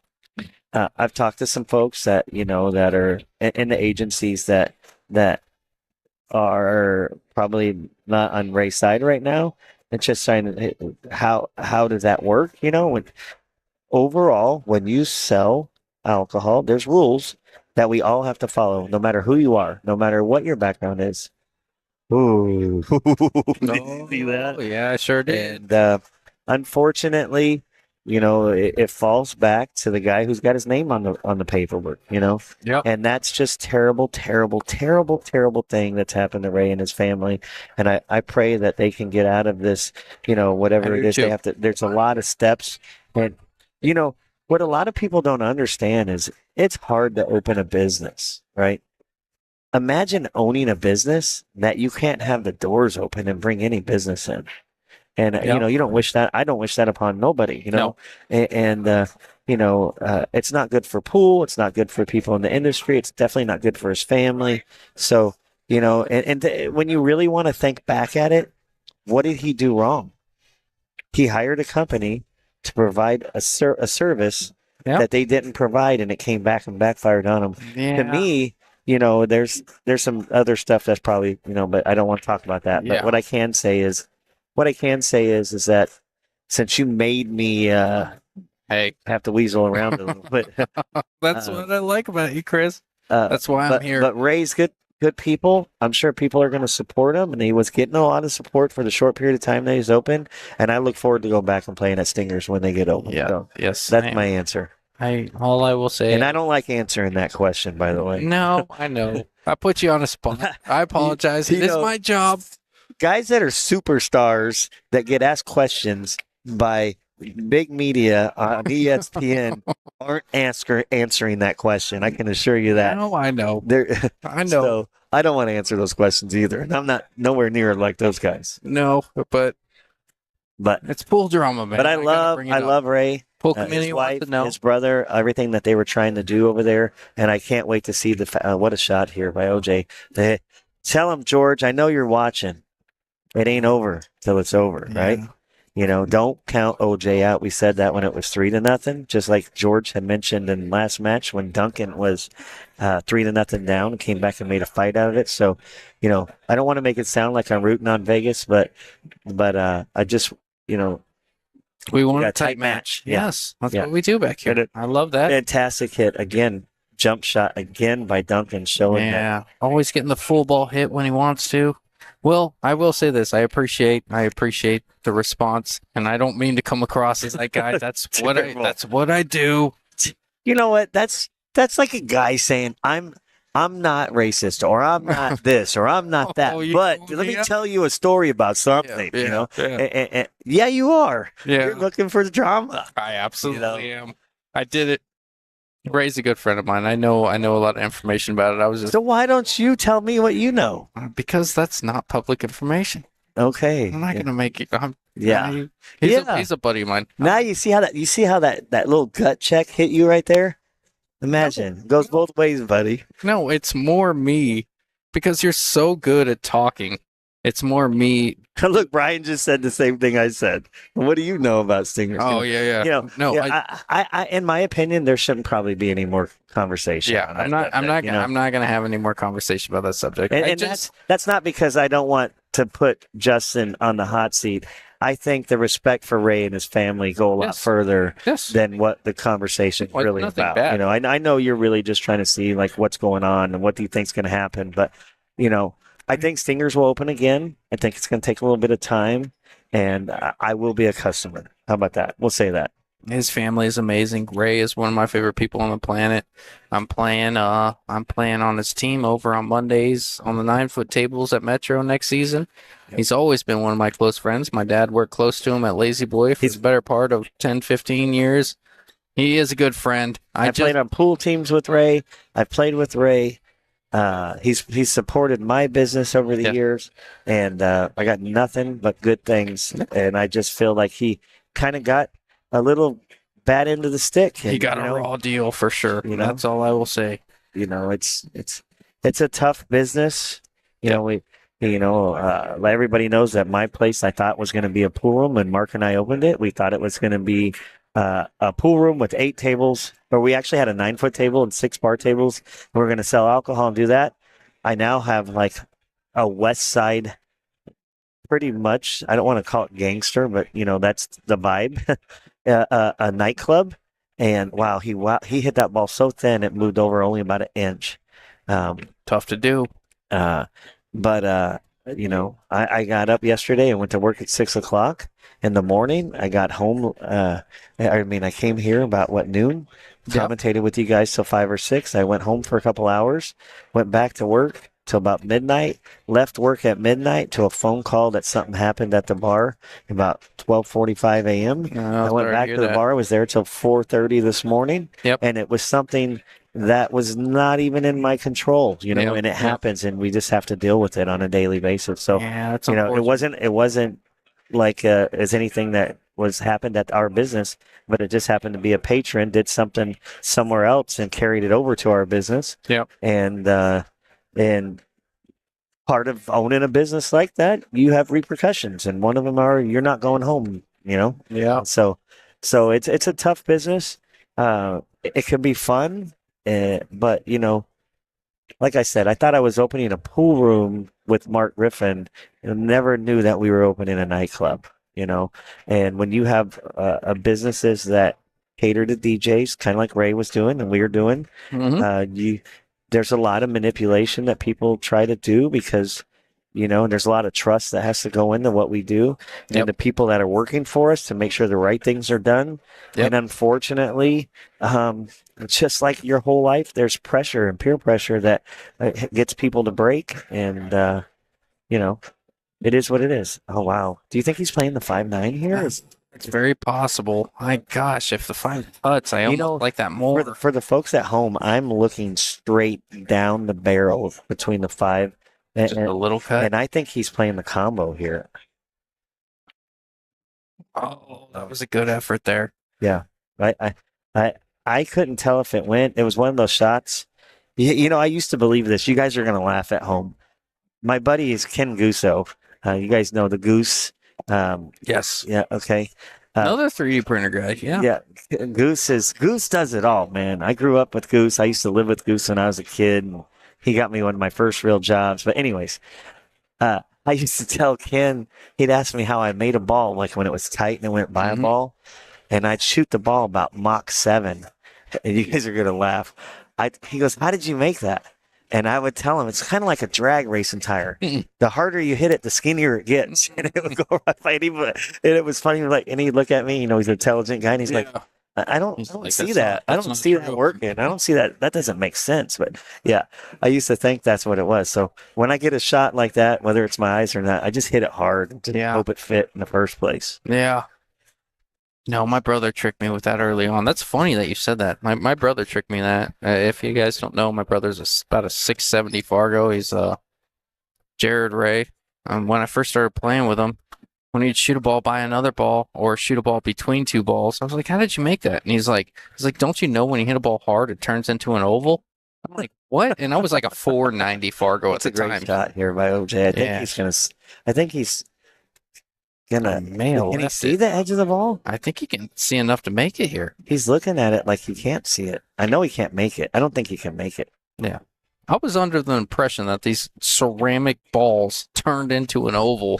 When I was a 490, I didn't know any better. I was under the impression that was a real thing. It's not, Hey, obviously. that's the same thing, right? When you at the pool room all the time. So I don't have a lot of pool players. I have a lot of bar players. You know, like, oh Mhm. wow, he could make it.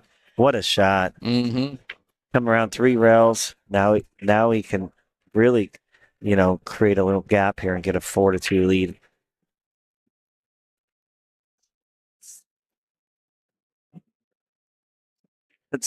That's so funny.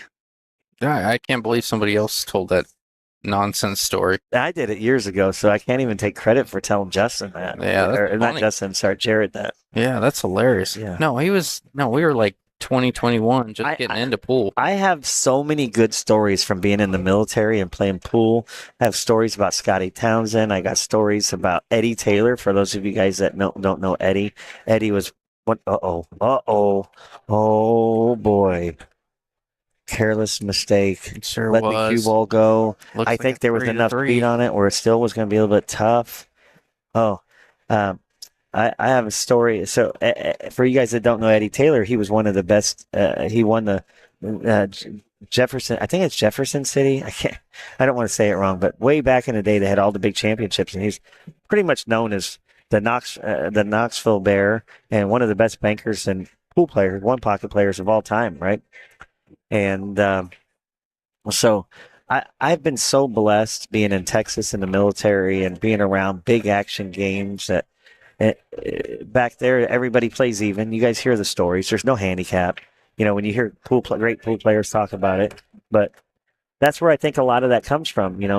I spent time with Brandon Schuff. A lot of guys know Brandon, and he was in the D.C. area, and I was in Virginia, and I've been in North Carolina. I lived with Shannon Dalton for a couple of years or I'd say about a year during my stint. So I was around great quality pool players, and I got to see how they move and how they shake, and how they think, and I can tell you, I could probably do a video of, 8 or 10 great pool stories about legends. We got a 3-3 match right here. Johnson City, Chris Cronin. Thanks, man. I wanted to say Jefferson City so bad. Yeah, we got a good one here, Chris, and push out coming here pretty quick. Here's a quick one. I gotta tell it. Yeah. So you talking about Scotty Townsend. Scotty Townsend is when you think of and the only reason I'm telling this story, guys, is because I just went to New Orleans, and I think I gave a shout out yesterday to all the families that were down. Sierra and I happened to be in New Orleans when Bourbon Street and Canal Street, they had that guy run. You guys seen it all over the news. It's terrible. We went there to watch the Raiders game on Sunday, and other than that fiasco, do you see that ink right there, buddy? There it is. I'm a Stone Cold Raiders fan. Okay. I'm proud of it, but I'm not proud of their record ever. No, There hasn't been a year I've ever been proud of their record. Either. So being in New Orleans and being out in that area kind of brings up memories. Scotty Townsend, the way I remember him, is a guy that had a brown leather jacket, a long ponytail, played some of the best bar table pool you ever seen. But one of the great things about him is he was such a story. He had stories. He was, we talked about Ronnie yesterday, and we talked about his age, and I give him a hard time. He's 69 years old, still playing great, but he's just an old school veteran gambler, knows all about the pool. But let me see the shot here. Looks like he's coming off the edge, coming around, trying to get down there by that 9 ball. Okay, I think he's left a long shot, but I'll set up the story is I was in the military at Fort Hood, and every weekend was one of the best places. One of the blessings of being in the military in Texas. I was stationed in Killeen, Texas, which is Central Texas.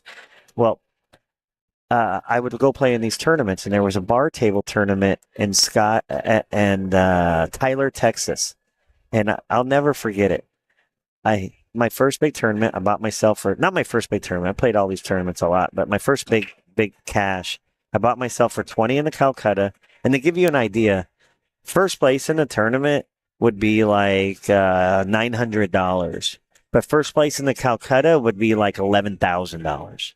You know, I got myself for $20 in the Calcutta, and I went down to play in the finals. And I ended up, I had won some matches and shit out, whatever. Played a couple good matches, whatever. I got to play Scotty Townsend in the finals of this bar table tournament. And I got myself in the Calcutta, and I think I'm just going to win this tournament. I'm going to for sure win this tournament. I win the break. We flipped a coin. I broke and ran out the first game. And in the middle, after the first game was over, I think I scratched on the break, whatever it was, foul, some sort. He says, "Hey, I'm going to tell you a story." And there's about 30, 40 people around this bar table. It's up on a stage type area, right? And he starts telling the story. And to this day, I can't tell you what the story was about. And it was a race to 7, winner breaks on a bar table, rack your own. All I can tell you this is he went on and proceeded to tell this story, and everybody was intrigued. And all I'm doing is I'm watching the match, and I'm hoping for an opportunity to get another shot. And I'm not getting to shoot again, And it's 6-1. He shoots the 8 ball, gets shape on the 9, and he looks right up at me as he shoots the 9, and he goes, and that's the end of the story. As he made the final 8, I never shot again after I scratched on the break in the first game. And he told a story I know nothing about because I was so trying to win, Yeah. And everybody just hoot and hollered and whatnot, And the funny part is at the end he shoots the 9 ball in and goes, and that's the end of the story. So I'll never forget that. He had a tournament he ran somewhere, I think in Mississippi, where one time he put armor all on the tables, and you hear all the, say Ronnie, but Scotty was a fantastic guy. I will tell you this. I won the 2012, we talked about this a little bit yesterday, Florida Amateur in Zingales, and Scotty Townsend was there. And when I walked up, I couldn't even recognize him. He had cut his hair all off.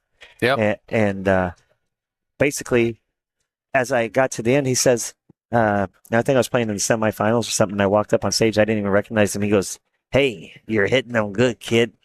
But yeah, Scott, and that's a guy I didn't even know, other than playing in a tournament. So, probably one of those guys that just knew a lot about pool and remembered everybody he played along the way, told lots. I can't imagine his stories over the years, but there you go. That's hilarious, dude. And we're 3-3.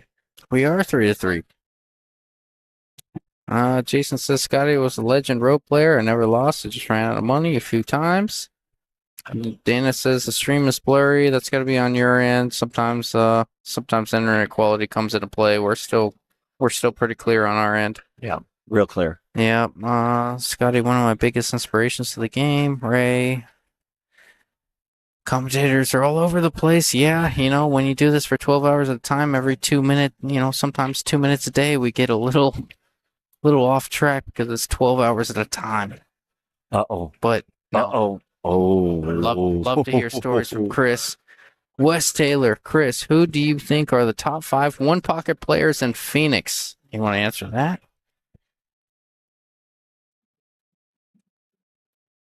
It's hard. Scott Frost, Bobby Emmons, Eric, Tony Chohan, Alex Pag. No, he said in Phoenix. Oh, in Phoenix. Oh, never mind. He said in Phoenix. Scott Frost is like way up here, right? Yes. Then you can take a couple of steps down the ladder. Frost is number 1. I'll let you answer that one. Bobby Emmons. Yeah, I'm trying to think, guys, because wow. Whoa. Whoa. What a billiard shot. Justin stand up to walk around, and he sat back down just to fix the score. But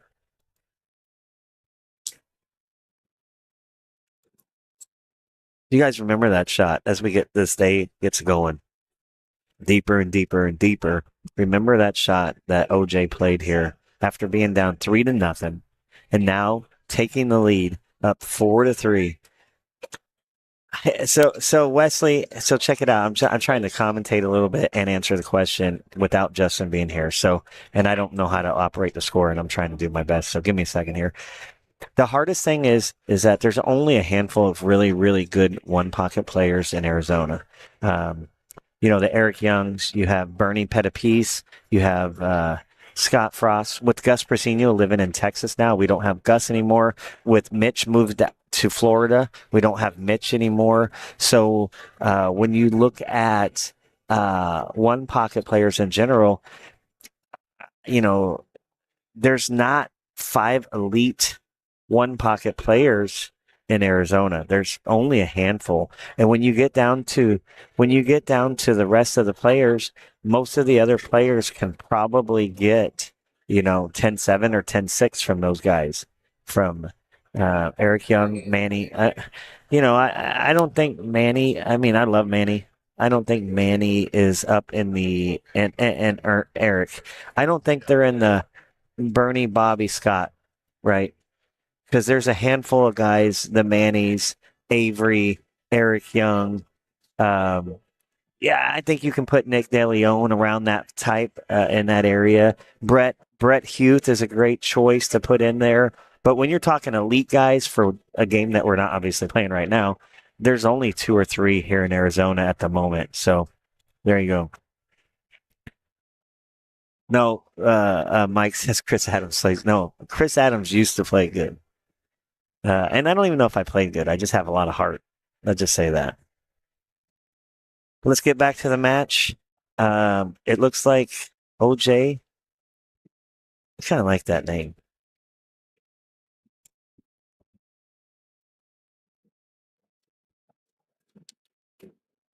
It's like he may be hooked here on the 7.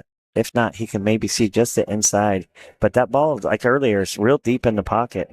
I think he's having Jordan Nile come out here and look at it to see if he can hit it. Does he think he can hit the edge of the point and still make it? And if you see Jordan, he's pointing. He's like, if you come off here, you're probably going to run into the 9 ball.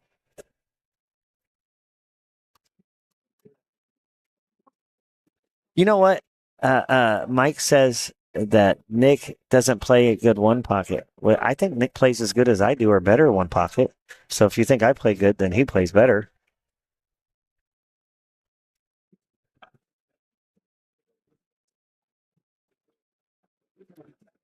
The key to one pocket isn't about how good you play. It's about how good you match up. And I think that's probably all the games, but one pocket, ooh, he went for it. He was playing the 9 ball. You seen him.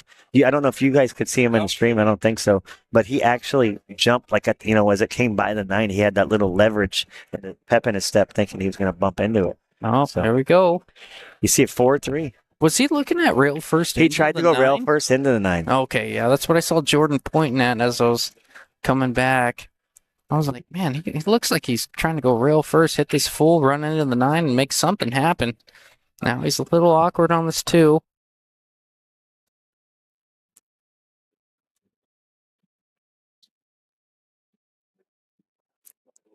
Ooh. I don't know that Duncan can see any of this 2. We know how well he jumps. Even if he jumps well, that corner pocket comes into play for the scratch. Here's the deal. Got it? I don't. If you can jump and he's shown he's the jump guy. Maybe come 2 rails into it, but I almost, if I could jump the balls as good as Duncan does, I'm almost trying to make a contact. Oh, wow, he almost made that ball. What a good shot. That's a fantastic shot. Yeah, I got a good roll out of it, too. That's good. Can he see the top part of the 2, or does he have to kick? He may be able to see an edge. I'm not 100% sure there. Man, okay, so I missed that 9 ball on the last rack. Did you see it? Because remember I said I was getting up and I was stepping away for a second. All I heard was Team Vegas cheering. I saw the 9 ball going in. I think it was a billiard, and you guys have to help me out with that. But you guys were. I think he came off the ball in the 9, made it. And it just happened right when you stood up. When you're looking, it literally happened in a heartbeat. Yeah, I didn't see the camera. I usually sit down if I see something that potentially could happen. Oof. Did not see the 9 ball going there. Boy, when I was just starting to play pool, I can tell you what, that 9 ball would hit about 9 rails right now. Let's see. There, I'm hearing the stream is a little blurry, but looks good on our end. What's the time? 4 hours. Yeah. Looks good on our end. Let me check on my phone. No, everything looks good on my end. It's got to be an internet thing for you guys. Yeah, everything's clear as day. I've heard that one or two times, but it is clear. Jeff says he made a billiard, so he did cut across that ball to make perfect contact with it. I just looked up and seen it going in the pocket there. Katie says looks just fine on my iPhone. That's great news. Everything looks good on our part. Is here also. I'm fine. Yeah, no, it's I think here's a good question for you. yes. While we're playing rotation, so let's Yep. get back on rotation, Yep. right? Who's the best 5 rotation players in Arizona? Joven has got to be number 1. Mitch is out of town now. You can't argue that Scott, Scott being a 760 or whatever, you can't argue that he's not there. Who would you take right now between Scott and Bobby? Bobby Emmons? Yeah. We finally got him, guys. Well, there it is. We finally got him. I think, gosh, Scott, I mean, I don't know how active Scott is. I don't think he's very active right now. Wow. That's a good one. You pulled a me on me. I don't love it, but I will. It's hard to not pick Scott, right? If there's preparation involved, I'll take Scott. If it's tomorrow, I think I'll give the edge to Bobby. And I know the Fargo Look. difference is there, but I mean, I just don't know how much rotation Scott is playing, if at all. So He's around pool a lot more than he's ever been. Yep. Right. And somebody said Tyler Griffin. He's around pool a lot more than he's ever been. And I can tell you this, I feel like, and I wonder if George is still in the booth or anybody else out there that may commentate a little bit, but I haven't been playing much pool. I really haven't. I've been watching a lot of the streams, watching the Friday night fights from afar and the Friday night lights or whatever you guys fights. And, long story short, I almost feel like I could pick up my cue right now and play better. Wow. And play better, than I have unless, if I were to just come out and just practice because your mind's in the game, you're Yes. ready to play, So, but I think that Scott's been around a lot of pool lately. He's been around good pool, so his mind's thinking right. Yep. You still have to stroke the ball. You still have to make the ball. yeah. He's old now. I'm going to say he's old because he's 10 days younger than me, but Thank you, Rich. yeah. But you still haven't answered my question. Yeah, I will take, like I said, if it's tomorrow, I'll take Bobby. If there's preparation involved, I think Scott will not come into a match he doesn't feel he's favored in. So, you give Scott 2, 3, 4 weeks of preparation. I take Scott. Tomorrow, Bobby. I mean, Bobby's active. He's playing a lot. He's shooting good pool. He's shooting good. Well, Scott. I think Scott just had surgery, so Yeah. you couldn't be tomorrow, but let's say it's 2 weeks. Mhm. 2 weeks. 2 weeks, which is fair. 2 weeks is tough because that's the preparation. That's all I period. need. Yeah. That's all I want. 2 weeks. So, Yeah. it's hard for me to dedicate more than 2 weeks to playing one match. I say flip a coin there. Yeah, that's what we're looking for. We're looking for a coin flip. We're not looking for somebody to rob somebody. But a race to 30, 9-ball, Friday night fight, Scott Frost, Bobby Emmons. I think I think that everybody would like that. Hard to count Scott out. I will say that. It depends how much Scott can play. Brian Poor says if the bet is high enough to get fired up, he takes Scott all day. Yeah, that's tough. And that's a good question. I like that question. Yeah. All right, let's get back to this. Wow. I went a little too deep. No, he didn't. No, he's perfect. No, I think he's thought it perfect. was going closer to the one diamond over there. I still Not a think bad shot. I actually might have liked it to go a little bit more, actually. Give yourself a little bit more angle to Yeah. get up towards the 5 ball. Yeah, that's fair. He may come up a little flat here on the 5 and have to come around and miss the 8. Let's see what he does. He can play some left and get there. Yep. He's there now. Like I said, he's going to have to do something here. Because you get to where you have to spin this ball with inside English, or do you just come in and 2-rail it down and try to play it right about, into the there, right where he's looking right there. So, Might play outside on this ball, right? that's what I'm saying. Yeah. You either play inside or you go 2 rails and play outside. You can. I like hitting it outside English. Yeah, especially on this table. I favor inside on Yeah, any there you other go. table. Outside on this table, just the way he played it there. May consider playing the corner. No, I think he's going the side. I think he can roll it in the side. Sue says 2 rails. I like that too, Sue. Now, do you cut this in the side and just roll down? Or you shoot it in the corner and draw it back and get perfect and run out. I think this ball jars up too much if you go all the way down. I like rolling it in the side. I think it's fairly natural. You drawing it and you getting the cue. What are you doing with the cue ball? It's just a straight roll here, and you're cutting the 6 to the right. Cue ball comes out to the center of the table, a little beyond that. It looks like he's shooting it in the corner and drawing it back. Okay, that's fair, but And that's missable. missable. Another one of those. Oh, Oh, boy. Wow, I can tell you Arizona's got a lot of those. they have. I mean, that's tough to fade. And it sounds like I'm rooting against Arizona when I say that, but it just happened that much that you just say it every time. No, I agree. I mean, Duncan will tell you that was a roll. Everybody on Arizona will tell you that's a roll, and everybody on Nevada will tell you that's here's where a lot of guys make some mistakes is you got a good roll and you just, to take away it, you get up and just shoot the next ball. I think he should spend a little bit more time to get it perfect on this ball. He's gonna have an angle on this 9. I think he's got enough angle on the 8 that he's gonna have a little angle on the 9. Well, That's a good shot. I thought he'd have more angle than that. That is a good shot. Threw it in with a little bottom left. Allowed him to hit a little fuller. Stay fuller on the 9. Good shot. Are you doing the commentator curse? I'm not. I'm trying not to, but you got to think this is going hill. This is what we want. No, he did. Oh man, did I do it? Oh, That's you, Nevada. Justin. That's you. I'm not taking credit for that. I'm gonna wear that one, Duncan. I am not Losing taking credit 2 for in that a one. row. Once this, No, he lost 5 games in a row after being up 3-0. was he 3-0? That's huge. 5-3. You're starting to see life come out from the other side. We talked about this. I know that's momentum is such a big thing in this game. 0-0. Wow. And you see things slowing down. They're not hurrying up there this next match, Who do we got up next here? The next match is Give me Nevada or Arizona? Nevada and Arizona. It's going to be Heather Cortez from Arizona against John Peck from Nevada. Okay, so we're going to go Cortez. Heather Cortez for Arizona. And she is I don't think we have to look at Fargo's for this one.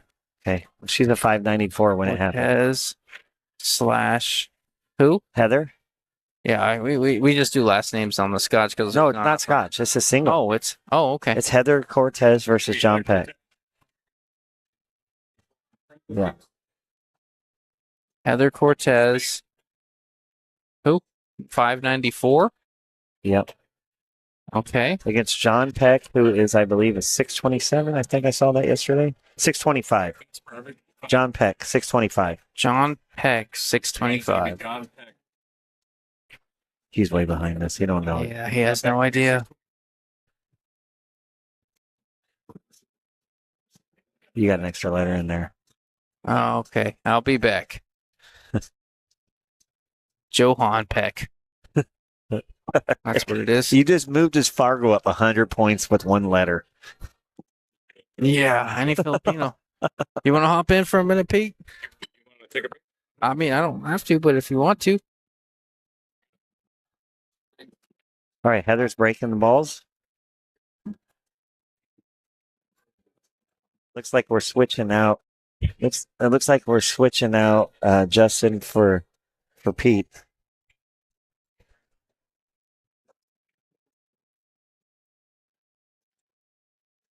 All right, Mr. Chris Adams, I join you again. Love it. I'm actually having a good time. Like I said yesterday, it's kind of nice to be out. I turned Right? my phone off on silent. I'm not answering any calls. Have no idea if the Cardinals are winning or losing. I hear you. Team overall scored 9-6 in the top right. So this is, Nevada has done their work and come back a little bit. Again, we've harped on before I got off the mic was Arizona's one away from the hill. That's a big moment, and for Nevada to keep them off that hill is very important. Well, we started the day off at 7-4, right?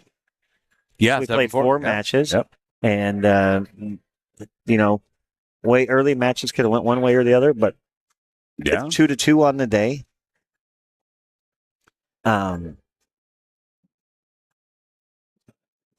It's going to be interesting to see how this match turns out. I agree. This is going to be a very important match as far for as both teams. momentum. For both yeah, teams. as far For as both momentum. teams, Yep. And let's look at it. Justin and I did this early on, and Okay. we're going to call George Tiachea. He's going to be the head commentator curse guy because Okay. what happened is Jordan was up 3-0 in the match where Duncan and him played, and it came out to the point where he's like, "Hey, let's not count Duncan out." We weren't counting Duncan out, but just stir it up. We started talking about it. We started looking at the list of the matches that were coming up, and we tried to predict, what we thought could happen, just as if we were all betting sports and we had to pick a winner, pick a loser. Yep. And we started counting up and if this and if that. And I think, when you look at this match on paper, you kind of give an edge to John, over Heather. Heather's been in a lot of big matches. She plays a lot of big events. Yeah. So it's not like she's like a big underdog by all means. But and what we were thinking is if it got 9-7, Mm-hmm. and then you have Jack Circa versus Savannah. Brother, we watched yesterday. Savannah, did not Savannah's make any the best. mistakes, right? She's the best shooter in this room right now. I will say that. I made comments. All day. I made comments yesterday that for being a captain, 14, 15 years old, she really did a Unbelievable. fantastic job yesterday. So, Yeah. one One of the crazy parts is even just being part of this cool club, right? That you're on with the 6 people, and then for her to be a captain too on top of that is like so it's so awesome to watch too. And then she shows up and plays phenomenal. I mean, she really saved the day yesterday for Nevada to keep them in the game. No, yeah, she really did. She played really good, and she's gonna. We're all gonna be old, right? And I'm already getting old. We're gonna be old, and we're gonna be watching. She's gonna be one of the top players in the country. Somebody mentioned yesterday, I think, in the stream that she was in the top 12 already. And there's a lot of pool players on here watching. I think I saw Sue Orr on here. I know that the Williams family was watching the other day. I know Sarah Miller's watch, and all these girls get out there and they compete. I say girls, I'm sorry, but women, they get out there and compete. Heather's one of the women that has been to a bunch of the events. Yeah. So, it's Jay Succo. I don't want to forget Jay because you watch this. We watch Miss every day. Jay. Yeah. Big supporter too, by the way. I don't know if she's in chat today, but she was. She was yesterday. Yeah, I know. But I think that we're going to be seeing Savannah's name in the lights for many years. It could be a highlight, and you're not wrong with many, many years. I mean, there's so much there's so much ahead. Oz, don't let me come over there. I think you need to, man. Yeah, I mean, where's who let the dogs out today? Because as a fellow tequila drinker, I think you should be here. Just saying. Don't get them going with the tequila, please. Yesterday was kind of rough. Yeah, 9-6 is correct. But yeah, this is going to be a hell of a match too. The one thing touching back on the Duncan match, his first singles was almost 100 Fargo difference and brought it back hill. I mean, he put up a hell of a fight right there, 4-4, just to like have that 8-ball rattle in that pocket too. It's such a bummer. Like that was pretty much, that was a dialed match, and he had back-to-back singles. Yep. A lot of pressure on the shoulders right there. And again, it could have gone either way, and it obviously went Nevada's way. And here we are, 9-6 in the top right. Anybody joining us right now? It's all 3 million of you in the top right that I can see. Oof. Think of it joining us on a Sunday. But this is a race to 11. Individual You said 3 race to million. 5. I only see 2.9 million. Yeah, I round up. It makes life easier. 2.9. Everybody's looking at their screens right now. I see 292. The one of the things with the counter in the top right is that since we're multi-streaming, I always account for a little bit more. I mean, obviously, we have 292 right now showing us. It could be a lot more than that. And thank you guys so much for tuning in. Big shot for John here. Yeah, it's the Right in the heart. Now you see them coming back. They're inching back. Yeah. And you can see it.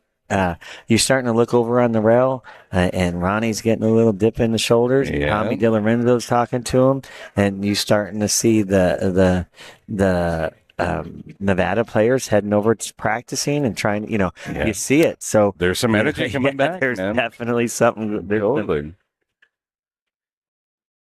All the rest of the matches are singles from here on out, guys. First, earlier they were asking the lineups, and the next match on deck is going to be Jack Circa. You guys been waiting for it against Savannah Easton. And if you guys have watched like the last 2 years, Jack Circa is like a huge MVP kind of on these matches. He's closed it out last year, and he's been kind of a monster on the table when the pressure is on. Oh, she's a musician too? Wow. What was Meant for that. She plays piano, guitar, and harmonica. Wow. How's she have time to play pool? That's what I'm asking. I'm music background too. My father's a music major. There's no way I could find a way to play pool at the same time I'm doing all that. That was a great out. Someone said sporty clearance. Yes, that was a great out by John Peck. Sporty is a good word for that. I No was hoping ball. that 6-ball to help on the cue, but Or it just did he make a didn't ball? happen. Looks like he did make a ball. Yeah, he did make a ball. Let's see. Yeah, If John- I count 8. Let's see if John plays safe here and just takes his medicine, plays safe, or does he just try to?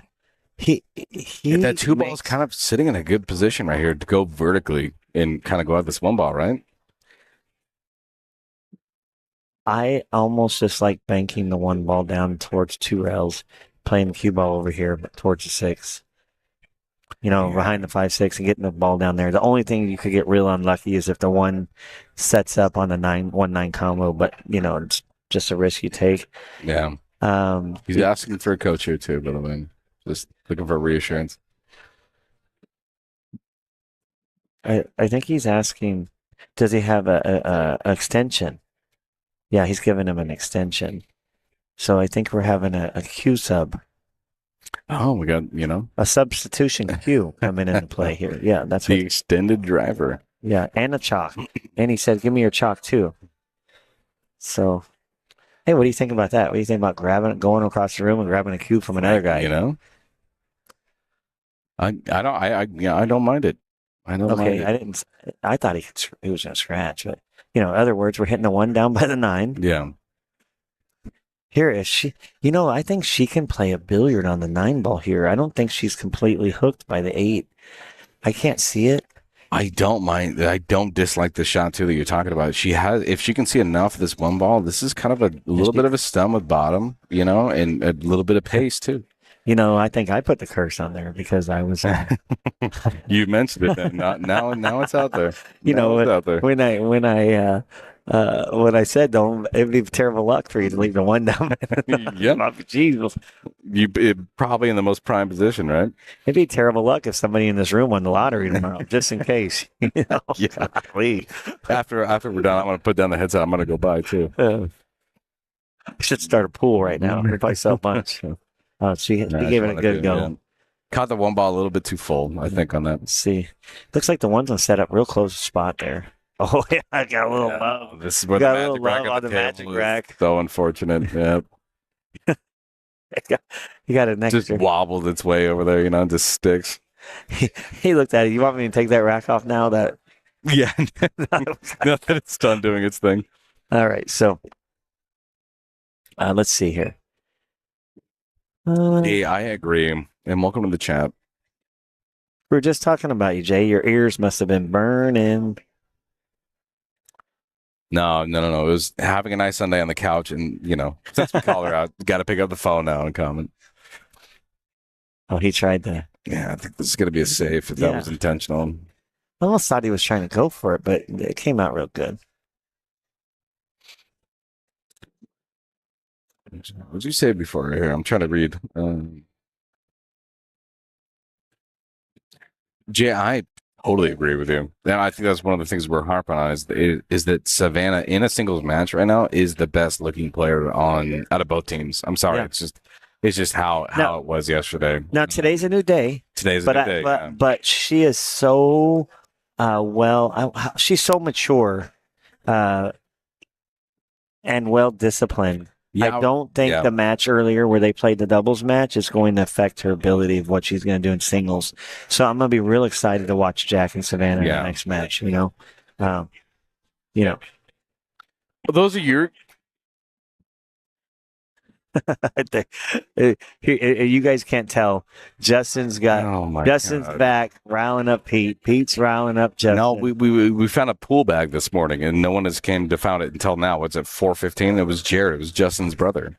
Did he show you that tab that they had? Oh yeah. We told the chat, and then it's real funny. We said the tab was $320. I guess $320 from yesterday. Yeah. And all we said was the tab was $320, and Sarah Miller commented, "I paid mine." But right. Oh my God! Yeah, that was so funny. He got $200 from his dad to go pay that tab, and it was 313. 313. That's without a tip. That's a CVS receipt if I've ever seen one. You think she's banking towards a 9-ball here? I'm trying to squeak it. No, that's a great shot. Trying to find the 6. Oh, excellent shot. If the 6 ball doesn't cover that completely, it's still a fantastic shot. Yeah, I left before you guys had all the fun last night. Dude, man, I was on a pretty good level the whole night, and had a little late night munchies, and I'm struggling today, like for sure. But here we are. This is it wouldn't be two rails, right? You like going 2 rails here? Oh, just one, straight up one. Oh, shoot! You might have been better with one. Yeah. Ooh. I like getting at that ball a little bit more aggressively. The problem with like playing the bottom is exactly that problem right there. Is you play the umbrella and scratch. It's a bigger ball if you go in 2 rails, right? Yeah. But obviously you can scratch. Both ways have a lot of question marks, right? After you have the hit, there's only so much you can measure. I see. Heather's going to roll forward. I don't think she's going to roll that too much forward. I think the key here is to have an angle to come out of that. Yeah, you don't want to close too much of this gap, right? Because you still need to reach for it. Yeah, make a tough reach. Yeah. Right. I think the 3 ball on the side is looking pretty tantalizing. Keep it simple, right? Yeah, it's a pretty simple out right here. To be like looking ahead right now, the 5 and the 6. Stop shot. Let's stun. Stop it right there. Well, I think we might be looking corner now, but either way. I think John Sanchez made a comment earlier about my phone number and then in 3547. Yeah, John, that's correct. John Sanchez is commenting in the chat? Yeah. Get him out. I thought I banned you, John.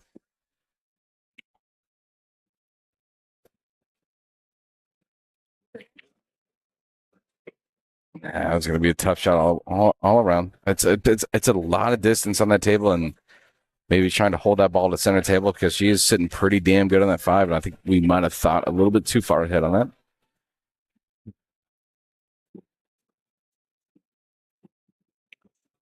Let's see. Put this ball in. Come back down. Yeah, good pace. Good. He's tapping the table. He's fighting it a little bit. Yep. Sure.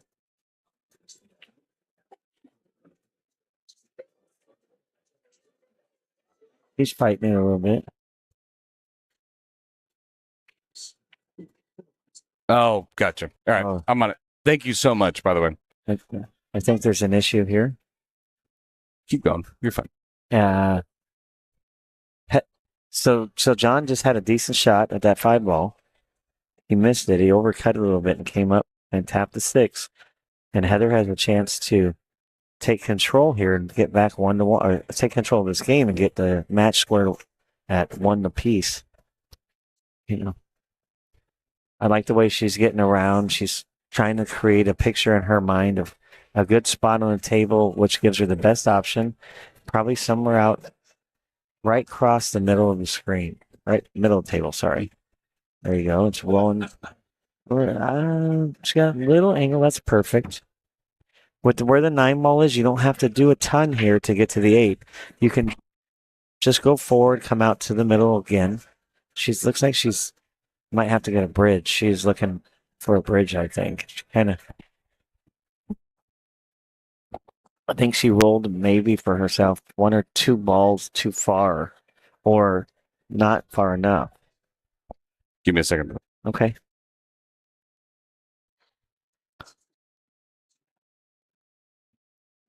All right, here she goes.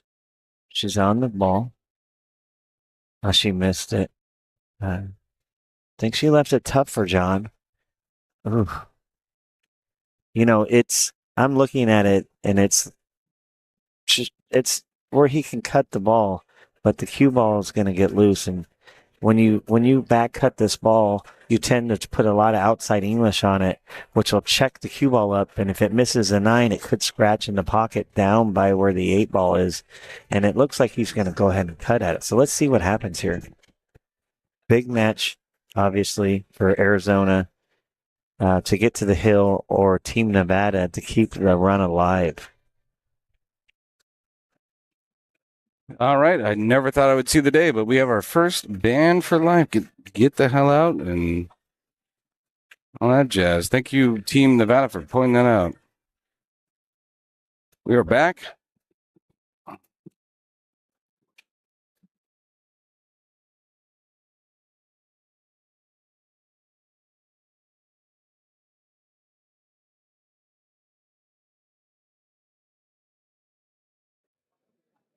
I don't want to see this right here. This little notification scares me.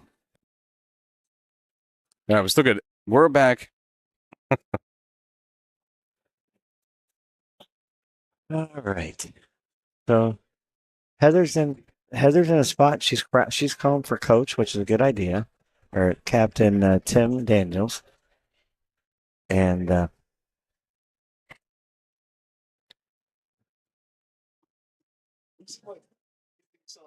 she can't really cut the ball in because the side pocket's in the way, right? Banking the ball, it's risky. You know, there's a really good shot here, but you have to know it real well. And that's kind of pushed through the ball like you're banking the 7 to the pocket and playing the cue ball behind the 8 and the 9. But, you know, if you don't shoot that shot every day, it's not a shot that you can really tell somebody to hit. So, and, you know, Bobby's getting up there right now, and he's kind of looking at it. And I think you're going to see Bobby just tell her something easy, you know, possibly 2-rail it back over by the 8 and the 9. Yeah. You know? And again, the side pocket's going to be talking to you the whole time while you do this shot, right? And I'm trying to see what Bobby's telling her to do, but, you know, the stun shot is a shot that a lot of players like to hit, where you bank the ball to that bottom right hand forward and push the cue ball with inside English down behind the 9 and the 8. You know, absolutely. But let's see what she's doing here. Yeah, you can just slow. I mean, you can use this 8 and 9. She might be top ball. Oh, wow. She went for it.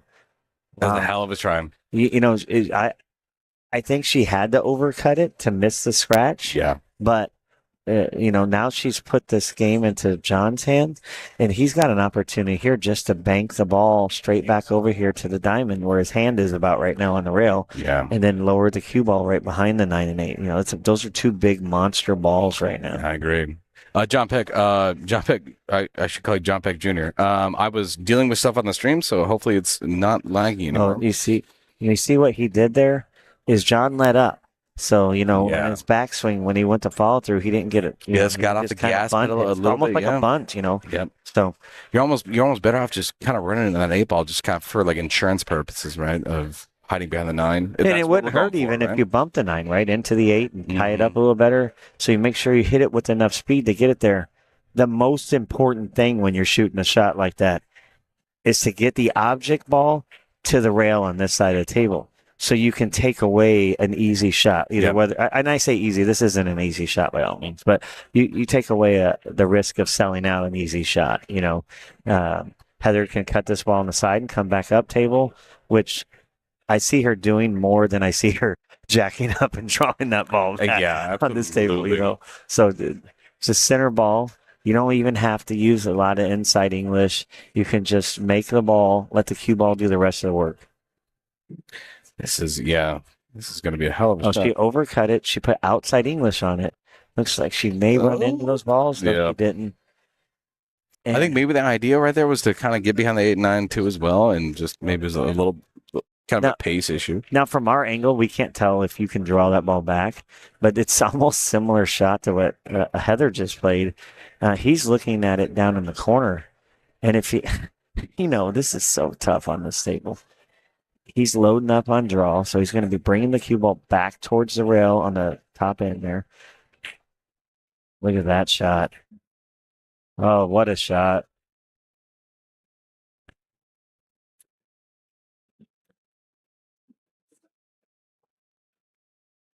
Yeah. Yep.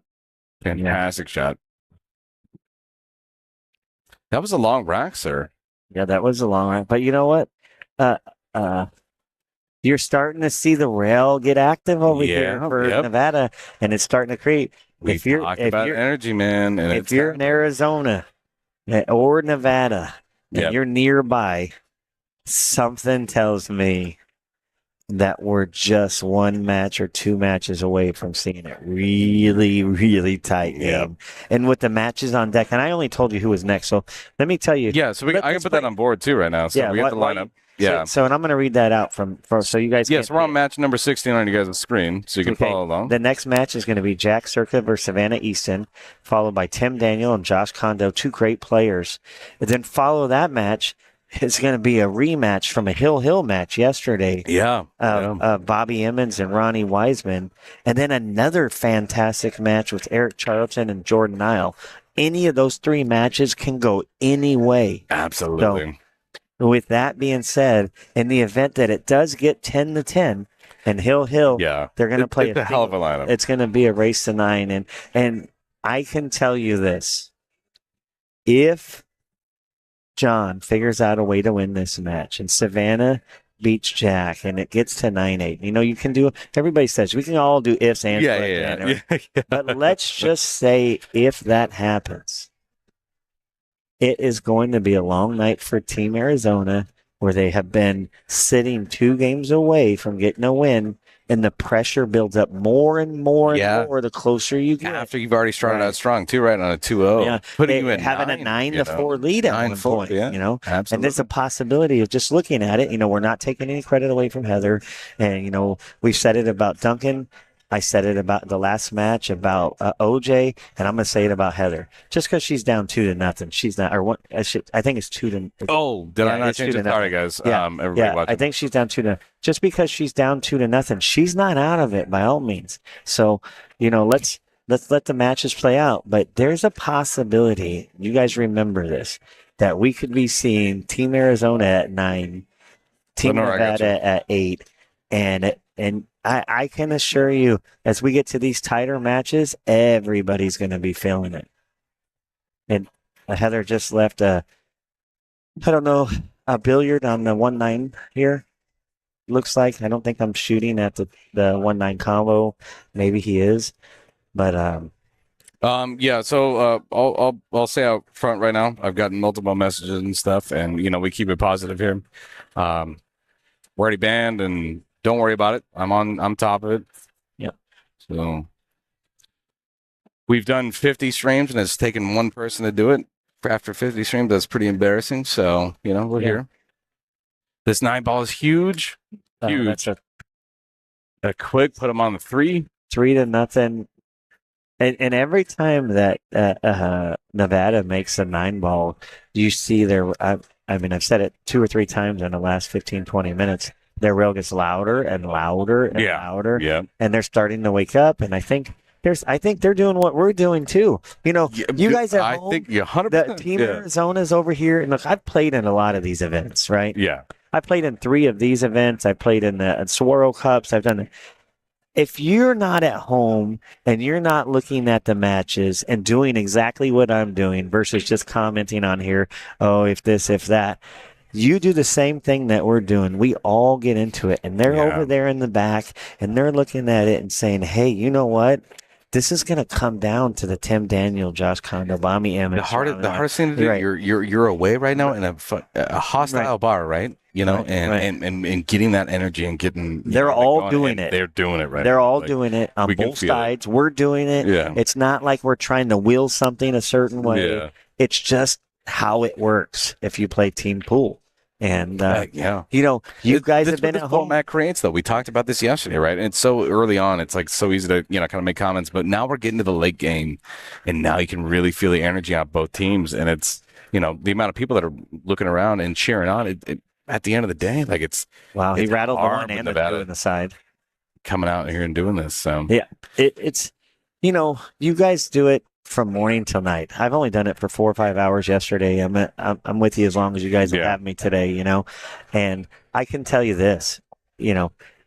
It's hard to sit here and talk about rotation pool for 12 hours, but this format makes it a lot easier. Yeah. Just Yeah. watching two guys battle race to 30. you know what? Like me and Justin talk about it all the time because the majority of the stuff that we talk about, it's just kind of like an amateur tour and a championship tour, and it's fun to watch, especially if they've been fighting until Sunday night.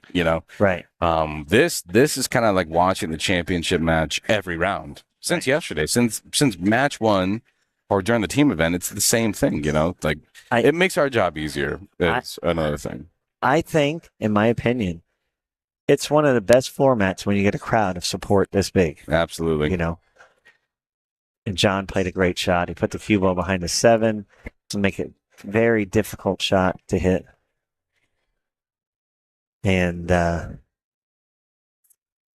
she's gonna, she can either go 2 rails from the rail, the short rail, up to side rail into the 1, and then maybe get lucky and maybe make the 8 as long as you make contact, or you can go at it 1 rail. I personally like to make the ball a little bit bigger.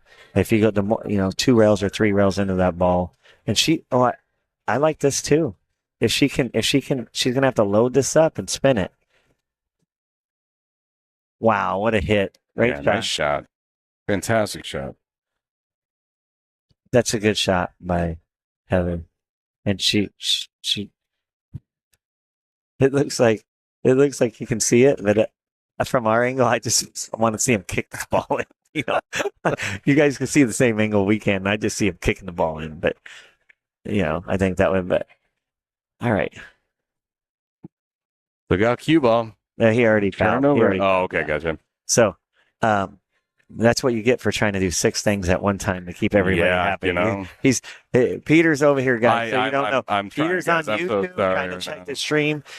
Because of the team format, you can't use digital pool, so he's having to upload the scores one at a time, which he has to go in and open up the settings each time and do it. In between that, he's trying to answer questions. He's trying to 86 people out of the chat. That's the hard part right now. Is 86 people right now. I've never had to do it until today, and that's the curveball. So in the middle of all this, it's he looks up and he didn't know that. I can't believe you didn't know. How could you not? My bad. It's totally my bad. Junior Ascension says, "Let's go Arizona." Having a watch party here in the Philippines, bragging to my friends how good Arizona pool players are. Meanwhile, they all give us like the 4 out in the Philippines. How we still love you though, JR.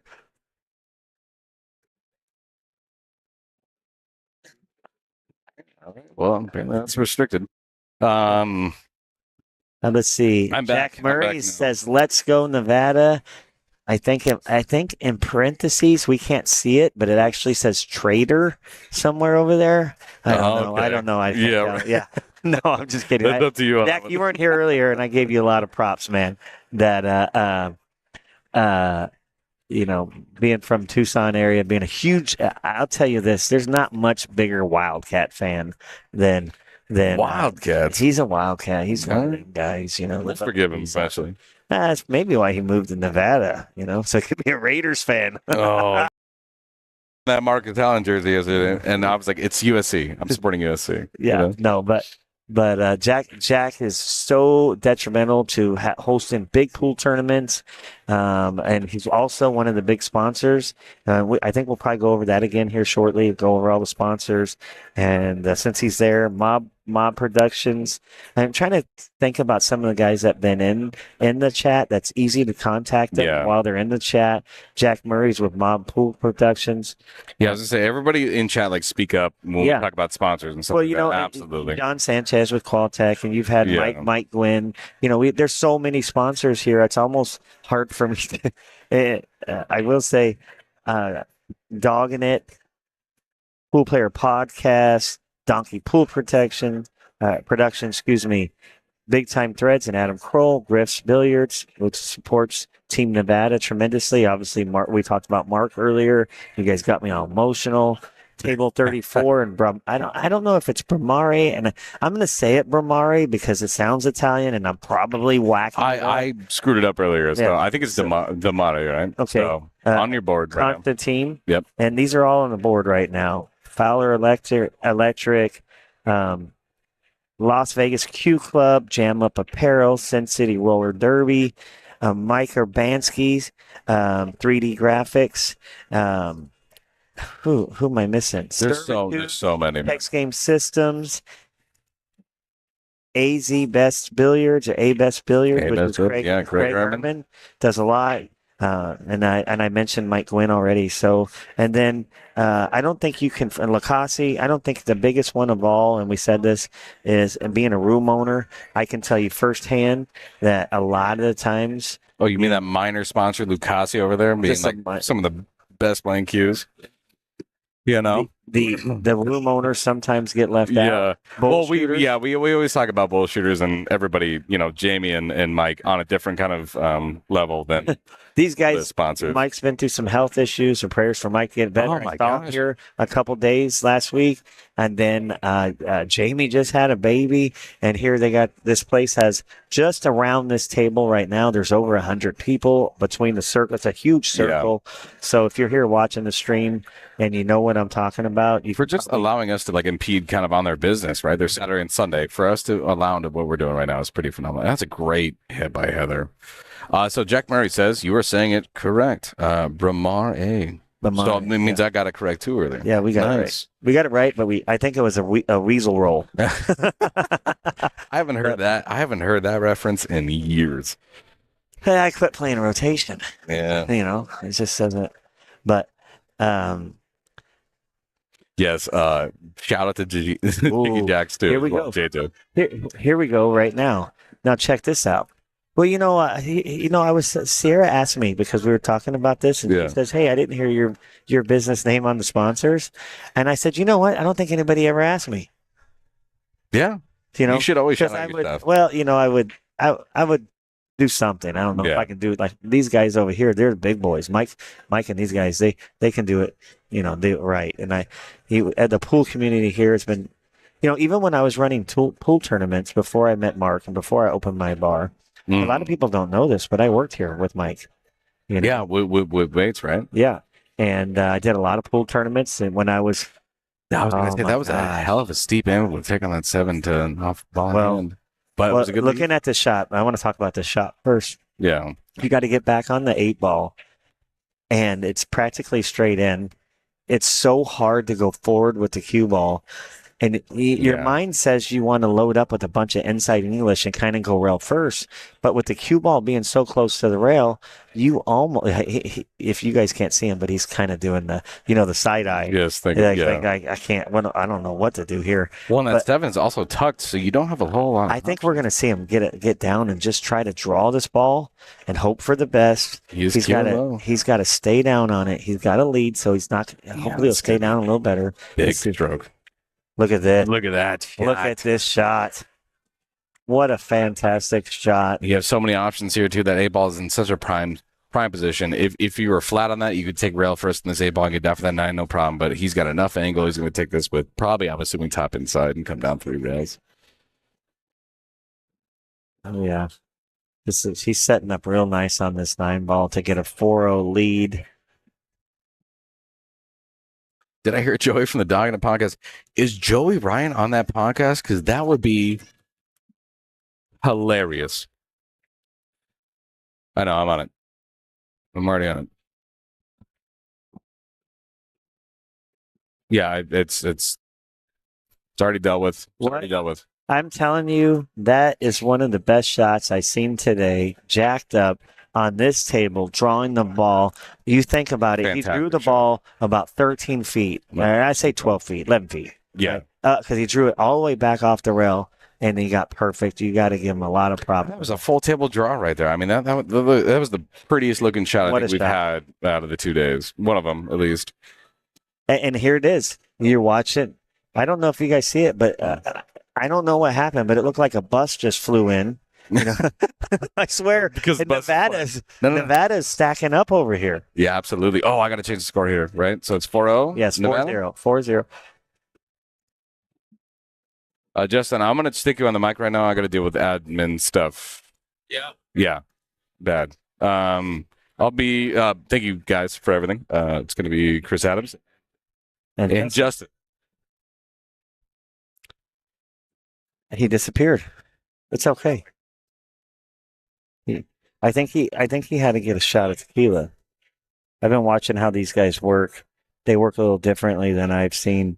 It seems like the liquid currency flows differently on this side of the house than what I could ever handle, and they do a good job doing it. So there you go. Yeah, someone said Big John, good job, Dad. I guess this is John's son. You know, John's got a lot of heart. He's a great dude. Plays pool, fantastic. From Vegas. I don't know if he's from there. I actually played a big match with him last year and got very fortunate. And I'll say I got fortunate because I really just took a shot, hill, and got lucky. I think still to this day. But at the end of it, John is the guy that he's a fan, of a lot of folks down there. He's in action. He was wanting that ball to hold up so he can get an easy 2-9 combo and just get the match over early. Yep. I am back here, Chris. I thought you were gonna stay over there at the shot collar a little longer. What happened? I needed a minute. Let's see. Folks, please let's keep it all positive. These players are playing their hearts out. Applaud from them all. That's right, D. I know that there's a couple folks that made a couple comments, and at the end of the day, this is a free stream. We're all here for the positivity. We're here to help promote pool, this match, the sponsors that are along with it, and the last thing that we need is any negativity. Whether you have personal feelings one way or another, try to keep it positive. That this is something that at the end of the day, it's a positive thing for pool, and let's keep it that way. Yeah, I was Did Scott Easter really say, did I hear Joey from Dogging It podcast doing commentary earlier? Oh my God. I don't think no, Joey wasn't here today. Yeah, they give me a hard time because they think I sound like Joey on the mic, which is funny Oh, because we don't sound anything alike. in Joey person. Ryan. Yeah. He's my buddy. He plays good too. I will say this.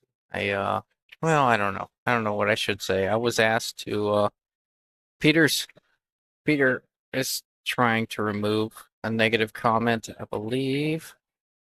And that's why I'm back in. He's doing his due diligence. John Peck, I think this is family, and says, I was there for the match last year between you two. It was a great match. Your 9 in the side when you fired it was lucky, but it was a great shot. It was actually the 8 in the side, but what made it lucky is the cue ball went around 3 rails and knocked the 9 next to the pocket. So you're on the right track. I'll tell you, be first one to tell you that I overrolled position, froze up real close to the 8. I hit it Mach 7 and cut the ball on the side, and the cue ball went around, got lucky, knocks the 9 ball down to the other end of the table right in front of the hole. So, yeah, but I did get lucky. So.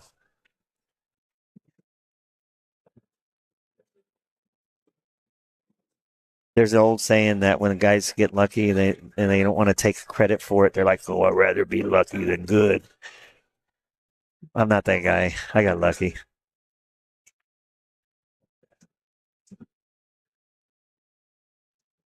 John's got a shot. I think you're gonna see him put a touch of left English, outside English, come around the table 3 rails, and you don't have to hit this hard because when you hit it with that spin, it'll actually kind of jump off there. And it doesn't look like he's hitting it with outside English. Oh, he tried to bank it. I thought he could cut it. See, I really thought he could cut it there. Oh, okay, so he left this in front of the hole. Let's see if Heather can capitalize, get back in the match. You're not out of it till you're out of it. The way to get to 5 is you got to start with 1. Yes. I like this on the. She can shoot it in the corner, but you're gonna leave this cue ball on the rail. I like rolling this on the side, like she did right there. I think Good angle. Sue was talking about the shot. I thought she could cut it in. I actually thought he could cut it in as well, Sue. And you're right. The speed can get away from you real easy had he had to play that shot. But, he elected to bank it. Here we are. Heather shooting the 8 ball. She overcut it just a little bit. She's not going to leave it easy, though. Now, here's the deal. You're up 4-0. You're up 4-0. Do you back cut this 8 ball in? I think he's kind of looking at it right now. Do you back cut this 8 ball in and then just take what you get? Or do you bank the 8 ball up to the middle of the table and put the cue ball behind the 9? I kind of like trying to cut this one. I mean, you're up 4-0. You've completely dominated this set. Let the cue ball around the table a little bit. He tried it. He's going to leave a shot. He's going to leave a shot. Yeah, oh, yeah. It's pretty routine here for Heather. This is what Heather needs. She needs like 2 shots that she can just, not have to do a lot of work in, hopefully get some confidence in, get back in it.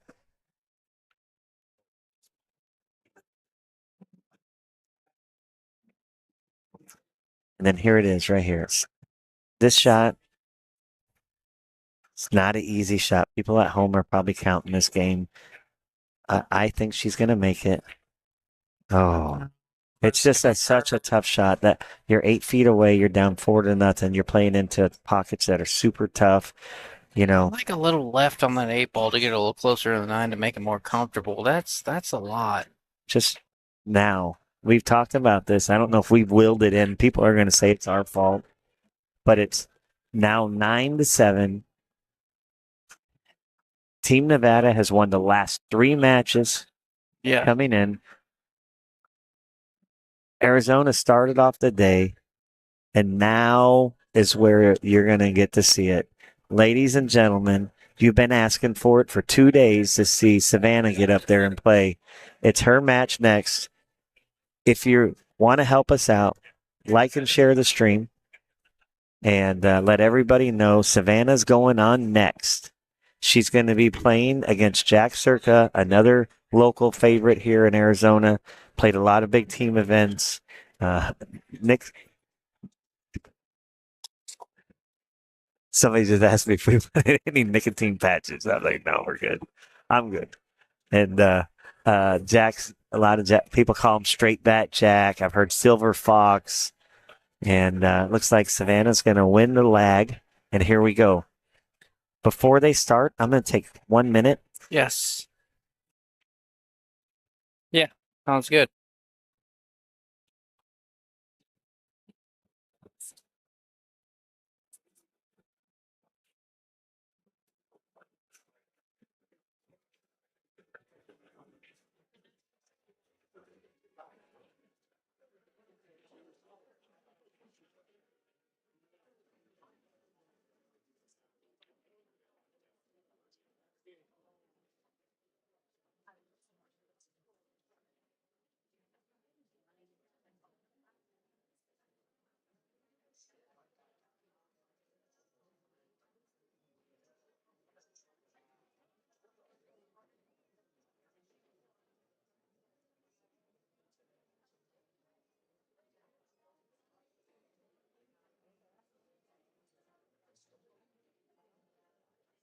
Clint says, I'm sure it's already been mentioned, but what size are the pockets? They are 4 and an 8, and they play every bit of it. Yeah, I think Chris is going to come back in a minute, but if you want to hop in.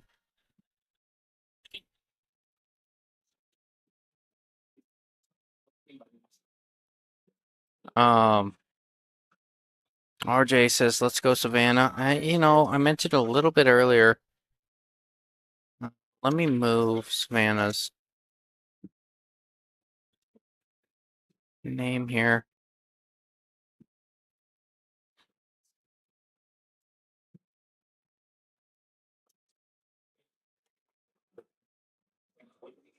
Gosh. All right, I'm back. Thank you. Oh, there he is. How you doing, Chris? Good. Now we've talked about it for about 2 hours. Everybody wanted to see Savannah play Jack, and Savannah's been playing one of the best matches on their. Gosh, she's been playing incredible all day, all weekend, really.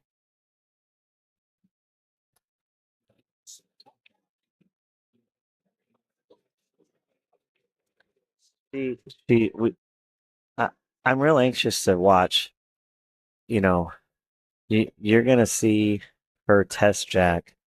You know, and a lot of people. I've been bragging Savannah up, and I've been talking, but Jack has come through in so many of these big matches for Arizona over the years, and I don't see.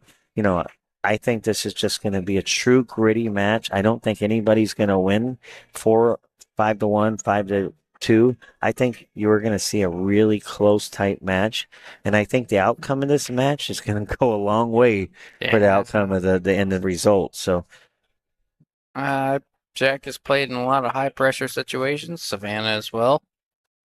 But don't be surprised if you see Jack put a lot of pressure here on Savannah. He does not oh yeah, take this situation lightly. Arizona wants to get back on the board after winning their first 2, losing 3 in a row, making it 9-7. let's see. A little bit of touch out. She went inside 2 rails going into the ball. Looks real good.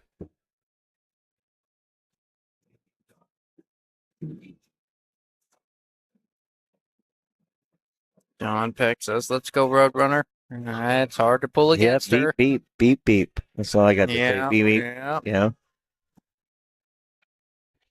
Yeah. This is great. You got the Silver Fox and the Roadrunner. Yeah. I don't know who's supposed to eat who, if anybody's supposed to eat anybody. You But got a seasoned I vet. tell you what, them Roadrunners sure got. I watched a lot of cartoons in my time. I never seen the Roadrunner get caught. No. You got a seasoned vet against somebody like Savannah. Wow, she shot the gap between the 5 and the 6 back and forth. That is not an easy window, and she made it look easy there, Chris. Yeah, I think she went over and she looked to see if she could draw this ball. She's going to draw this ball right over to the rail, right closest to us. There you go. A little bit off the rail. She's going to prefer it to be off the rail a little bit. Now on this table, it's kind of like what we've been talking about. You got to take what you get. Just got to make this ball get back out into the middle of the table. Leave yourself an angle. She's on it already. Okay. And then, take your medicine here. You don't need to do anything fancy. Just more or less stop the ball. Yeah, like You don't have to stopping it create here. anything. Don't have to draw it. There you Wow, go. that's a great shot there from Savannah. Not an easy shot. And I think She went from the rail. Go ahead. being able to use running English here, top right, you're going to see her follow this ball in. The cue ball is going to check off the bottom rail and spin over to her right. Ooh, ooh, ooh! She hit it a little fuller. Did you see how she kind of? She didn't love the way she hit that 8. She's shaking her head. She's looking around. You could still make balls and hit them. I don't want to say poorly, but yeah. She's looking at the bank. She's going to cross bank this. Leave the cue ball on the bottom rail. Little draw shot. Make sure she's Right in the heart. Yeah, that's a great Right shot in the there. heart. But the key, you see what she did there, guys? Look where the cue ball is. She froze the cue ball to the bottom rail in the event that she didn't make the 9 ball. What a great out. And the crowd is going crazy over here. I have a few comments about Savannah Easton being a 630 and not a 624. Yes, I know that. I have known that for some time. I am required to put their Fargo when they first signed up or when they first qualified for this event. I have to go off of what they were qualified off of. She was a 624 when she signed up, and that's a testament to how far her Fargo has come. She was a 624 when she signed up. She's a 639, but the numbers that they have, right now, I can't do anything about it. I can, But that's not what they have set you up to yeah, do. yeah, no, they, it's a copy and paste situation. I can put their Fargos currently. Let me adjust the score real quick. I can put their Fargos currently. Wow, look at this. So Savannah has a chance. I think I can't see the angle. Looks like maybe she can go 2 rails around the 7. Yeah, so like a middle right English, come in tight towards the bottom right-hand corner. You like that? What are you 2 saying? rails to this coming around the 7 you're to the looping 3. the 7 Yeah. to get on the 3. Little maybe bottom right. I don't think there's she can go top right. I think it's easier, just more natural to spin this around. Just like that. Yeah, a little bottom right. Great shot. Got her good opportunity on the 3 to the 4. Yes, so Savannah is closer to a 630, maybe even higher. Mike Stroud says, I think she plays like a 680, 700. Yeah, you're not wrong. She's been playing great pool, and her Fargo will catch up. She is one of those up and comers.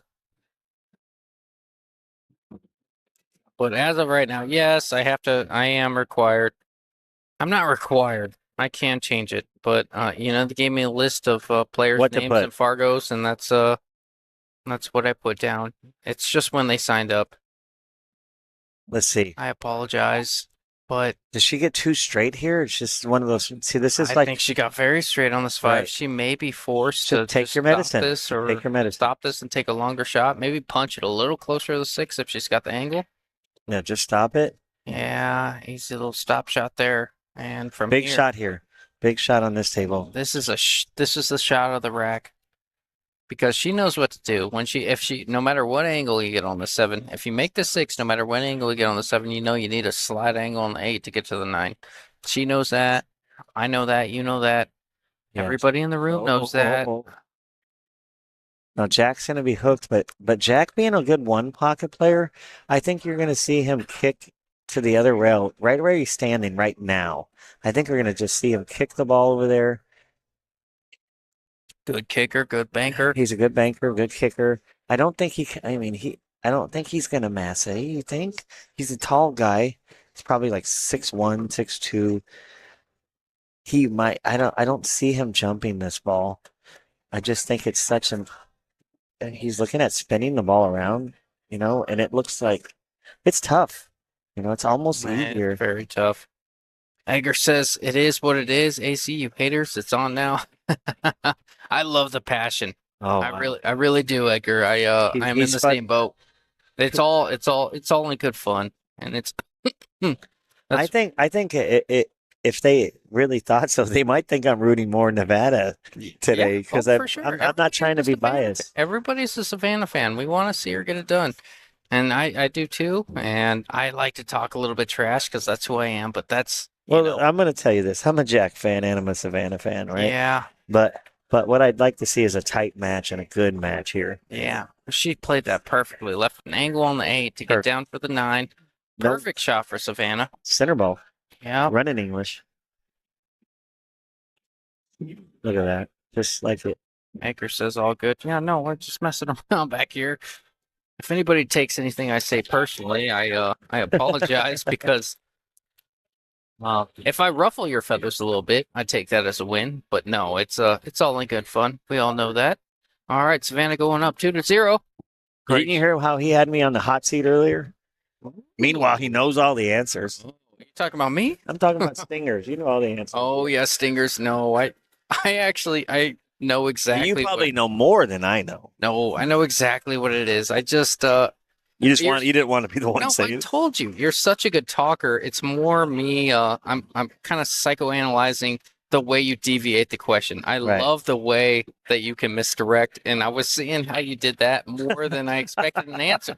Okay, it's not Yeah. so much the answer itself. I knew what the answer was. Look at this. Look at this break. I Oh, think there it is. Yeah. Look at this break.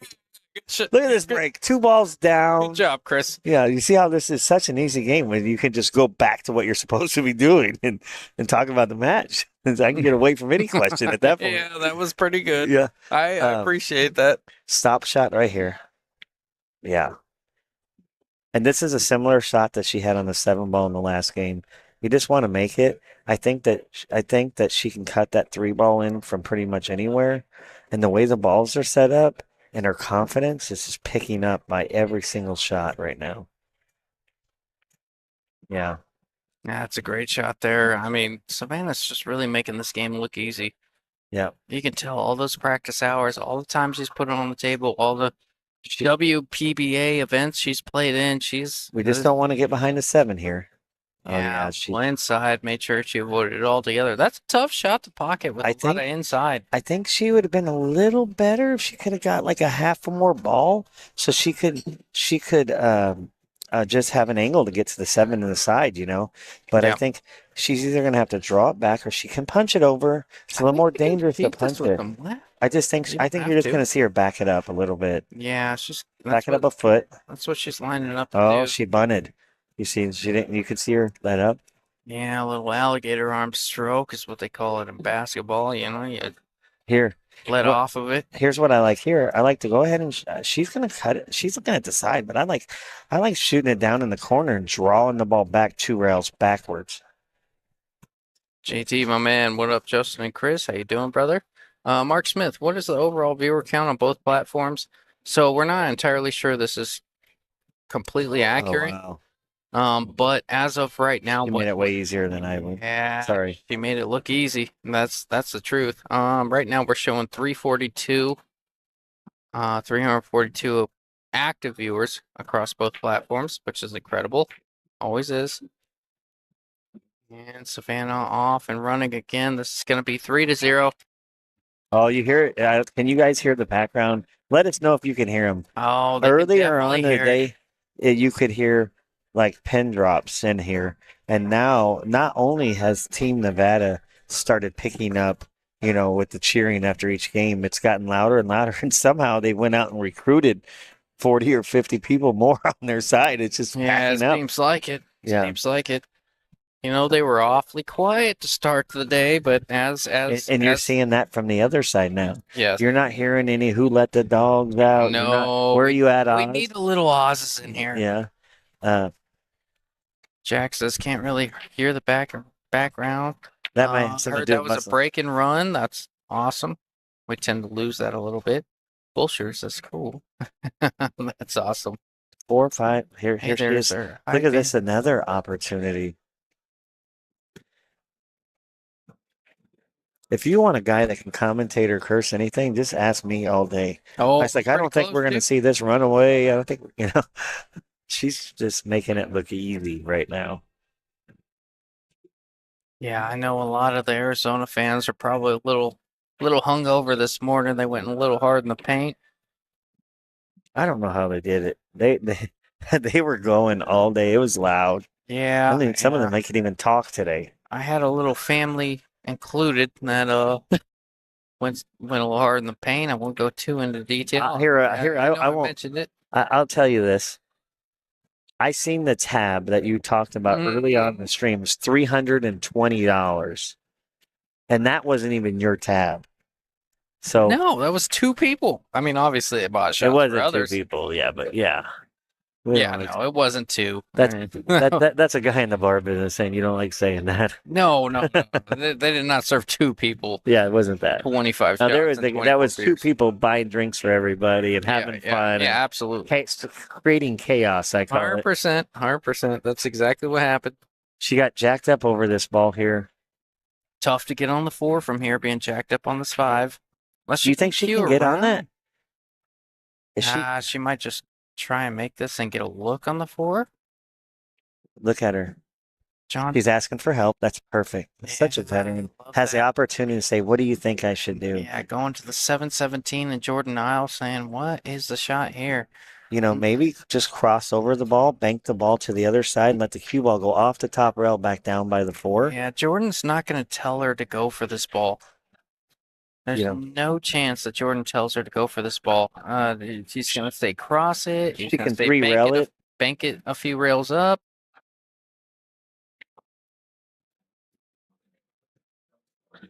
I think Jordan's telling her to pretty much, and I can't tell if he's She saying, said overcut it or bank it, and then the 3 comes between this. yeah, she played the shot I was thinking. Yeah, just Kind cross of it, make crossover, it yep. tough, What and a that's great great shot. shot there Yeah. from Savannah. Very educated shot, Jordan Nile. Give him credit, the 717 from Team Nevada, giving her a little bit of direction on that shot. What a comeback it's been so far. Yeah, You just feel the momentum changing. no momentum shift big time. That's huge in these events like this, Chris. Is it going to be your team with the name on the cup going forward? And I don't know if you guys seen that. I seen it. I did see it today. Somebody posted a picture of the cup with all the years and all the players' names on it that they've had. It's an opportunity, and that's why we all do it. That people who are here, the fans, they're wanting to see who's going to pull it out. And I think, Savannah's doing a really good job at getting Nevada back into it. I'll tell you a nice treat that I've seen. You see this 14-year-old girl in Savannah, she's good at pool, she plays well, she puts a lot of time in this game. A little treat that I've seen from her that I like a lot. She's actually been showing quite a bit of good leadership for her team. Class. Class, leadership.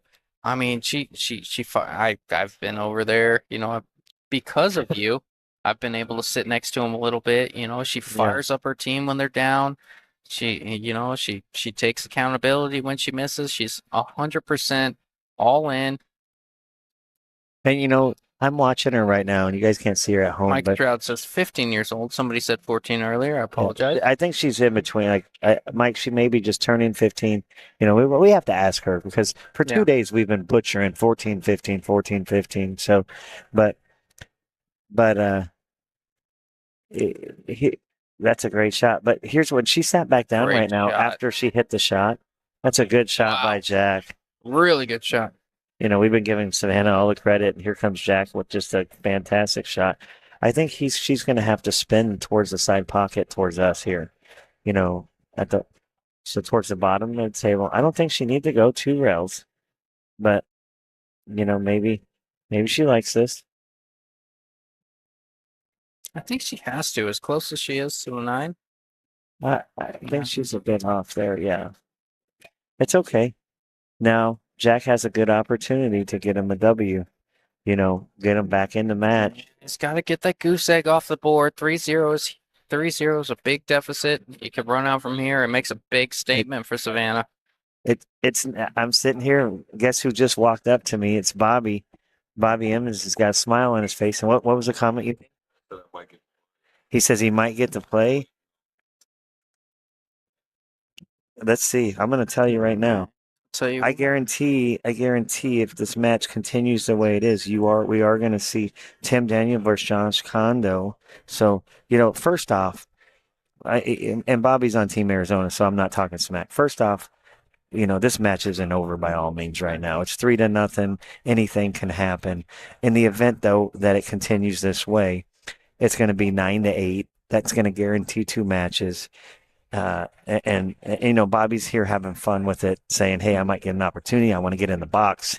I want to have a chance to fight for my team. You can see it that, and everybody in this room is watching Jack and trying to will him to get back in this match. So, there's a possibility that we'll get to see Bobby. In his own mind, he'd probably rather it just be over and go home and have a W. But in the event we see him, we're probably going to see a good match with him and Ronnie after a Hill match yesterday.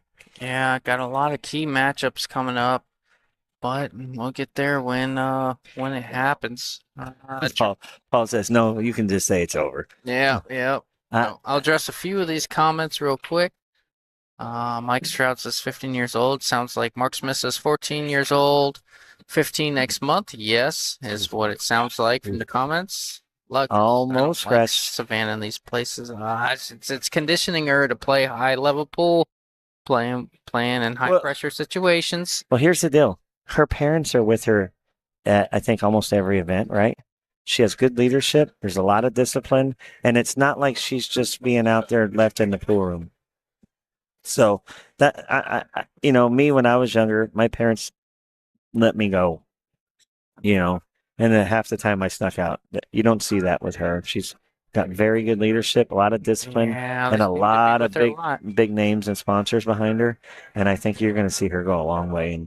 And I don't. She seems like a very, very, very well disciplined pool player and person Yeah, you're not wrong. for 14 years old. Yeah. She turns 15 on February 8th. That's awesome. coming up. That'll be coming up. Here's Jack. I think he's going to punch this around. Middle right English. Let's see what he does. Or he may be drawing this 2 rails, actually. There, he drew it 2 rails. You got to watch out for the scratch.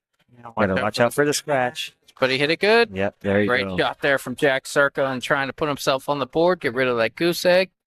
Tighten this up 3-1 if this 9 ball drops. He's got that little look on his face. This isn't an easy shot. It's an easy shot when you're playing one pocket. Any other day. Let's just see if Jack makes this. Yeah. Whoa. Oh, nice. And That's the crowd. good. That's a good call there, Chris. It is easy under any other circumstance, Not but today. not today. You ain't wrong. You see, this is the first time I've seen Team Arizona with a smile and a fist pump. And I can't tell you how long. It's been a while. They haven't had a whole lot to cheer about here, Chris. They've Lost 3 matches lost in a row. 3 in a row. They're Started this match off down 3-0. They know that they're favored to win from here just based on being 9-7. They like a few key matchups late, but anything can happen here. You got to play every game like it's your last. Let's see Savannah's break here. 1 ball coming towards us in the side. Oh, she just missed it.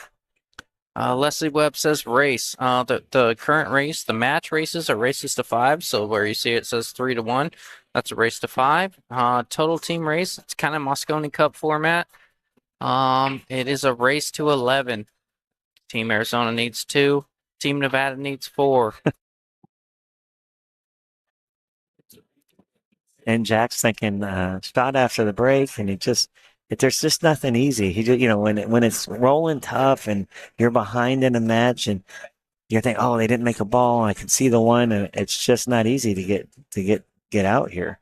It's never easy to get out and on this table in first place. No, it's never easy. That 5 ball just being just enough in the way where it's hard to kind of come 2 or else off it. There's a possibility of scratching off of it, and I think that's what they're trying to look at right now. You're welcome, Leslie. Thank you for tuning in. There's Michael Urbanski. Somebody was asking about Mike earlier. There he is. Yeah. The sponsor is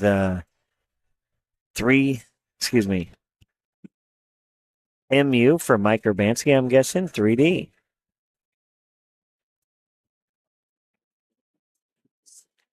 He's over there on the other side, so he's just typing and watching. I wonder if he has his earbuds in. Oh, Nah, that's uncharacteristic. Not gonna get it done there from Jack. And I if that 4 goes by the 7, there's a big opportunity that you see Savannah run out here. Yeah. That's what she's looking at now. You see her. I don't think they can see because the scoreboard's right. The Team Arizona Nevada scoreboard. She's bouncing her head around like, well, it doesn't go, And you could see. I think the 4 passes 7. I think she's. You think so? I think she's. I think it does. Those pockets are tough, and it looks like half the ball's taken. I'm gonna go against you this time. I don't go against you too often, but I'm gonna go against you. And with the body, I'm gonna play my poker background and with the read. So we're gonna find out here. We may not get a chance to see on this shot. Oh, she's gonna have to cut the ball on the side. It's tough though, right? Because with the cue ball being so close to the rail, when you shoot the shot, you'd like to be able to cue up a little bit low on it. And it's going to be tough. It's going to be tough to get to the bottom rail and back up. Little left English. Very good shot. Boom. Oh, she found the gap between the rail. I mean, between the Yeah. 6 and the pocket, came above the 3. She We could see her shoot this 4 past the 7, which it does go. No, I'm just kidding. I We're don't. gonna I don't find out. know. I don't know. But We're she gonna is find drawing this ball and Yeah, tells but him. is she? Oh, it goes. It goes, Chris. It does go. Look at I her mean, eyes. she wouldn't. She wouldn't be. She's so focused. I look such an idiot right I now. would. I would hate for this thing to glance off Oh, the it's- 7, and we never know. But I hope it know goes right in, so you could be right. I don't mind. There I it told is. you. Yes, she did. I Yes, she told did, you. Chris. I told you 100%. I will admit it when I'm wrong. She made a heck of a shot, and that ball went like nothing. Yeah, like head eyes. Now we got to figure this out. So we got to go 2 rails to get shape on the 6. I don't think she can draw it back or maybe spin it. Let's see. Maybe back and forth twice. That's what I said. Yeah, 2 rails. Oh, yeah, that's a good. 2 shot. rails. You got to watch the Good 9. shot. Oh, Look at oh, this she shot. missed it all entirely. That's a great shot. Now all I gotta do is roll it in, and Jacked take up. the angle on the 7. I'm watching. Eric Charlton is to our left, and he's like, he's What do you- got this look like, what is this? What a shot! Now, listen, this is a tough shot on this table. Number 1, you're shooting jacked up. Number 2, it's tough. We've talked about it all day long. You almost just want to just tap this ball in and take what you get. That's right. Yeah, I like that. Yeah. She's in a good spot here. She might be pretty thin on the 7. Does she come? If she is that thin, Gonna she might go short side 2 herself? rails. I'd like to go 2 rails, but it I looks like do she's just too. going short siding yourself allows you to just put touch on the ball. It's going to get a little Yeah. drift, Yeah, she short Oh, sided yeah. herself on the 8. come up a little high. I personally, because it was so tight, like to go back and forth. Yeah. All you got to do is put on the other side of the side. But, here's the deal. She's got a natural angle. She can draw the ball. She can control it and keep the cue ball under control through this whole shot. It's just about making the ball in the pocket. That's all she has to do. Yeah, that shot Here. was nice because it was fairly natural. A little friendly bump, maybe. Maybe. Yeah. I'd like to see a little more draw on the other shot, but overall, thinking she's looking at it. She's gonna get down on it. She's licking her lips. She's about to. She says, "I can't reach it." Yeah. It's never Got the easy. She's extension. smiling. She's looking at her team. She's got it. You guys can probably see her in the background now. You gotta love this from Savannah.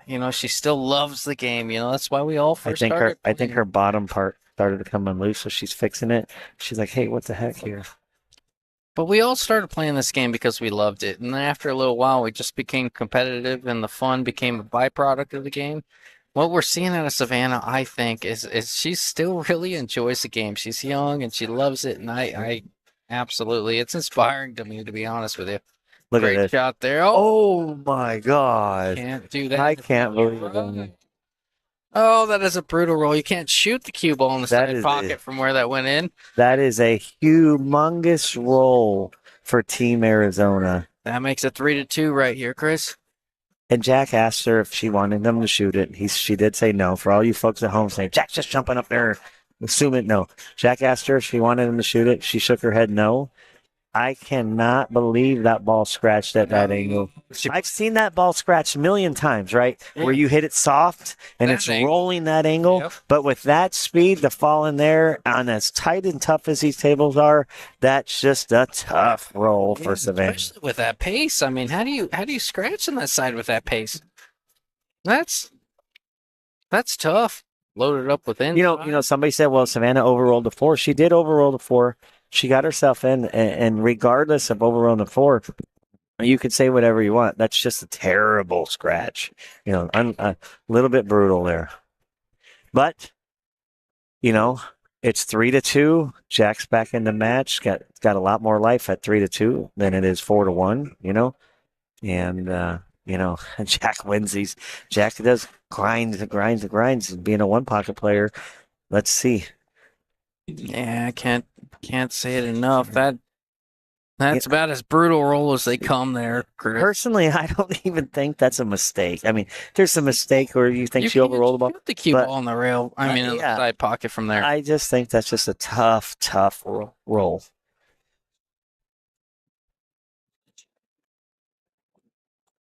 Yeah. George Tiache says the pockets are only tough for the object balls. The cue ball is definitely the exception, and it showed it right there. Yeah, sure did. That is an absolutely brutal roll there. Look And at he's this trying trying to to run break it. out the ball. Oh. He did, but is he too close to the 3 to cut it? I think you're just gonna, but it's an easy escape. He can Yeah, just play off the edge play of the safe. 3 and play it down 2 rails to the bottom or 1 rail, whatever he likes.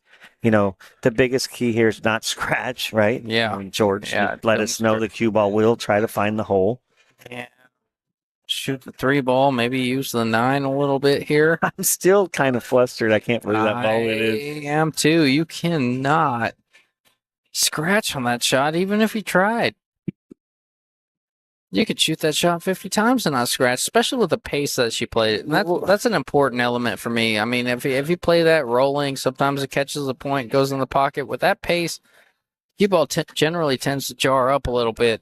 She The pool gods are definitely looking on both teams today. There's been a lot of roll. You remember early on, how many times did we say that Arizona got a roll, Arizona got a roll, Arizona got a roll in the first few matches? Yeah, more often than not. And in a big moment where people are going to say there's 2 sides, right? She could have got better shape on the 7. She could have got better shape off the 8. She ran and bumped into the 9. Was a little fortunate. She made a great shot. Usually from that angle, it doesn't scratch. But once again, it's a good roll for Arizona. Yeah, she played inside to take the corner pocket out of play. She's trying to put the cue ball on the 5. She did a That's fantastic. a great shot there from Savannah. Staying in control. Good example of stuff happens. Yeah. Replace stuff with whatever derogatory term you please. Yeah, no, it's that sucks. But here we got 5 balls left on the table. Jack's kicking at the 3, trying to create something here. He plays a lot of 1 pocket kicking games here, bank pool. So he understands the rails definitely a lot better than most people at his in his Fargo area. Yeah. So, and he's been in these tough matches. So I'm really anxious to see how he takes advantage of, Does she put it on the 3? I mean, put it on the 5 again here? I don't see her cutting this ball again. You can actually put this 3 this time more over by the 7. Yeah. 5 comes into play though. She's playing the 5. That's a great shot there. See, that's even better than the other shot. He's going to have to kick 1 rail at it, but it depends if you can hit it full. The fuller the better in this case, right? It's still a 1 rail kick. Obviously, you left the 3 behind the 7 and 9. It's still a 1 rail escape here for Jack if he wants to go to the bottom rail or to the top rail, one way or the other. It looks like he's going to go the 1 rail way. There is a possibility if Jack hits this perfect and he makes it, the cue ball could roll forward a couple spins and give him shape on the 4. So I think Jack's looking at this like, hey, this is an opportunity for me to steal a game here. Ooh, nice hit. Good hit there. Anything's better than ball in hand there for Savannah.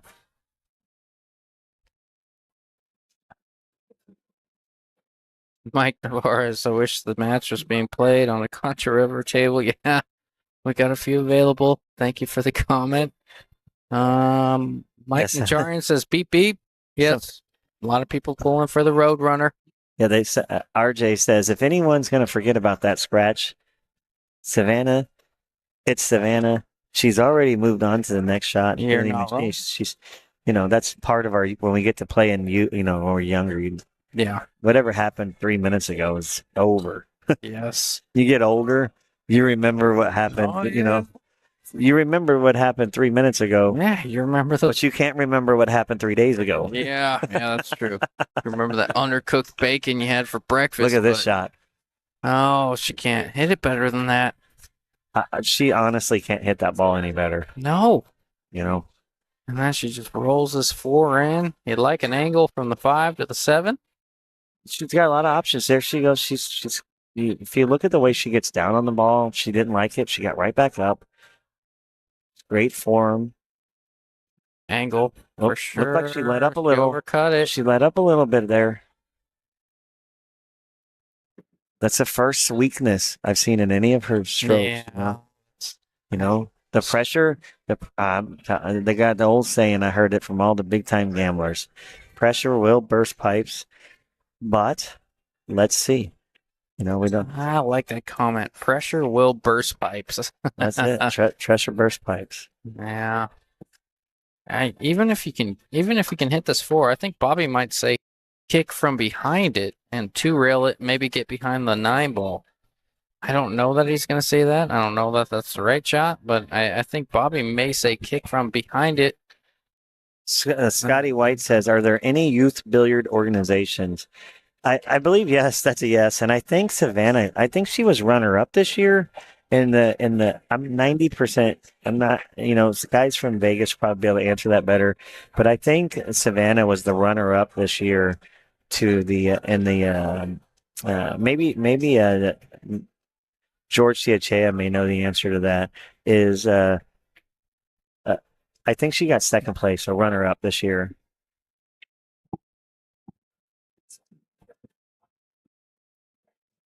Teen House says she's too disciplined to develop scars. After Jack Murray's cart says she doesn't have scars yet.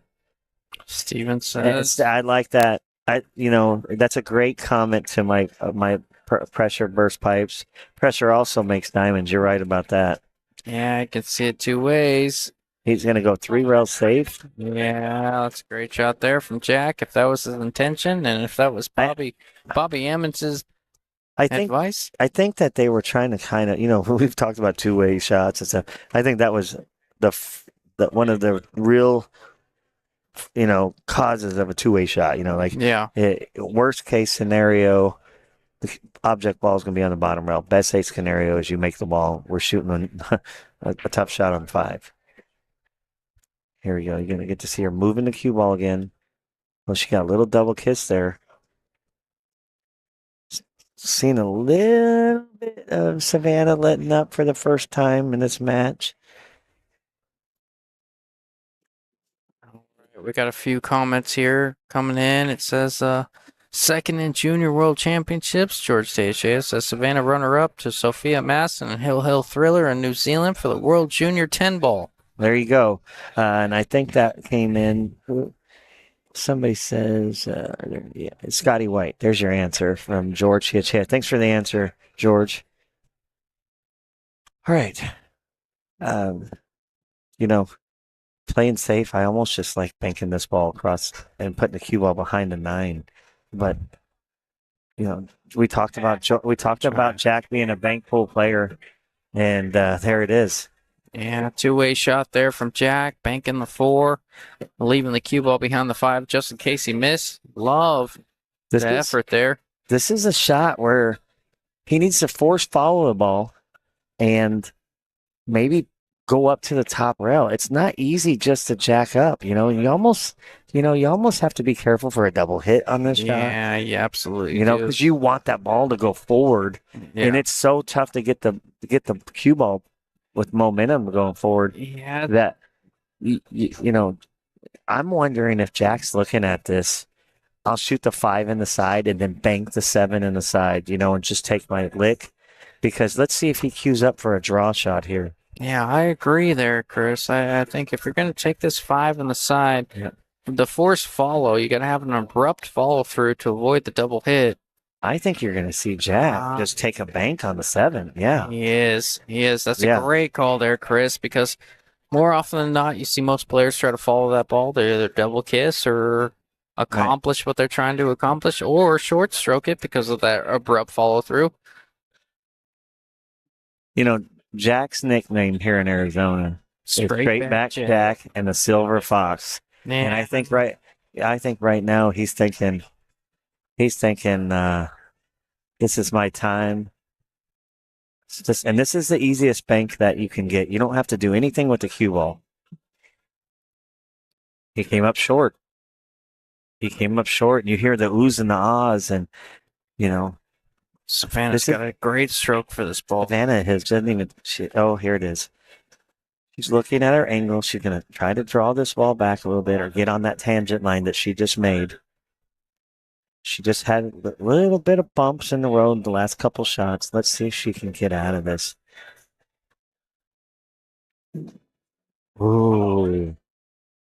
Hey, I'm telling you, it's a format. She's got to breathe. You know, she's over by Jordan right now. This is one of those moments where you got to take your young player. This is how they learn.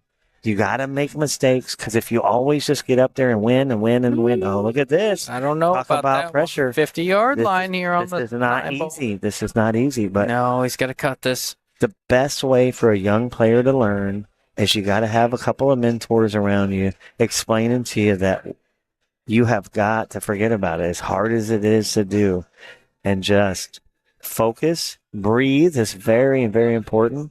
And, you know, when you get your opportunity at the table next time, take advantage of it. Here we go. Jack's cutting the ball to the bottom left pocket, and he missed it. And the cue ball's coming around.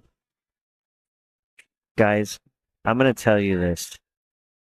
Bobby Emmons is the straightest shooter, I think, in the room right now, and this would be a tough shot for him. 100%. He's a crooked shooter. He's standing next to me if you guys couldn't tell when I said that. But this shot is not easy. She's down on it. She's going to fire it in. Chris Felix, yes, this is on YouTube. Donkey Pull Productions. Here it goes. 9 ball to put herself on the hill. Great shot. Wow. It's a great shot. Incredible shot there from Savannah. It was a great shot. Oh, man. That was kind of nasty. I looked at Bobby. This is no BS. And you guys got to understand, Bobby plays for Team Arizona. Bobby was standing right over my shoulder. She made the shot. I looked at Bobby. He looked at me, and he says, that's a great shot. Yeah. That was a great shot. No, real recognized real here around here, Chris. Yeah, you got to give credit where credit is due. Yes. This match has just been unbelievable turns and twists of events.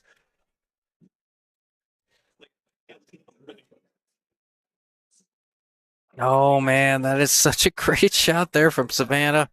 Obviously, Jack had a chance. If Jack is gonna miss that 9 ball, you gotta miss it pro side. You gotta overcut it. You can't undercut it like he did and give Savannah a chance to make that ball.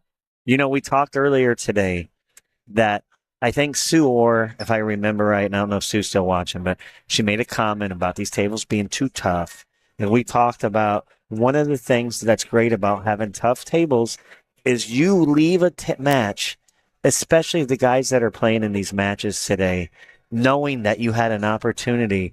And after this match is over, I can guarantee you, and Jack goes back and listens to if he goes back and listens to the stream or watches the stream, you're going to be able to see him. I had an opportunity. Yeah. I could have banked that ball. I could have played safe. I could have done this, but I was in that match. Not saying he's out of it right now, but that's what's great about playing pool on tougher equipment. You know, what a shot. What a shot.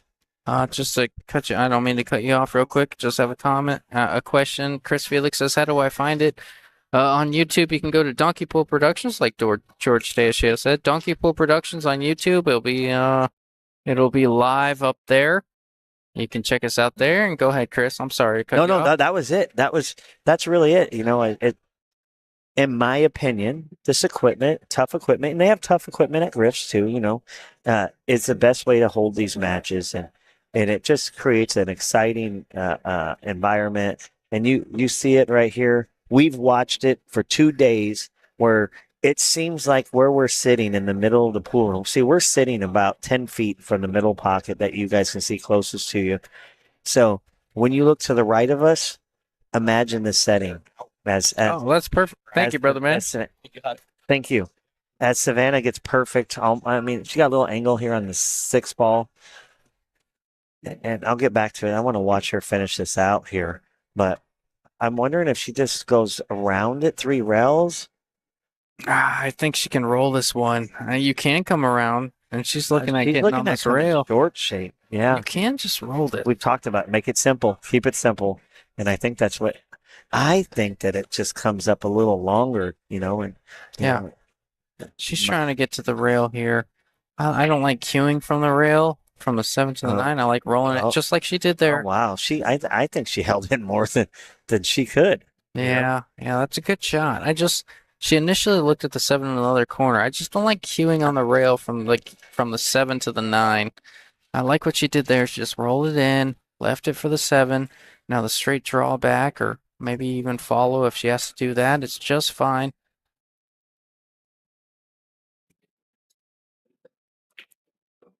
Oh, bunch of inside Yeah, damage. that's a great Look at shot this from there. shot. And she's trying to Now she's going to be jacked up over the pocket. she's trying to give Team Nevada a snowman here with 8. Number 8. 9 ball down here. If she can make this one, and this is a huge shot for Team Nevada, they're going to go crazy if she makes this ball. Man. What a shot. What a match. Oh, Both players had a big opportunity. Savannah Easton just absolutely dominating this event.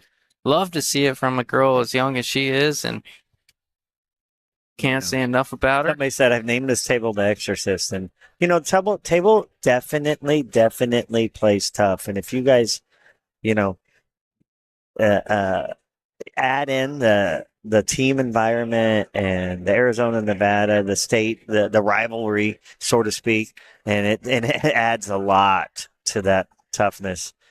Next matchup, while Justin's typing it in, I'm going to tell you about it. It looks like the two guys that are getting ready is captain of Arizona, which is Tim Daniels, and then top players for Nevada's team, Josh Kondo. So I think if I can remember correctly yesterday, I think Josh got off to a 3-0 lead in the match, and Tim came back and won the match. Something along those lines for sure. And so we're gonna get a good match here again. I do remember Josh was breaking the balls fantastic yesterday, making the one in the side on 3 or 4 of the 5 breaks or 3 of his 4 breaks. So you're going to be in for a treat with an opportunity for Nevada to get back to a tie game. Good. So Justin's brother Jared's got a shot of tequila, it looks like, in his hand. It looks like 3.5 ounces of. Hold on, I'm going to get a whiff. I'm going to tell you right now what it is. Patron. Oh God! Is it Patron or Don Julio? Throw up on this laptop. Hornitos. Okay. That smells. Well, I guess it's tequila. So it's not that tequila like George Tiachea likes drinking. What? That's horrible. All right, here we go. Wait, what? Yes. No. Take that with you. Yes. He made a lot of mistakes. Who bought it? Here, I'm going to mute Justin Sorry. for a second. Nick's right. Josh was up 3-0. He was playing really fluid, and he made a couple of uncharacteristic mistakes. Then I think he started rushing it a little bit yesterday, and Tim took control of it and won that match. And it's definitely a match that I'm sure if Josh went back and watched that, I think he'll make some changes today, and I think you're going to see another tough match. Can you change it to 9-8 for the Team Nevada? Perfect. There you go. So it's 9-8 now. The crowd it's packing in a little more. I do see alcohol flowing a little more. These guys I have to say this. These are the best drinking customers I've ever seen in the pool world watching a pool match. It's fantastic for the businesses supporting the event. So looks like we're going to get a lag right now. Here we go. Who do you guys think's going to win this match? Let's see. Well, help me out. Who do you guys think? Let's hear it in the comments. Who's going to win this match? Josh or Tim? I see it. Let's go, Tim.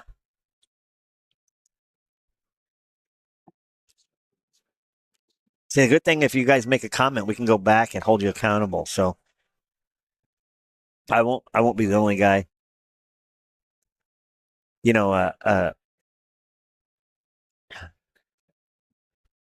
Savannah played so good. You think about that match, and the score was 5-2, but we all know easily that score could have been 5-1. That scratch in the side was pretty crazy. There's a lot of folks. I got Kondo, Tim, Josh talking about this table, watching the A-ball tournament with Savannah was a fun watch. Pockets were under 4. I don't know much about that. Mark Smith says Josh. We got Tim. Everybody's commenting. Here we go.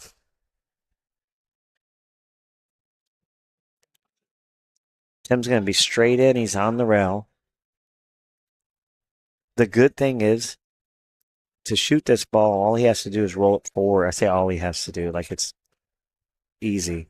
But he just has to roll the cue ball forward. Won't have to do much with it. It appears to be straight. Sorry, Justin. No, sorry about I had that. to mute Chris. you. Yeah, no, I don't blame you. That was brutal. Here goes Tim. Tim won the lag. And, you know, I started to tell the viewers at home, and I think Nick DeLeon made a comment. For those of you that were watching yesterday, this match started off that it's not just when they do their draws, it's kind of blind how they play each other, and it just worked out that you're seeing some of the same people draw each other over and over. Well, yesterday shot from Josh. Yesterday, I think Josh took off out of the gates and broke and ran the first game, made a ball, played it safe, ran out the second game, and he was up like 3-0, super fast. And I think I don't want to say careless, but he got a little ahead of himself, started making some careless mistakes. Yeah, definitely some complacency once he got up. And then as Tim clawed back into the match, we started seeing the errors, Yeah. And then here's something I want to talk about that never gets talked about in pool. And when you're playing a guy and he's got a big lead on you, or even it can be switched and you have a big lead on him, one of the things that I always say, and I'm sure a lot of good players have talked about this, is Josh's body language was showing when he was making errors. And you could almost see Tim watching his body language. To me, that's like getting a spot from your, getting a big spot from your opponent when, you're in an even match like these two guys are. So, definitely want to keep your composure. Savannah did a good job at that in the last match, made a couple little errors. So let's see if the match is a little different today. Playing some outside. I feel like that brings It's so tough. Yeah, it's so tough to play that ball with outside, but he's trying to figure out a way to bring the cue ball back and forth. I think the 3 froze up to the rail. You played a lot of right on that shot. I think just a touch of right still yielded the same result. You still stay on that side of the table. Maybe you take a little bit longer of a 4, but you don't have to really worry about the side pockets coming into play, which they almost did. What a shot by Tim. Yeah. He might get around that 4. He may get around it. A little bump wouldn't be bad. I don't think. You think it goes by the 8? I don't know. I'm asking you from now on. Yeah, it's going to be tough from here. I don't know if it goes by the 8 or. Nah. I don't love this shot. What about can he just come off the edge of the 4 and play the cue ball behind the 5? I thought about that initially, but if you don't get behind that 5, you're leaving Josh Kondo a pretty, I don't want to say an easy out. He's going to have a long shot on the 4. But you just got to leave the cue ball near the spot, I think. You're just trying to block, where the 8 ball kind of blocks the pocket, Yes, I like that a lot. Okay, so if you can move the 4 ball close to the spot, I think that's an incredible shot to leave the cue ball on the 5. You're just playing speed with the cue ball here. And even, he hit it a lot. He was going for it. I think he could make it, or he thought he could make it. He still came out okay. Got a little bit of fortuitous. I think he came out really well. Yeah. All things considered. Because he was swinging there more than he was playing safe, I like hitting that similar type shot, but skimming off the ball and playing the cue ball behind the 5, and then if you create a lot of distance, but, it came out pretty well for him, so we can't really knock it. A few people have asked. Not a lot of people know. We haven't talked about it a whole lot. I do want to inform you guys. So the money that's all in, if you do win this thing, in the middle there's $3,000. I believe it's $250 a head. Yeah, it's $250 a head. So $3,000 all in. I know a lot of it's sponsorship money and that doesn't matter, but $3,000 to the winning team. This event is not about making a paycheck. Absolutely this not. Event. Oh wow, he almost kicked that ball in, left it in the hole. It's going to be a good opportunity for Josh to get up 1-0. and you know, Arizona kind of going backwards a little bit today after starting off jumping forward. Here we go. See where it's. Oh, it's got that funny line right there. It's in that 50-yard line where you actually have to put a little work in here. Now, do you think he's going to try to get fancy? I First don't off, it think doesn't look like he's going to have. Let me see. He's Does he got any right-handed. pocket cheat? Can he cheat it? Cheat the You know, five to the from- right from side of this- the pocket? From And then, this angle, I can't tell, but I almost, if I can't, I almost just want to draw it back and You- take a cut on the 8 to the Yeah. bottom left. You know, it's hard for him to reach. I think you can cheat it and then Maybe he cheat the can. pocket to the right and then draw the cue ball back. Yeah, he took the way. He took the easy. I mean, he took what I thought would. Okay, he's taking the cut on the 8. But this is that's a little not tougher. easy. No, This is not at all. easy. Not on this table. Look, he's got to back cut this ball. You're going to go around 3 rails. You got to not scratch. If you come up short, you're going to end up with a really long shot on the 9 ball. You know, this is far from just being duck, duck, goose out here.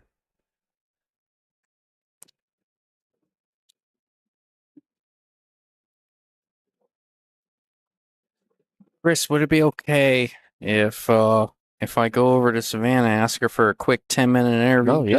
just to get Yeah, I think a that little would be background? great. Look at this coming around. Oh, I think that'd be he hit it great for the perfect. fans too. Well, maybe you overran it a little bit, but man, he hit that ball well. Let me see who I can text over there.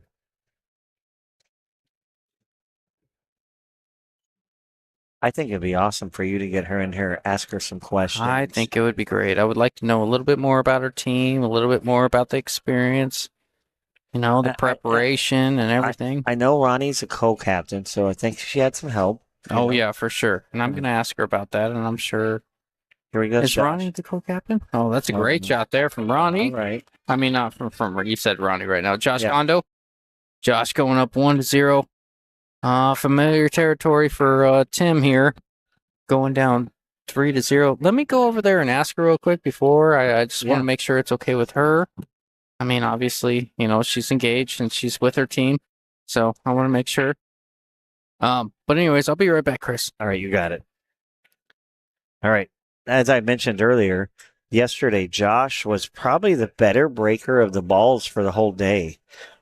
Justin for Team Nevada broke the balls fairly well, but Josh, like I said, he seemed to make the one ball on the side. He's breaking it to the right side today, the far side pocket. So let's see if he still has that breakdown.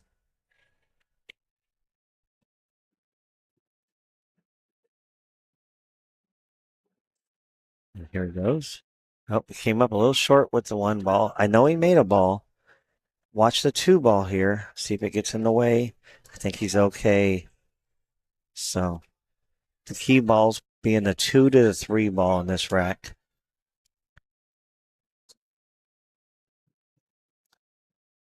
Josh is looking at, I think what he's going to do is just kind of slow roll this one in, take what the table gives him. Cue ball is going to be on the far side of the table from where we're at on the screen.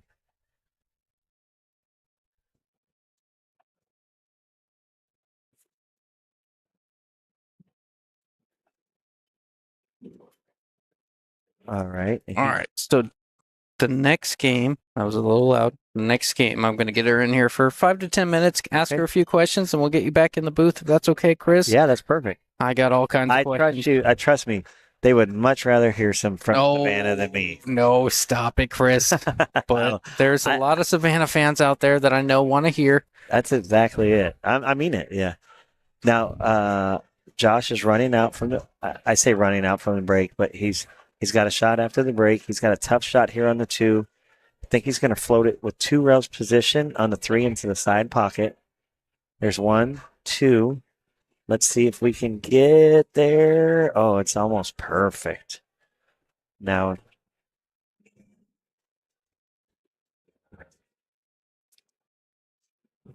we're going to shoot the 3 in the side. You could stun it. You could bump into the 4 ball. There's a lot of things that you can do here in order to get a position. the last thing you want to do is be froze up to the 4. So, Yeah. like see where he's looking right now? He's looking at drawing the ball, like just a stun shot over, so he can just shoot the 4 down into our bottom left pocket. Let's see if he gets there. I don't think he can draw back. He played in the same side. Can't let up here. After this game, I'm going to have Savannah in the booth. Not to cut you off. I'm going to have Savannah in the booth. If any of you guys want to ask any questions, go ahead and Start put 'em firing down, them. Put them down in the comments. I got 4 or 5 myself. Go ahead and hit me with the questions in the comments, and we're going to ask her as she comes in. I got all kinds of questions. Why did you select the players that you did? What does it take to come back in the situation that you're in? What made you start playing pool? The influence that your family has on you. Outside of that, let's hear what you guys have in the comments. I would love to hear it, and I'm sure she would love to answer it. And I'm not gonna get, me, I like to stir the pot. I'm not gonna do it with her. She's 14 years old. We're gonna take it easy today. Justin's gonna be like, you got straight A's. Mhm. You have your car picked out. You have a boyfriend. I can just see it Oh now. yeah. I can just see it now. What kind of boys you talking to? No, none. I'm just kidding. Boys will ruin you. My daughter turned 12 today, and I just that's just a question that you just, Oh, watch out, cue ball. Oh, Characteristic that's mistake. gonna put. Oh, I'm gonna mark this up. I hate to do this. I never do. Yeah, I do. yeah, you do Okay, it all the yeah, time. I do it all the time. I'm sorry. I never do it. I'm just gonna put a character Yeah, it's 1-1. commentator curse. Sorry. Oh, what just happened? It knows better. It knows you shouldn't do it. Yeah, well, I don't mind putting this one down. A 701 Fargo with a 2-ball out and ball in hand. 1-1. All right. Let's get Savannah in the booth here in a All second. right. If this ball goes down, 1-1 if he makes this ball right here.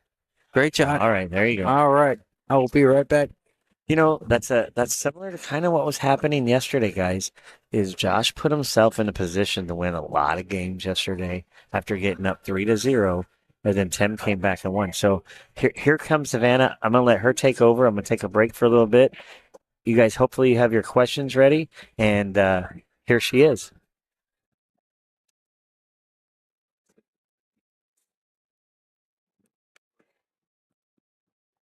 All right. Can you hear me, Savannah? Yes, I can. Can you hear me? I sure can. We got Savannah Easton in the booth. You've played incredible all weekend long, and it's been so much fun to watch. First off, before we start talking, I want to congratulate you on being selected captain. Thank you very much. I'm a little. So does the previous captain select the next captain? And was it John Peck that selected you, or is it kind of a vote, or how does that work? So basically, the previous captain, they choose the next year's captain. So by Okay. the end of this event, which is today or tomorrow, I can announce my captain for next. Oh, do you have? I'm not gonna put you on the spot, but do you have somebody in mind? I do. Oh, that's yeah. awesome. I love that. Yeah, I already talked to him. He already confirmed he would do it and everything. Oh, there you go. You're you got quite the preparation going on. Yeah. So first off, Yeah. I do want to. So yes, you put a good team together. We got a 9-8 battle here. Team Arizona rattled off the first 2. Yep. Nevada won the next 3 or 4, I believe. 4. That makes it tight. But anyways, I do want to go over your list of players selected. Now, is that all you're doing? Did you have a little bit of help? Obviously, you have a co-captain. Your co-captain is Ronnie Wiseman. Yeah. Did you use a lot of Ronnie there, or was it more of an intuitive feel on your side? I've always respected Ronnie, and he's been Yes. around for a long time. So I think he's a good co-captain because everyone, respects the game. He respects Yes. him. So he's just been around for a long time, and everyone. Oh, he sure would be a has. good captain. Oh, that's great. So, anyways, I want to run down the list. Being an Arizona guy, I'm not super familiar with a lot of your Vegas team. Obviously, you Yeah. played with probably most or all of these guys for a long time. I want to go down the list here. So you got Savannah Easton, your captain, Ronnie Wiseman. Maybe tell me a little bit about what they bring to the table, or why you selected them, or what you think they contribute to the team, or whatever you want to say about them. I just want to learn a little bit more about them, whether it's 1 or 2 words or whether you have a lot to say about them. But Ronnie Wiseman to start off. He's your co-captain. Did you select him as your co-captain, or was that just because he's been on the team a few times and you felt like it was logical? What do you think? mean, yeah, a little bit of both. You know, I know I've known Ronnie since, I don't know, pretty, like when I first started almost, basically. And then, you know, I know how he plays, I know how he thinks, he's a smart guy and everything, so I mean, he's not going to give me any bad information, especially being a co-captain. Oh, So. absolutely. And he's been playing, I think he played last year too, so Yep, he has yep. the experience too. He definitely has a lot of experience. I've commentated on a few of his matches. I respect him more than anything on the planet. Great pool player. All right, let's move on to Josh Kondo. We've seen him a few times in these events. Great player. He absolutely owns me on the pool table. What do you think about Josh Kondo? I mean, he's playing great right now. You know, Yes. a lot of people didn't know, but he was a little under the weather yesterday. So, Mhm. you know, a lot of people may think, you know, if you just watched him yesterday, that's normally not how he plays. He's a great player. And he was also captain last year or 2 years ago, I believe. Okay. So he has some, you know, captain experience. And he actually helped me a lot too for like the lineup and, you know, just everything. You know, he's been giving me tips on how to be captain and everything since he's already experienced it. Oh yeah, for sure. I like Josh. He's a Yeah. good player. You know, I heard, I think it was Tim say he was a little bit of a bar box player, or at least his impression was he was a Yeah. little bit of a bar box player. He's not showing it today. He's playing real good 9-foot. I love the way he's playing. I love the selection. And Vegas, there's a lot of bar box tournaments too, so it's Yeah. not as many 9-ball. So Yeah, that's there's not fair. so many. I feel like most of us amateur players, outside of yourself, most of us amateur players do play, myself included, do play mostly bar box, and it kind of sucks. But at the end of the day, you know, most pool players are amateurs, and we do like to play on the small tables because we do like to break and run or run out from time to time. The good thing about this whole team, my whole team, is most of them, you know, they can play really good on 9-foot. They like playing on the 9-foot. So it's not like they're just strictly, you know, to bar box. You know, I've seen Josh play on 9-foots a lot, so that's another reason why I picked him. I know he's a good player, and I know Yep. he's been playing for a while. So No, that's very fair. He's played incredible pool so far. He did get up, was it 2-3-0 on Tim Daniel yesterday, and then Yeah. Tim ended up coming back. I think I would argue, and I said it behind the booth yesterday, I would argue that Josh really gave him a few games. I mean, he controlled the he gave entire him match. every game actually. Yeah, you He- could say that. You could say that. As an Arizona fan, I'm not going to say that out loud, Yeah, but you're not wrong, okay, Yeah. Savannah? Even Josh, he admitted it. You know, Yeah. you know, so it's good, and he's playing against Yeah. him because he's out for vengeance now. Yep, So that's you know, fair. if so far he's just playing great. I mean, he got a little unfortunate last game. That's very fair. Okay, so here's a big one. This is somebody I don't know. This is somebody I don't think a lot of people know, especially out here in Arizona. I haven't seen him. I've commentated on a lot of matches out here. I haven't seen him out here even a little bit. OJ Ilario, 605 Fargo. That is the low man on the team. Yep. As far as Fargo's concerned, he's actually played really good pool. I'm pretty impressed with this game. What did you see out of him, or what did Ronnie see out of him, and why? And how do you justify? I don't want to say justify putting a 605 on the team, but Yeah. what do you like out of him, out of his Fargo, and what he's going to contribute to the team? So a lot of people don't know, but he's the one I watched growing up before I was in pool. So he Okay. played with my dad. Yeah. He's the only guy that played with my dad. Okay. And I've seen him since I was 6 years old, you know, our family's friends and everything, but I've seen him since I was 6 years old. He could run racks, he could do everything. His safety game was really good, his kicking, everything. So he was actually someone who I learned from pretty Okay. much. Him and my dad pretty much helped me, you Yep. know. So he was the one who taught me everything. Oh, and that's so cool. he's always a good player. Did it get a little frustrated when you passed him? No, I mean, no, I would no. imagine. No, I would imagine he gets a little bit frustrated. You know, you No, teach somebody coming up, and then all of a sudden they're waxing you on the table, and you're like, "What is going on right now?" Yeah, I don't really play him. Mostly my dad does, but he doesn't really play pool full time. You know, he works a lot, so.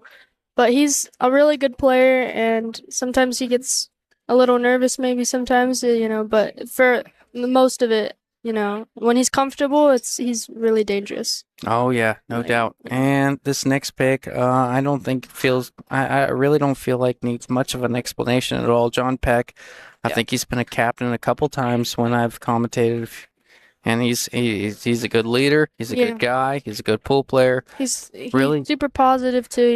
He He- never brings the team down or anything. He motivates them. Yeah, he really does. I really like John Peck. I mean, maybe if you want to say a few words about him, you can. John Peck, part of your selection. You have any nice things to say about him? Obviously, everything's without being said. I love the guy. I got to talk to him a few times. Yeah, he's super down to earth guy. He plays good pool too, and he picked me as captain too. But I didn't just pick him just because he picked me to be captain. I know he's a good player, and yeah, I mean that's pretty much it. He's a pretty good player, so I know he'll. Oh yeah, he is. He is one of my favorite people. He Yeah. really is. And he'll bear down, even when he's down, he'll never give up. He's always bearing down, make sure. I've seen that firsthand. Love that from John Peck. He played great his last match too. He He played really did. really good. You guys played Scotch together, right? Yeah. So, yeah. No, he came with some shots. I think we started off a little bad, but I think after the doubles, I think the singles and especially OJ, he won our first match today. Yeah. So against Duncan, so he really set the tone for everyone else to play good, and then so far, I mean, it's going really good. All right. So last one. I love that from John Peck. Last one, Jordan Isle. I'm a little bit unfamiliar with him, especially being out here in Arizona. We haven't seen a lot of them in these open events or big events out here. Obviously, a great player. He shot some incredible pool. What I love that you've done and what your team has done, your team goes to Ronnie Wiseman and they go to Jordan Isle whenever they have questions. The heavy hitter on your team as far as numbers are concerned, if you believe in that, which I do. No, yeah. Jordan Isle is a 717. A lot of people have asked him for questions. Tell me a little bit about Jordan Isle. I mean, his overall game is just super strong, and he never takes unnecessary shots. He's never, how I put it, he's never really cocky. Like Yes. he won't go for a shot. He's not overly confident. He'll Yeah. play the safe if he needs to, but he'll also get out when he knows he needs. And he's good under pressure too. Do you know how old he is? I heard you say he was young, 2 kids, or someone did. I might have made a joke. I don't know. Yeah, that's what I do back here. I will say I will give So he's 34. 34. Okay, I thought he was 20 when I first met him. Oh, which really? was a couple years ago too. that's fair. Yeah. Another thing, actually going back to OJ, is Mhm. I feel like the reason why I picked him is because no one really knows him, and he's a really underrated guy. Like he'll just come out of blue. You'll never expect him.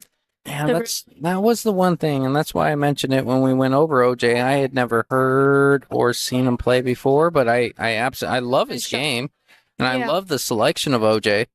I Yeah. was curious if you had a little bit of background on him. You obviously have a little bit of history with him. You trust him, and Yes. I love that. He was winning in Vegas. He was winning a lot of tournaments, like Yes. 10 years ago, I think, 10, 20 years ago. But he was winning almost every tournament in Vegas. Oh, no kidding. That's super awesome for him. Yeah, and Fargo wasn't really around back then, so I think Fargo's pretty new. I'm pretty sure it's pretty new. So yeah, Okay, so before I'm gonna let you go here pretty quick. I know I'm kind of burdening you. You want to be with your team and it's okay. celebrate. I'm trying to make it easy as I can. I got a few questions. There's a few questions in the comments. I got a few personal questions myself. Question number one. Okay, so you're obviously, and it's really inspiring how driven, how much effort you're putting into the game, how fast you're progressing. For players like myself, I always want to get better. Everybody in the game wants to get better. I'm really, where do you see this game taking you, and what do you want to do out of it? I mean, what's your overall goal out of pool? How far do you want to go? Is it the best woman player? Is it the best player? I mean, you obviously the sky's the limit. You're so young. You're so talented. You're so Yeah. disciplined. You can do whatever you want to do. What is your overall goal? Are there small goals? You hit that and then you reach another one? Do you have an overall goal in the long run? Or are you just trying to be the best player you can be? Obviously, I'm always gonna set little goals for myself, but I want to be number one, obviously. Yes. And as far as women's and men's, I mean, I don't want it to be just limited to women's. I Yeah. want Yeah, I don't like to be competing with the men. Yeah, I don't like the term women's and men's. I don't like putting genders on it. I think pool is a little bit of an equalizer in a sense. I really think that you have just as much of an opportunity as males do. Other sports is a little different when you can be taller or lengthier or whatever, especially in like basketball or situations like that. Pool, yeah, but pool, I absolutely, if you put the discipline in and you put the time in, I think you're a prime example and you're really inspirational to a lot of the younger, I mean, I don't even want to say younger generation, but anybody that's trying to get better at the game. Yeah. Okay. Two more questions from me and then we'll get into the comments. There's only 2 or 3 from them. Yeah. Next question. Obviously, you guys got off to a little bit of a rough start. You won the first 2 games yesterday. I think Arizona rattled off 5. You scrounged together another 2 or whatever it may be, but Yeah. you lost day 1 7-4. What have you seen so far, and what adjustments do you feel like you need to make or your team needs to make? I don't want to say you specifically. You've really held your team up well, and I would argue maybe I don't want to get ahead of myself, but maybe you're the MVP of your team as well as your shooting. That being said, throw that out the window. What do you feel your team needs to do to get back in this match? Yeah. 9-8 now, but yeah, I mean, I think we're in a really good spot, believe it or not. And you got momentum. yeah. And I think as far as the first day goes, I think we were just getting, first day jitters, kind of nervous jitters, but everyone kind of felt better today about themselves. They finally got the table down, they got everything down, they got their hiccups down. And, we talk to each other at the house. We all know each other. We're all friends with each other. So there's no one has any problems with anyone. So I think our team chemistry is there. I think it's just yesterday. Maybe some of us were a little nervous. Yeah, that's very fair. Do you feel like that played a big factor? Maybe a little nervousness, maybe a little pressure, maybe the stream or Yeah. the people around, maybe being away from home. I mean, it's always better to play in your home turf, Yeah, that's fair. But yeah, maybe a little pressure, or sometimes you just have bad days. Sometimes you just It's very don't. true. So there's some days that I play and no matter what I do, I can make the ball center pocket. It just doesn't feel right. Like Yeah. everything just feels wrong, or fundamentals might be off. Something. So everyone has bad days. All right. Last one. I guess it's a 2-part question. So, last question. So, part A. Obviously this table. The cloth is a little bit worn. The pockets are playing tight. You're playing on 4 1/8 inch pockets. The pockets play a little bit different than maybe what you're accustomed to over at Griff's. I'm not sure about those conditions. And also, part B to that question is somebody asked me, and I thought it was a really good question. I didn't want it to go unnoticed or unread. How much of an influence has your family? I know they've been a huge influence. Oh yeah. How much of an influence has your family, your dad and your mom? I briefly introduced myself out in California in the past. There's no way they remember me for who I am, but I absolutely love what they're doing for you and love what you're doing for pool. How much of an influence do they have on your journey and table conditions as well? So I mean, answer one or the other, Yeah. first or second. Yeah. But I mean, my family, I couldn't be where I am without them. Yeah, we always absolutely. joke we have like the perfect team because my mom, she kind of handles my social media and she handles my travel. She finds the best deals. I don't even know how, and she just does everything. She's my travel agent, my social media agent. Pretty much kind of like my manager. And then my dad, he's my coach. Obviously, I've never been coached by anyone but him. So do you feel like he's a good, I don't want to say therapist in a sense, but is he good with emotions or is he good with shot selection, or what do you feel he has the most to offer for you as a player on the table? Obviously, you respect what he's saying. yeah. What do you love about the information he's providing you? I mean, he'll admit it too. He's a much better coach than player. You know, he has a lot of knowledge, especially playing with OJ. Yep. Because OJ, he has a lot of knowledge too. So my dad kind of got what he kind of learned from OJ, kind of. You know, all He the stuff obviously and stuff. knows you better than anybody. Yeah, else. exactly. I've gotten a lot of, you know, coaching offers and stuff like that, but I feel like no one will be a better coach than my dad because he knows me the best. He knows how I feel. And sometimes he knows how I feel without even me knowing.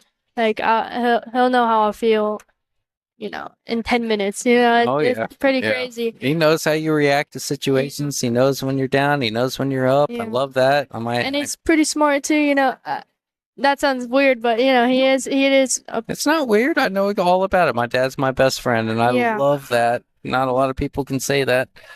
I think that's incredible. Yeah, so they've definitely, I couldn't be where I am without them, definitely. And I'm just super lucky to have the resources and everything. It's incredible. You know, be happy when they're here. That's what everybody keeps telling me. Everybody sees my relationship with my dad and says, "You are so lucky to have what you do with your dad." I'm gonna Yeah. pick my top 2 favorite questions out of here, Okay. and then I'm gonna let you go. I'm sorry for keeping you here so long, but we're gonna do a quick 1-2 real quick. Let's see where we're at. Who was your? No, don't love that one. And also, as far as the table conditions, I mean, I've always believed that when you're at tournaments, you kind of have to adapt to what you're playing to. Yes. So we were working a little bit on the team with just not forcing in the shots, you know, just playing them how they have to be. Yep. You know, you can't force anything in on these pockets and you can't really graze the rail or else, you know. Very true. So I think we just have to play it how it is and, you know, obviously you have to have a really good stroke on these tables. It's really hard to play on, but we're making it work. Okay. I got a couple questions. I don't love the questions, but somebody asked. So I don't want to say I don't love the questions, but just for the sake of getting you out of here real quick. Question A. First question, they mentioned something about you having a little bit of a musician background. Do you want to tell us a little bit about that? Do you like Yeah. music? Do you play an instrument? What do you do? Yeah, so music background. I do. I don't know. That's what I said. Hey, you're here to answer that. Well, Music background, or do you yeah, play an instrument, or do you like yeah. music, or what? I do. So no, I think music background means one of my family members played, but Oh, okay. yeah, my family members, none of them play or anything. But I do play instrument. I play guitar and piano, so it's sometimes therapeutic, you know, when you're done with Nice to guitar get- is my favorite though. Oh, I bet it's nice to get away from pool every once in a while. It can be a little. Yeah, I don't know. I got a little burned out. I was in the same boat. I wanted to be a pro one day, and then I did it, and I did it, and I did it, and I think I went a little too hard early. It seems like your passion and discipline is so much more than mine, and I love that from you. But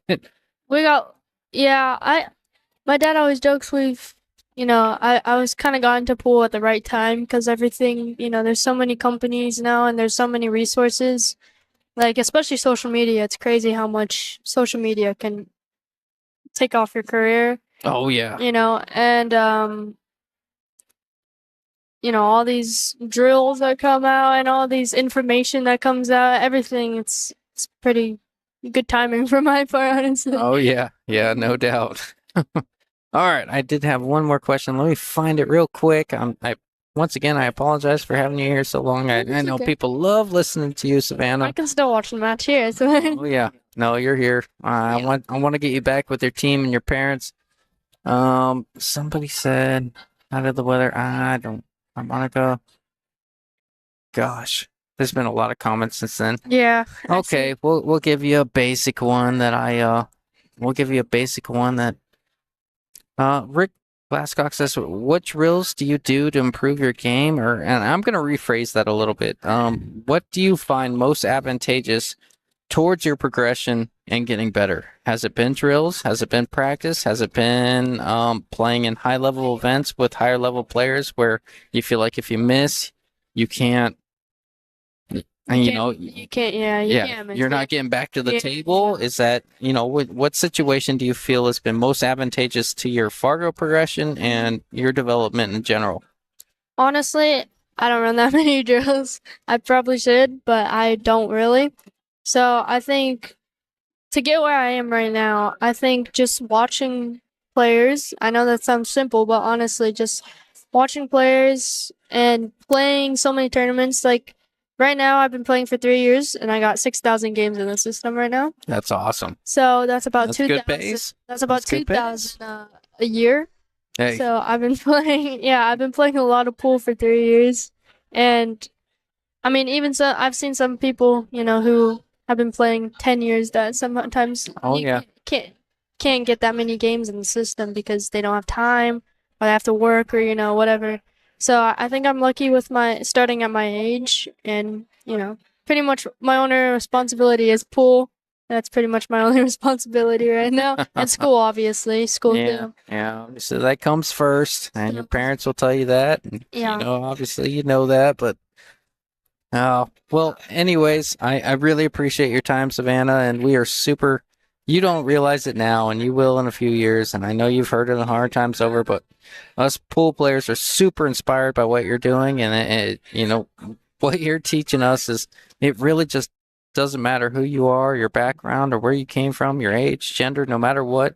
If you put the time in, yeah, we can really be whoever we want to be. And I know that sounds like a fairy tale, but I love what you're trying to accomplish in pool, and I love what you are accomplishing in pool. And I want to get you back with your team. Good luck to you guys. I obviously, as an Arizona guy, I hope you guys absolutely get demolished. No, I'm just kidding. No, but you guys have all the momentum here. You have a great chance. Can't wait to see what you guys do. And I hope this thing goes hill, and I hope to see you. I hope to see it go to the team event where you play in it 1v1. It's good. It's actually sometimes I like playing, what's the word? Like since we're playing in Arizona, I think being the underdog kind of helps because sometimes when I'm the underdog, I don't know, I play better a little bit sometimes. Oh yeah, When you got that chip on your shoulder. Yeah, when I get people not wanting me to win sometimes, You gotta love it. That's what we love about you, Savannah. Well, I really want to thank you for your time. Thank you. If you want to hand it over to Chris, thank you so much. It's nice you. to see you again, Yeah, Savannah. it's nice to see you. And Thank you. We're gonna win. Sorry. oh, there it is. Love it. Love it. No chance. You have no chance. Viewership is a viewer. I have how I don't even know what was said, but how would I follow it? Viewership's gonna be cut in half now here, Chris. Well, did we go up? We should have. Oh yeah, we were floating around 350 the whole time. Look, I jump on down 20 viewers, just like that. Boom. That's just what happens, right, Chris? I did hear. I went outside. I was on the phone with my other half and explaining how I did the commentator curse thing and told her, I'll be honest, as much fun as we've had today and talking about the matches, when I seen Arizona jump out to a 9-4, was it 9-4? So they started off 7-4, won the first two matches. So it was 7-4, then 9-4. Yeah. They rattled off 4 in a row. When I seen it at 9-4, I told Sierra, I was like, hey, look, how about this? We were out with the kids, and I had to drop the kids off at home, and I was like, why don't you just drop me off? I don't think it's going to be but a couple hours. As much, it's that thing where it's never going hill in the finals. It's no chance. And here we are. Nevada has battled back. Wow, look at this shot. Hey, Mike Myers, I'm sorry I got caught on the conversation. Not to cut you off, but Mike Myers, if it is 3-2, please let me know. It is 3-2. Okay. I got caught in Wait. conversation. No, I don't think it's 3-2 yet. It might have been. I feel like I missed a game in between. I thought I did because I was talking to Savannah. I got caught up in conversation. Is it 3-2? We'll find out here. We'll find out right here when he moves this coin, just to make sure. We don't want to. He's gonna if he makes this. Oh. Okay, so Tim has 3. Does Josh have 2 or 3? 3. Yeah, I'm gonna mark up. 3. What's the score? Okay, 3-2. It's now 3-2, Tim.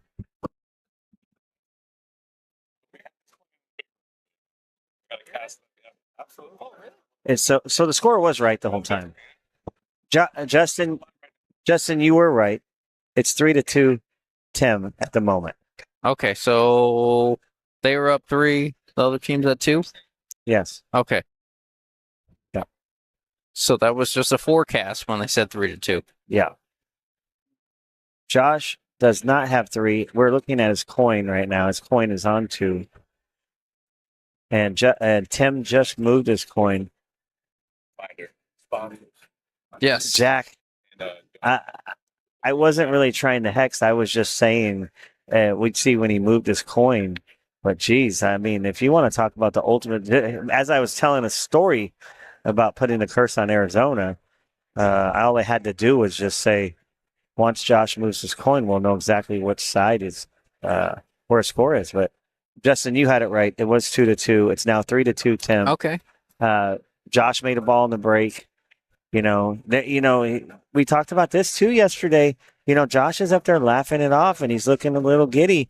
But the reality is he made a pretty good error in that last game when he should be up 3-2. Yeah. And I think it's time right now to get focused and get hungry. And you got to put your killer instinct in and get this W right now. Yeah, I got to do it for your team too. You got to realize it's not about yourself. You got to realize you got a lot of people counting on you. This is a team event.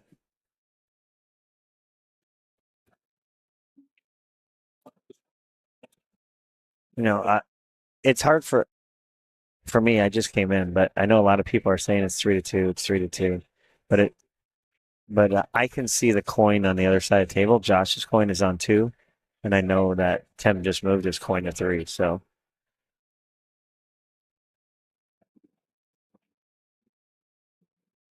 somebody wrote, "Man, I was going to watch this game in person." Who was that? I can't see this far. Man, I was going to come by and watch this game in person. I thought 9-4, it's over. Now it's 9-8, and we have a tight match here. So Yeah, Vegas rattles off 4 in a row after Arizona wins the first 2.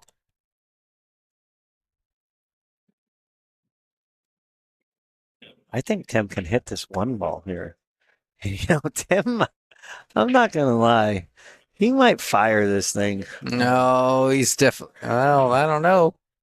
No, he's looking at making the one. Jack Murray says it's 2-3. Tim scores right. Yeah, I apologize to you guys. I really got engaged with Savannah. I love the conversation I had with her. She's so young. I believe she's 14, turning 15 in February. But I had a lot of good questions with her and a lot of good interview questions with her. And I'm looking forward to getting home and hearing some of the questions and what was said. And it was a good one. Good. It was a really good one. I'm not the best interviewer. I do my best, but she came with some incredible answers, and you could tell she's PR trained here, Chris, just like yourself. Well, like the Stingers question, she answered it the same way. I love that about her. yeah, no. She's used to being the celebrity that she is. The people that's been surrounded with Savannah is going to go a long way. I know that there's a team of folks that work to help her not only get better in pool, but she has a good support system. I don't know if you guys talked about it at all. Like I said, I've only been to a few events. I've been to a few events in the last couple of years, right? But those events I've at where it was open events, Savannah's been there. Her folks have been there right by her side, whether it was Vegas, whether it was Sacramento, whether it's here. And you never see her like running around the pool room. At least I don't. Some of the other folks I've seen her out. You never see her, doing stuff that a lot of other 14-year-old girls are out there doing. And you see her focused, watching the game, trying to get better. And we said this earlier. Right? It's no secret. Nice hit for Tim there. It's not a secret that she's going to be a superstar. It's just a matter of time before she gets a really, really big win. And, as she I seen her. I don't know if you guys at home know this, but I know you guys people that see Savannah on a regular basis. To me, over the last 6 months, I haven't seen her in 6 months. It looks like she grew a foot. Yeah. You know, Yeah. and that's going to go a long way She's with being able to reach balls and her Yeah. stroke, and she got a lot of future ahead of her. Oh, she sure does. It's going to jump over the edge of the 2 here. Oh wow, almost. It's can we see the rolls start to turn a little bit for Nevada and go their way a little bit more? No, it's very possible. May got a roll out of that one for sure. Looks like you can see an edge of this one unless he's kicking at it.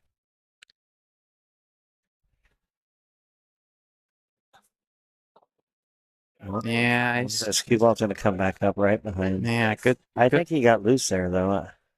good effort there from Tim. Is there a gap between that 4 and 7 to see the 1? You know, I don't think so. I think he's got a kick at it. I do think he's got a kick at it.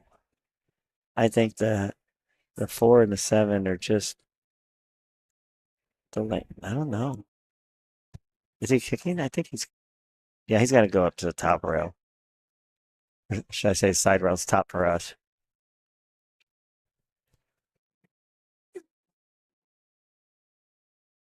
Oh, he's got up on it. He's looking at maybe he can hit just like the high side.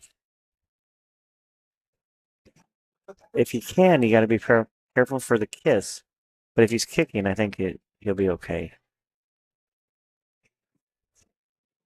Oh yeah. Oh, he kicked around the ball. No, it's gonna be tough, and that's gonna get a ball in hand to Tim.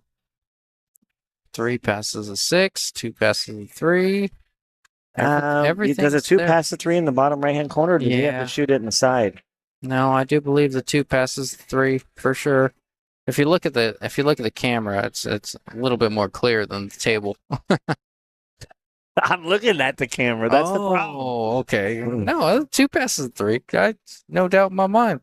All right. Well, we already had this conversation. Yeah. I got 2 different angles at it.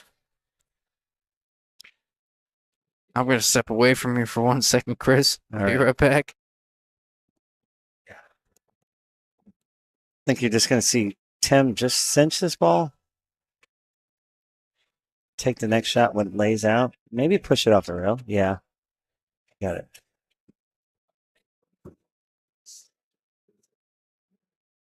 Like to get a little bit further, like about another ball rotation, so he could have drew it back and got back in line. I think you're just going to see Tim draw it back a few inches. The angle looks like it would be coming across the ball the other side.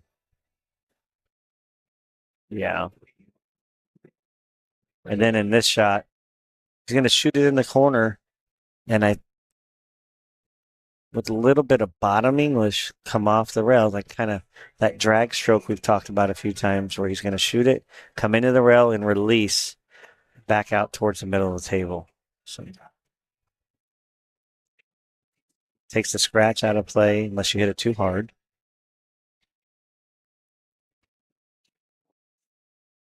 There you go, right? Just like that. Yeah.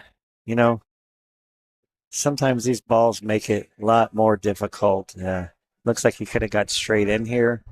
If he's got a little bit of an angle, he'll punch it up towards the 6. Otherwise, he'll draw it straight back to where his hand is and back towards the 6 ball. It's like he can punch it. Ooh. There's a problem when you let up on this table. He's got his hands up. But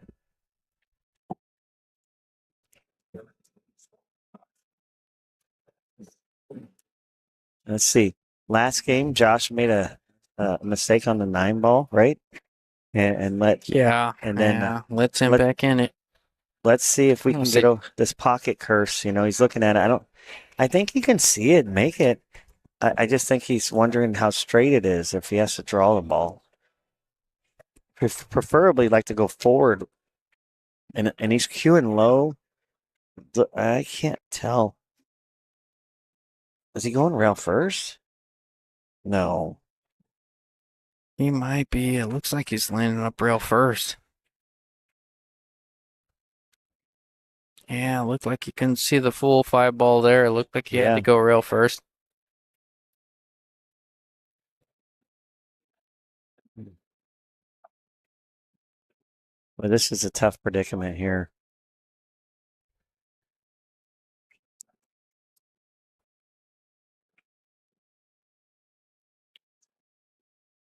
A lot of options you can do.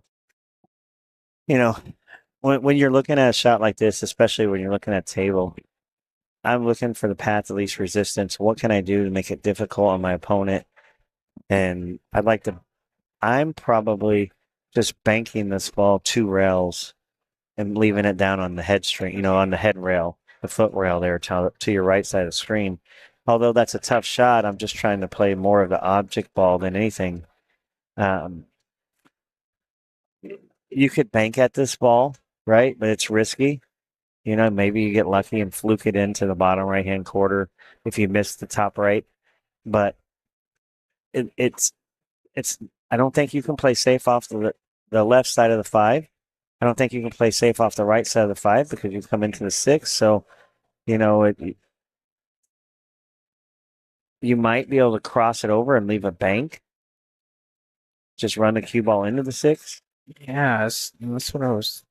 Okay, so he went 3 rails. He got a little kiss there.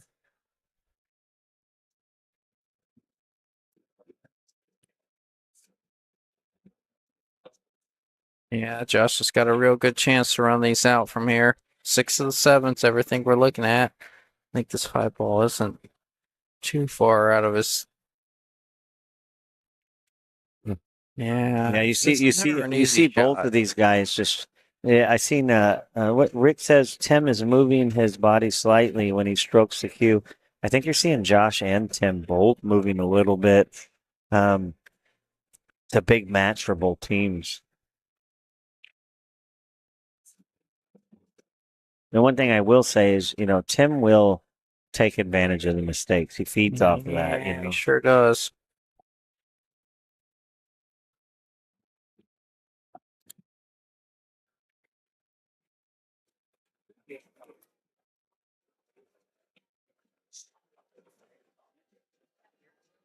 As soon as this match is over, you guys have another great match coming up. Another Hill match from yesterday is Ronnie Wiseman and Bobby Emmons. So that match will be up next. And depending on how this match finishes up, there's going to be a lot of different scenarios on what can happen. So Good shot there from Timmy.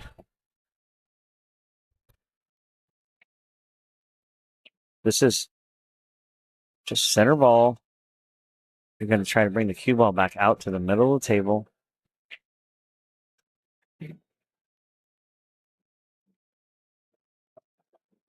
Coming around. Looks like you got perfect. Similar to the shot that Josh had last game. A little bit easier, I think.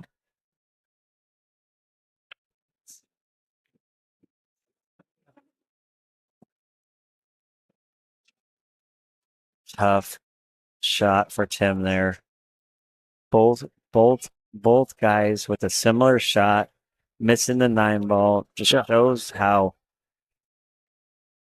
it's not that easy.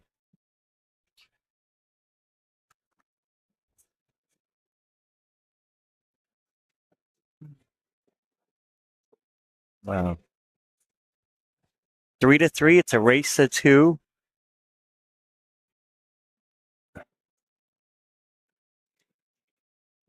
I'm watching Josh is getting from the sideline. I'm watching Tim's action. They both look like we're still here, still in it. Anybody's game. No.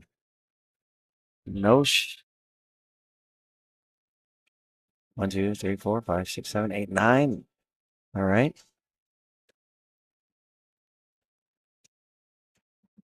I think playing safe is the right shot here. Just come off the top of the 1 ball, middle left English, bringing the a little bit top left English, I think. Just bringing the cue ball behind the 5, the 6. And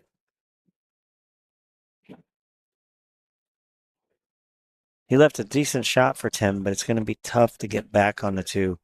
You have to draw this ball. He can go forward. I think he can go forward. No, he's going to hit it. A lot of space, a lot of speed. Yeah, sure was. Watch the corner pocket. Watch our cue ball.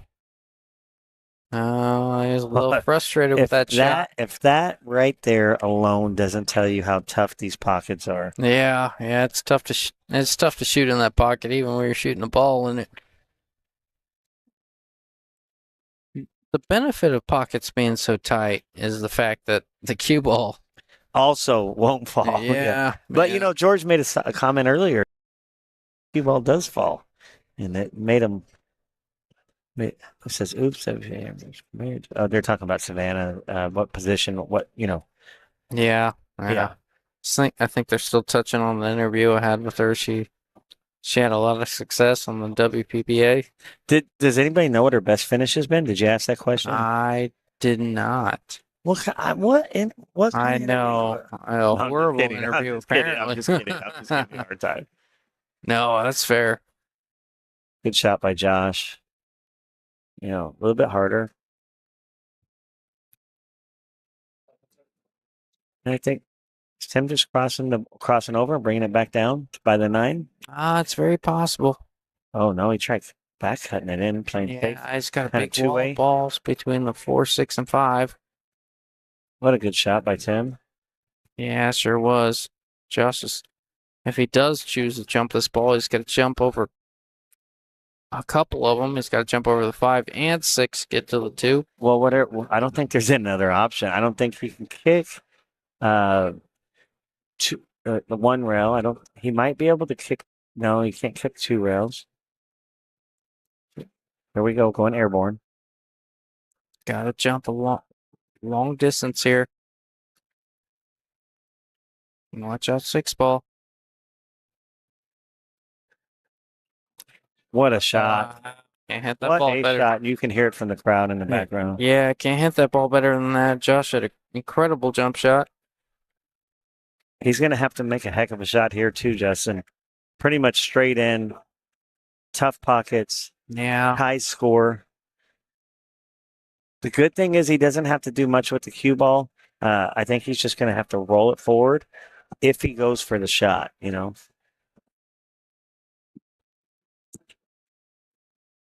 got a big stroke coming. He's not up from it.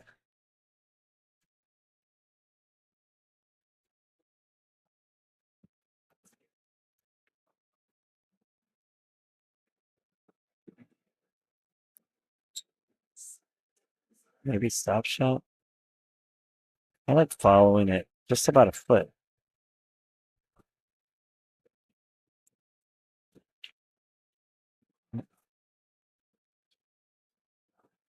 See where the 8 ends up. That's where the 8 ends up. Yeah, Tim's pointing at the 8 ball right now. 6, 7, 8.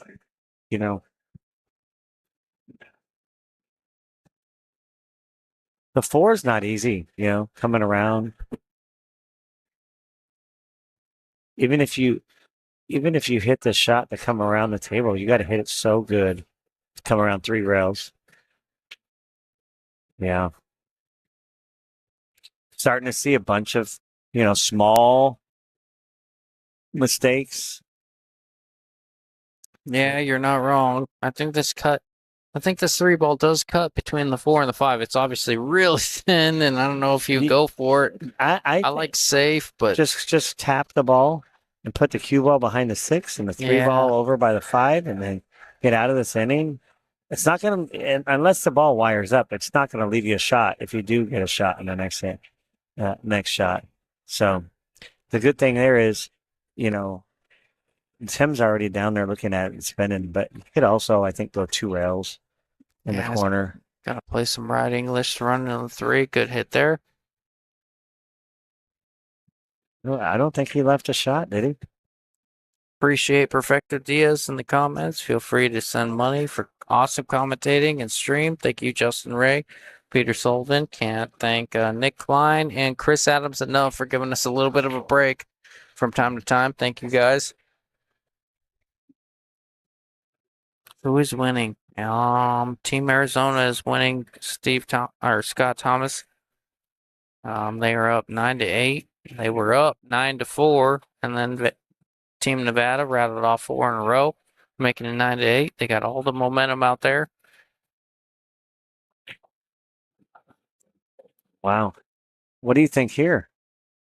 7 of the 8's the problem. I don't see any problem getting from the 5 to the 6. He is left-handed, I believe, right? No. Is he left-handed? Or is he just shooting left-handed? Well, he's got the glove. It's really weird. He's got the glove. Yeah, no, he's got to be right-handed. Yeah. He stroked it very comfortably with that hand. You know what? He is He right-handed. stroked that ball really well opposite-handed. Yeah, he sure did. If the glove is on the other hand, he is right-handed.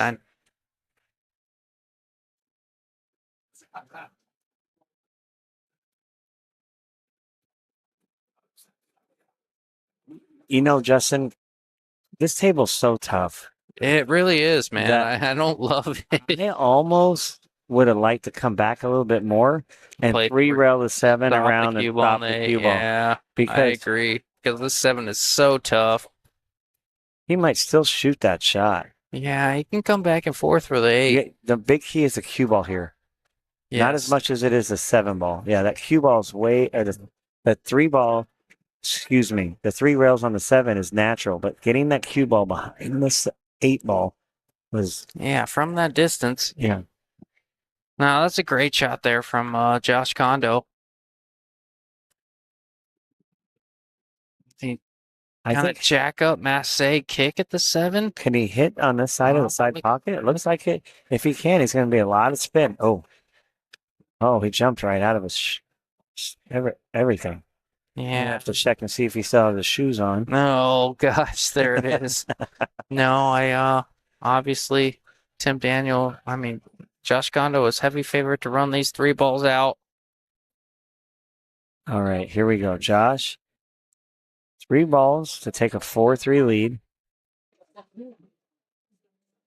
A little bit of a stretch. This is where he's going to go opposite-handed. Look, he can He go shoots opposite-handed. This is well. he's set up to go opposite-handed, Look and he hit it perfect. Look how well he strokes that ball with the opposite hand there, You Chris. know, he overrolled I'm it just a really hair. impressed. Yes, he overrolled it, but what can you expect with the opposite hand? And he made it look smooth and easy. Talking about there's a 4. Talking about smooth and easy. You know, here's a trivia question. If you know the answer in the comments, George Ciachea, Nicholas De Leon, you cannot answer this question. Do you know which professional pool player switched from right-handed to left-handed or left-handed to right-handed I do. in the middle of their career? You do? Yeah. Who is it? This is John Moore. Mr. Smooth. John his name? Mora. Yeah. Mr. Smooth. That's why I said I it. love He that said- because he was, from what I hear, he was it right-handed, but he was left-eye dominant, and then it started giving him back problems, so he switched to the other shoulder hand. problems, back problems, whatever it may be. Yeah, yeah. I know he had some kind of issue, and then switched, and he plays pro speed, both left and right-handed. So- Wow, that's so good. Doesn't he break more from where he has power, and then everything else he does? So if he was initially right-handed, he might break right-handed, but he plays everything else left-handed because it gives him back or shoulder or whatever problem. Oh, they scratch. He scratched. Oh, that is huge. Somebody wrote he moved the wrong coin. I don't think they're worried about it that much. We have the score. It's 4-3. Yeah, it is 4-3. You know.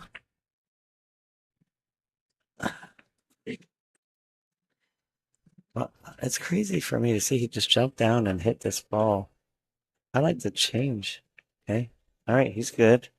Rolling up. I need some Needs little bit about 2 more balls, and Yeah. just a little bit further, and it's a lot less work with the cue ball.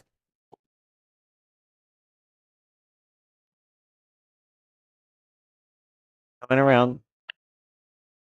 Yeah, the players know who's on the hill and who's not. Yeah, maybe they'll move the wrong coin, but being on 3-3, it really doesn't matter. I've never called somebody out. I think that's super petty if you go out there and be like, no, that was my side. Shut up. Are you superstitious? When it comes- I am, but not like that. I mean, I'm superstitious in the sense that, But what a good shot by Tim. yeah, sure was. I'm superstitious in the sense that, my phone has to be in a certain pocket, and I have to, Oh yeah. I have to take 2 or 3 pre-strokes before I shoot the ball, but if you blame the servers or where someone moved the coin, I think that starts to be pretty petty. Here's a big shot for this match. You're downhill to 3, a tight team race. Got to hit a little bottom left. Just get back down to right about where his hand is. You don't have to get too much further. Oh, What a that's a good great shot. shot there from Tim. He needs an angle on this 7. Oh, knowing Tim, he's just going to shoot this 8 all the way up. He is a very simple player. As far as this is concerned, he does not try to do too much with the 7. I know him very well. Just he always says he's like never compromise the pocket for an easier shot, and that's what Tim's going to do here. I think he's going to come up just. I think he could have got off the rail a little bit more there with 2 rails, cheat the pocket on the 7. You know, this is a shot where I consider, I hate to say it, but playing safe. It's almost easier just to roll this into the rail down behind the 9 ball rather than go for it and leave a hanger. Tim will go for it, but I agree. Oh, if you can shoot it like that, why don't you? Oh, wow. He's got a little bit of a cut. Not easy. This is to make it hill.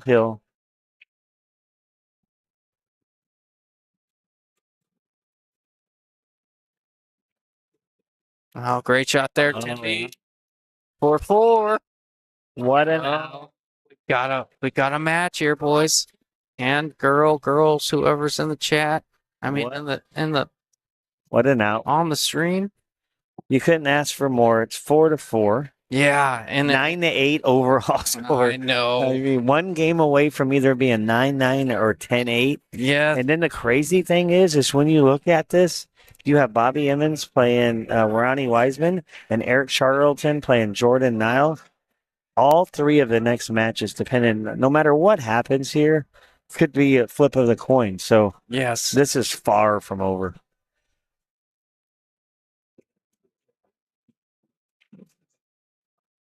Here's Tim after making a nice out. He's got a lot of confidence. He's got the break. Let's see if he can break that 1 in the side. A lot of them been hitting it too full and it's been coming way back up towards the bottom of the table here. He did hit it full again. Let's see. Oh wow, Josh is going to get a great opportunity to start out.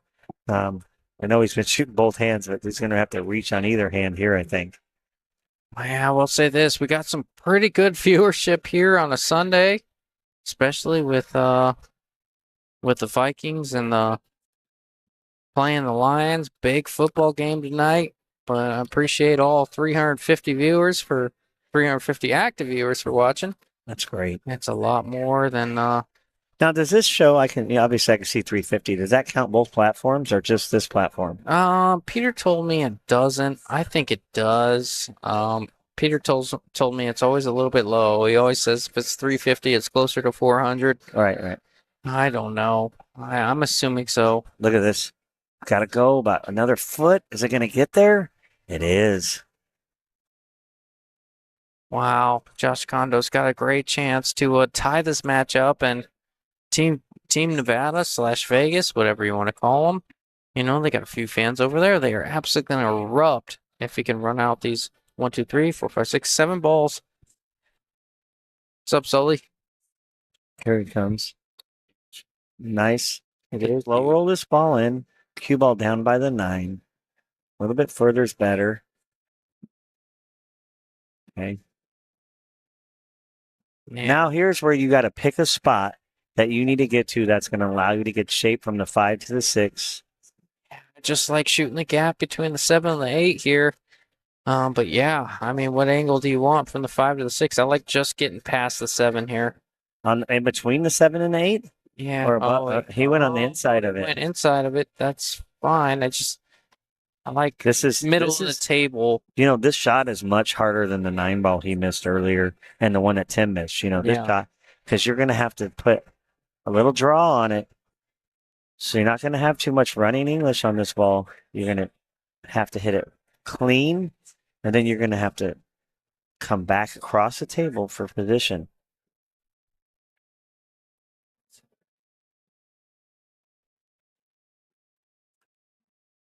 Great shot.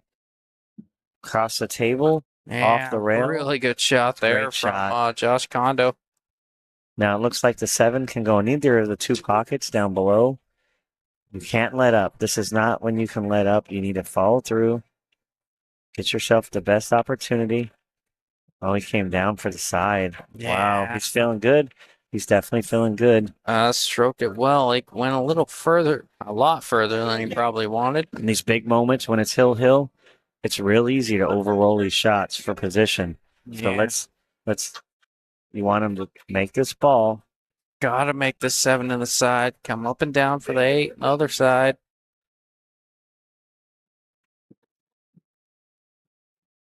Oh, he's not feeling it.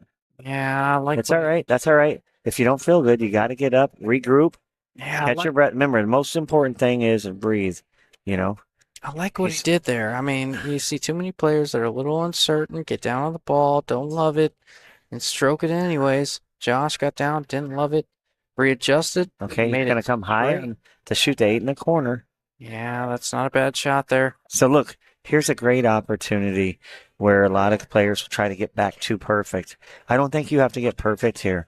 I think you're just looking what's the best shot that I can give myself a great opportunity at shooting the 9 ball, winning the match. Let's bring it back over to the rail and a couple inches off probably. Yeah, a little draw. I don't think the he can- side pocket in your life. Just don't scratch. Make sure you make the ball. No, A he couple chose. inches off the rail. Love that shot. Didn't bring the side pocket into play. Chose to take the longer shot on the 9. Josh Kondo with a chance to tie this up. 9 to 9. You're gonna hear Nevada go absolutely nuts if he makes this 9 ball. Big game here. Feeling the heat.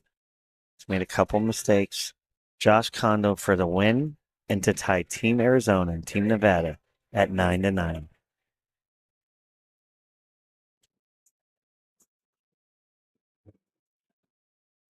Yes, he did. Yes, he did. Let's go. What a match. They're fired What up, a and they match. should be. What a match. Yeah, they should be. What a match. It's unbelievable. All right. 9 to 9.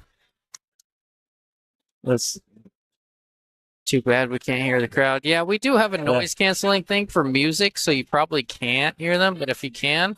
I'll just tell you this, Rob. It is definitely all Nevada at the moment. Oh, yeah. But Arizona wins the first 2. It's 7 to 4. Arizona wins the first 2. Team Nevada rattles off 5 in a row. All momentum on Team Nevada's side. They've won 1 out of the last 6 at least. Man, I got to tell you, it's getting kind of hot in here, Chris. I can't believe it. This is, look, imagine you're at home and you thought this match was going to be over. Yeah. 2 o'clock this afternoon after that start. And now you're sitting there in your chair. All your women or men are probably mad at you if they're not involved in the pool as much as you are. And you have at least 2 more matches to go. On a Sunday night at approximately, here in Arizona, it's 7 o'clock. In Vegas, it's 6 o'clock. And around the country, it can be probably later. Well, who knows? J.R. Ascension's watching from the Philippines. Yeah, that's You true. know, it's early in the morning there. So we got a big shot here. Who do you like in this match, Justin? Okay, I gotta adjust the names. We got Bobby Emmons and Ronnie Wiseman. Bobby Emmons and Ronnie Wiseman. Okay, so let's adjust this real quick. Team Arizona, Bobby Emmons. I apologize for being a little behind, but no. Here we go. Bobby took the. Did they lag for the break? I missed it. I'm sure they did. Bobby Emmons is a 6 or 723. What am I doing? 627. 723. We all knew that. And then we got. Tip from Senior, by the way. Oh. Second half. Oh yeah, I bet.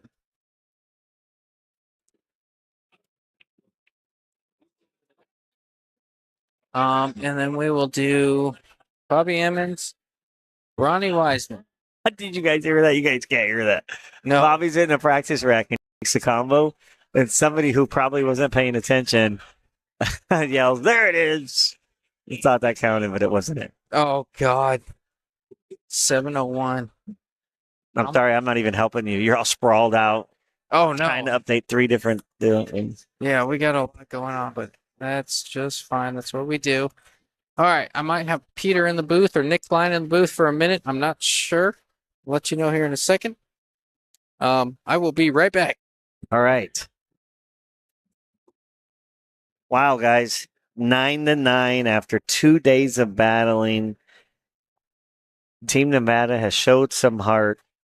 It all started with Savannah and I would say John Peck and Savannah kind of getting them going today. So we got, I mean, you know, we're a 1 match win away from each team from having a team event, having all the players and all around to decide the winner. Now, listen, in the beginning of the match, they had a similar type. Instead of it being a race to 9 team match, they had a race to 7, and Team Nevada came out on top in that.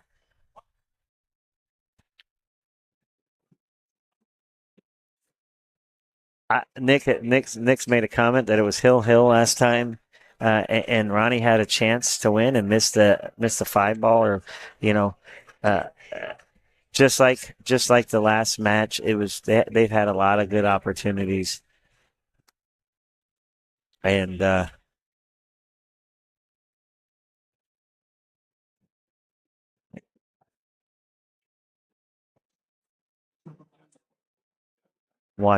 watching Ronnie's moving the cue ball. He's trying to make this ball, but he's focused on moving his cue ball around.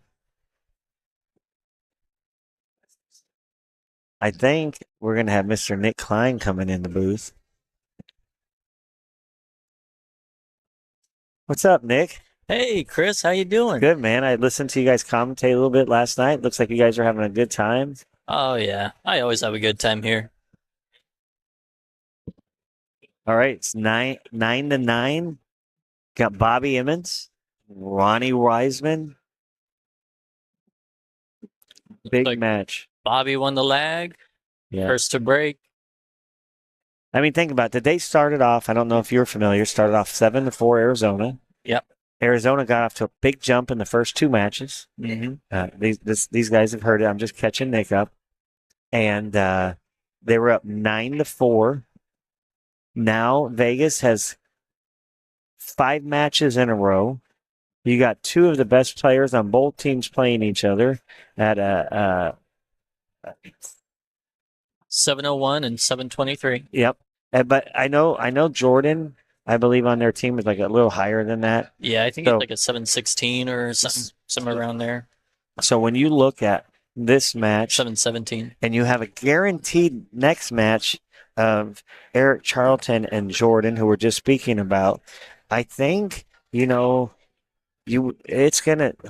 wins these matches is, I don't want to say it's going to have to earn the cup, but they're going to be the guys. This match right here is going to be the match, I think, that determines the winner of the cup, in my opinion. Very well could be. So, doesn't mean you're out if you lose. It's just,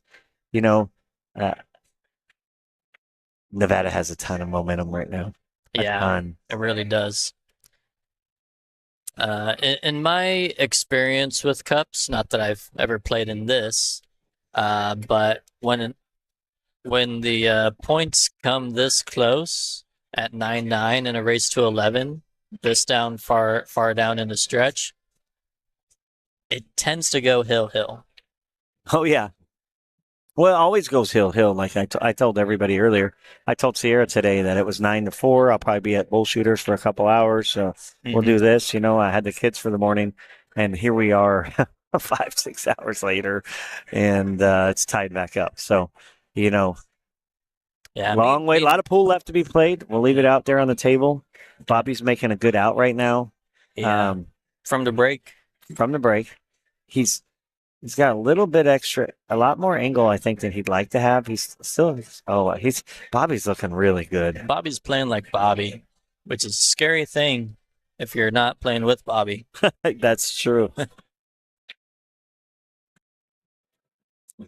I mean, he looks real loose. Yeah, he's been one of the strongest players down here for I don't know how long, Many ever years. since I've been down Yeah. here.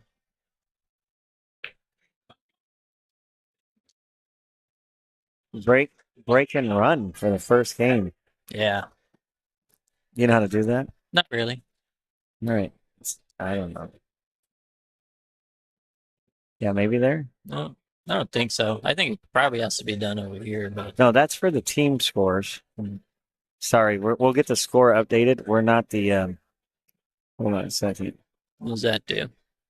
No, I know Peter. turn that off. Hit it again, maybe. Oh, here they are. He come running. I'm just clicking stuff.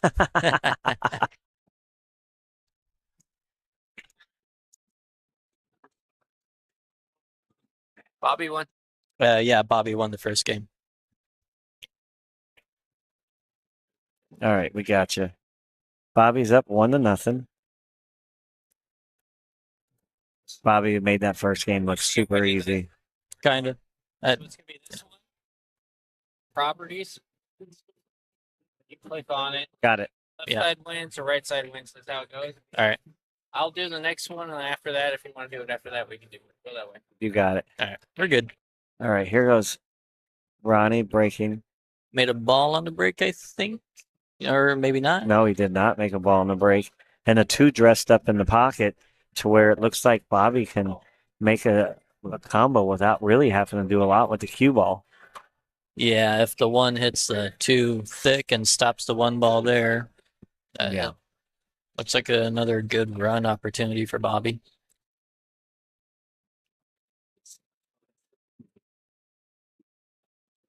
It Made hit a it good pretty shot. thick. Came out above the 5. That was intentional. Make the one ball and just float right down by the side pocket.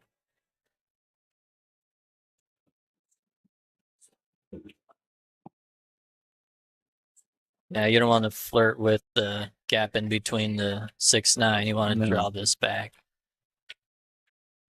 Yeah, Bobby's feeling really good right now.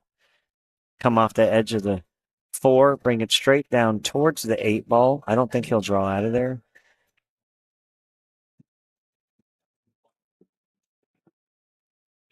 Okay, he came back a little bit.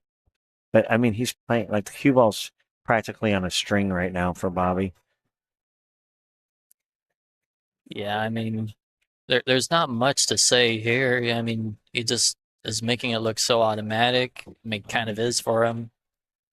Just, roll it forward a little bit where you have the 7. Probably make, get the cue ball onto the rail. Closer to the rail, the better, actually. Yeah, natural angle Right. toward the line of the 8 where it stays on an angle on the 8 because you don't want to be on the rail. Right. I think you're going to see right about where Bobby's head is right now is where I think. Looks like he's going Yeah, forward. it did look like he's going. Yeah. That's a great shot. I would have probably went the other way, but Bobby is definitely feeling it right now. Yeah, he's feeling loose. Just making it look like too easy.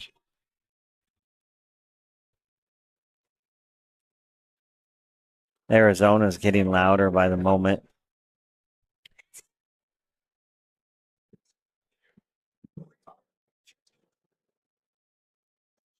There you go. There you go. Don't Good need job. Justin's help. Yeah. Leave him in the other room. Well, Yeah, that was a quick 2-0.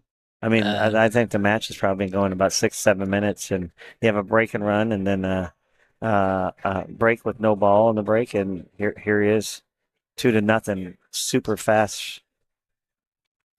Yeah, if you're Arizona, you're just loving having Bobby at the table. Rob J says Bobby's Bobby. That's how he is. Yeah, that is 100% correct.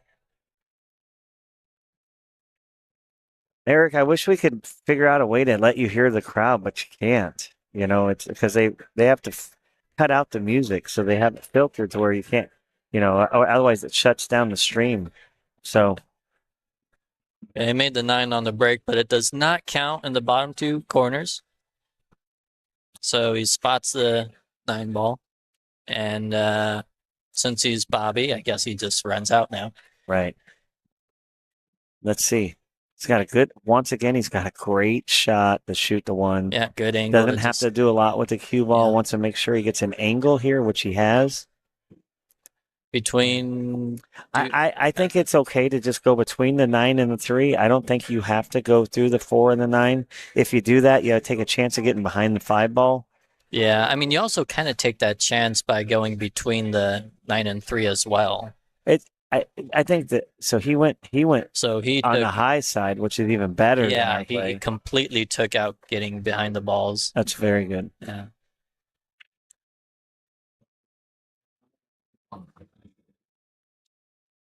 Corner or side? Maybe side. I like side. Okay. I think Do you he's line up for the 6 and the side as well? I think he's going to bring it back. He's feeling good. He's going to draw the ball back, bring the 6 in the side, come around. Out to the center of the table. Yeah, I mean, Little inside English. there's not much that Ronnie could do about this right now. Bobby's putting on an absolute show.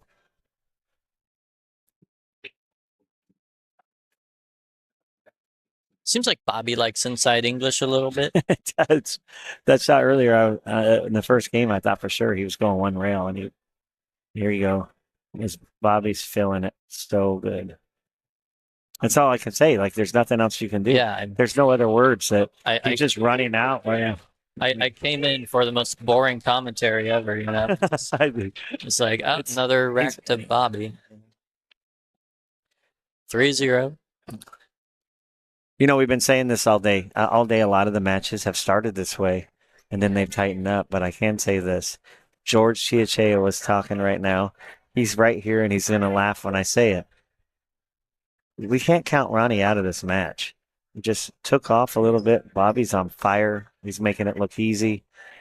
You know, it's the best pool, bar none, that I've seen all weekend, and he's making it look easy. Yeah. Bobby shoots fast. That's his game. And he does play that game better than nearly anybody on the planet. There's only one guy that I can remember, and a lot of locals here in Arizona, if you're watching, played super fast pool. His name was Pat Dollar. I don't know if anybody from Arizona is watching that remembers Pat Dollar. He played. It was fun to watch. It was fun and funny to watch, but he played so fast. You know, what's Bobby doing next? I don't know. Maybe kicking at a ball if Ronnie can Ronnie play made a safe ball or something. I think Ronnie's going to elect to push out here unless he can see it. He can see it. Then he. I don't know. I mean, it's a tough shot to take on. He hasn't had any time at the table. Yeah. Randy Pelton says, "What's the race to?" Scooby, for people who don't know, Randy. It's a race to 5. The overall race is a race to 11. It's 9-9. Arizona started the day up 7-4. Won the first 2 matches to go up 9-4, and has lost the last 5 matches, which got them all buttoned up here at 9. Bobby jumped out. He broke and ran the first game of this match. Ronnie broke dry. Bobby ran out, and then Bobby broke and ran out again. The third rack. And to catch you up, Ronnie made a ball in the break and played attempted a safety. Yeah, and then here you are. Yeah, cue ball rolled out off of the 3. Now Bobby has a somewhat tough shot on the 1 if he wants to take it on. Do you think he's not going to take it on? I don't know. I mean, I think he's shooting at it there. It's it's like if you go for a shot and miss, it takes a little more wind out of your sails than if you play a safety on an open shot and get a good safe. 2 rails here. Just playing the cue ball, trying to leave anything tough. And you know, when things aren't going your way, he makes a good, decent hit. He's trying to create something, move some stuff around, and Bobby's straight in with a huge opportunity to run out again. He's only concern right now is the 4 ball. Oh, hey, Sue. Yes, that is me. That is Nicholas Klein. The one and only. I think I saw like there's another Nick Klein on Facebook somewhere that, yeah. I don't know why I look up my own name on Facebook. Kind of weird. Okay, I think Bobby's. You think Bobby's just going to stop it right here? Yeah. Yeah. After I saw that he was going to stop it, then yeah. Where's the help here?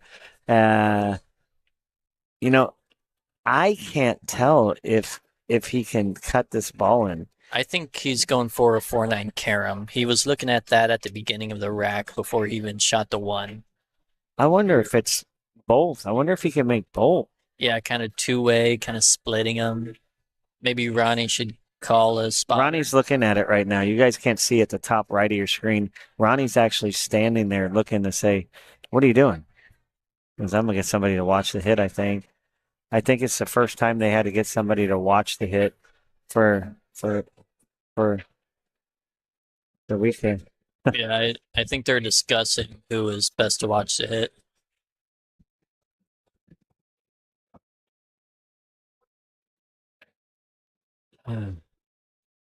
I don't know who's watching the hit. Duncan will be watching it with his phone. All right. There may be a slow motion option. Of Get out course, of the way, of course, he Duncan. couldn't stand on the other side of the Yeah, table. yeah. I mean, we're watching from this angle. We Get out can't of- see it either. Yeah. Made the 9 ball. And then that looked like a clear good hit to me. The way the 4 ball moved around the table. Wow, what a And shot I by think Bobby. Ronnie says, yeah, that was a good hit. Oh, right. I got to adjust the score Yeah. to 4-0 in favor of Bobby Emmons. You know, while this is becoming a quick match, we're coming close for the guys in the back to that 7 hour and 20 minute mark. I know that you can generally only get about 8 hours on the stream without it, shutting you off, because I think some of the stream setups will only let you go for so long. Right. So I don't want to speak out of turn, but I'm guessing maybe after this match they'll do a reset, because I don't know if we'll have enough time for the next match. But once we get Justin or Peter over here, we'll let you guys know, just to make sure, because I think they've been live for 7 hours and 20 minutes right now, and I sure think they'd hate to miss part of the next match or have to stop it during the next match. Yeah, we'll definitely notify him of that so that, Here's you know. Bobby. Yeah. All right. 4-0. No mistakes. Yeah. Not one off mistake. The break, he's been breaking well, been running well, been running faster than anyone. No ball in the break.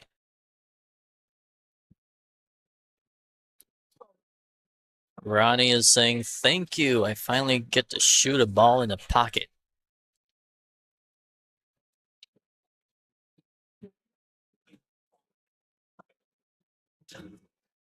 This could be what Ronnie needs to get him going. What's up, Parker? Good to hear from Oh, you. wow. Oh, no. Ronnie missed the 2 ball. Just he's looking at his tip. It's just Yeah. tough, And Bobby's got that look, It's Yeah, he's ready to finish this. he didn't make a ball in the break, but I'm guessing if he gets out here, it's as close to a perfect match as you can get. I call it prancing, man. He's got the dance and the prance.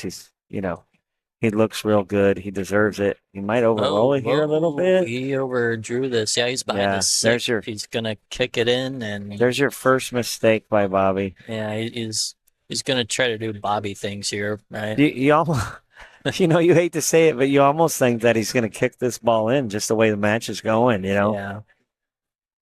But if he doesn't, if he doesn't knock it in, right, and Ronnie gets an opportunity, Ronnie is a veteran. He knows he can't win the match in one game, and he's going to have to grind this match out. So, I think Bobby's, going to want to keep it tight. Yeah, I think he's looking at the one rail to come off the side rail. The thing is, like, if you make it in at a somewhat slow speed, the 8 ball's there, and it might Right. come between the cue No, ball and right, the 6. Now he's kicking straight at it, so he's going to probably hit this ball. Make a good shot. Oh, look at the cue ball. Oh, 9 ball became a 5 in the It's just, cue ball. some matches go that way, Yeah. and you can't do nothing about it. Ronnie did have a shot, right? Ronnie should have run out. Yeah, know, he should have. He should have run out. He's very capable of running out. Didn't take his opportunity. Balls were wide open, really. Bobby should have ran out. I think Nick just wrote in the comments, when you play quick, this happens, and that's right. And uh, I want to give you guys some news on a pool player in town that's a friend of a lot of folks. I didn't find this out until last night. Oh, Ronnie missed the ball. And I said I expect Bobby to get out here, but put our prayers with Nick Sapiti. Everybody knows Nick. Nick's a great guy. He's been around pool in Arizona forever. Went to ASU. He's a local businessman. He had a heart attack 2 days ago, and they had to give him a couple stints. I've talked to him a little bit, and he seems to be doing really well. So, big shout out to my boy Nick Sapiti.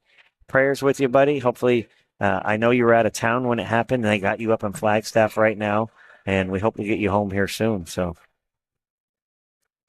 and just like that, Bobby's shooting the 9-ball, and Ronnie says he's had enough. Right. Seeds. And the end of that match. There's a cheering you guys were asking for. Yeah, I don't know if you guys could hear that, but Oz finally hit him with the "Who Let the Dogs Out," and the whole crowd did the dog. Yeah, So- yeah, they did. So good job. They asked me if I'm team, but I'm on all the teams. I was right? Yeah, okay. So let me give you guys a quick update. Peter is coming here right We're now. on the hill right now, so it's me and Justin for the two. Okay, so Peter's on his way in. It's going to be Peter and Justin taking care of the rest of the way. And I think they're going to have to reset the system here. So pay attention to it. It's going to come back up in about 5 minutes. I'm sure they'll give you a little bit. It's been a lot of fun with you guys today. I see Hill in the future. Good luck, everybody. If you're rooting on Vegas, go Vegas. If you're rooting on Arizona, there's a ton of people in the chat. Go Arizona. I'm rooting on both somehow. Good luck, boys.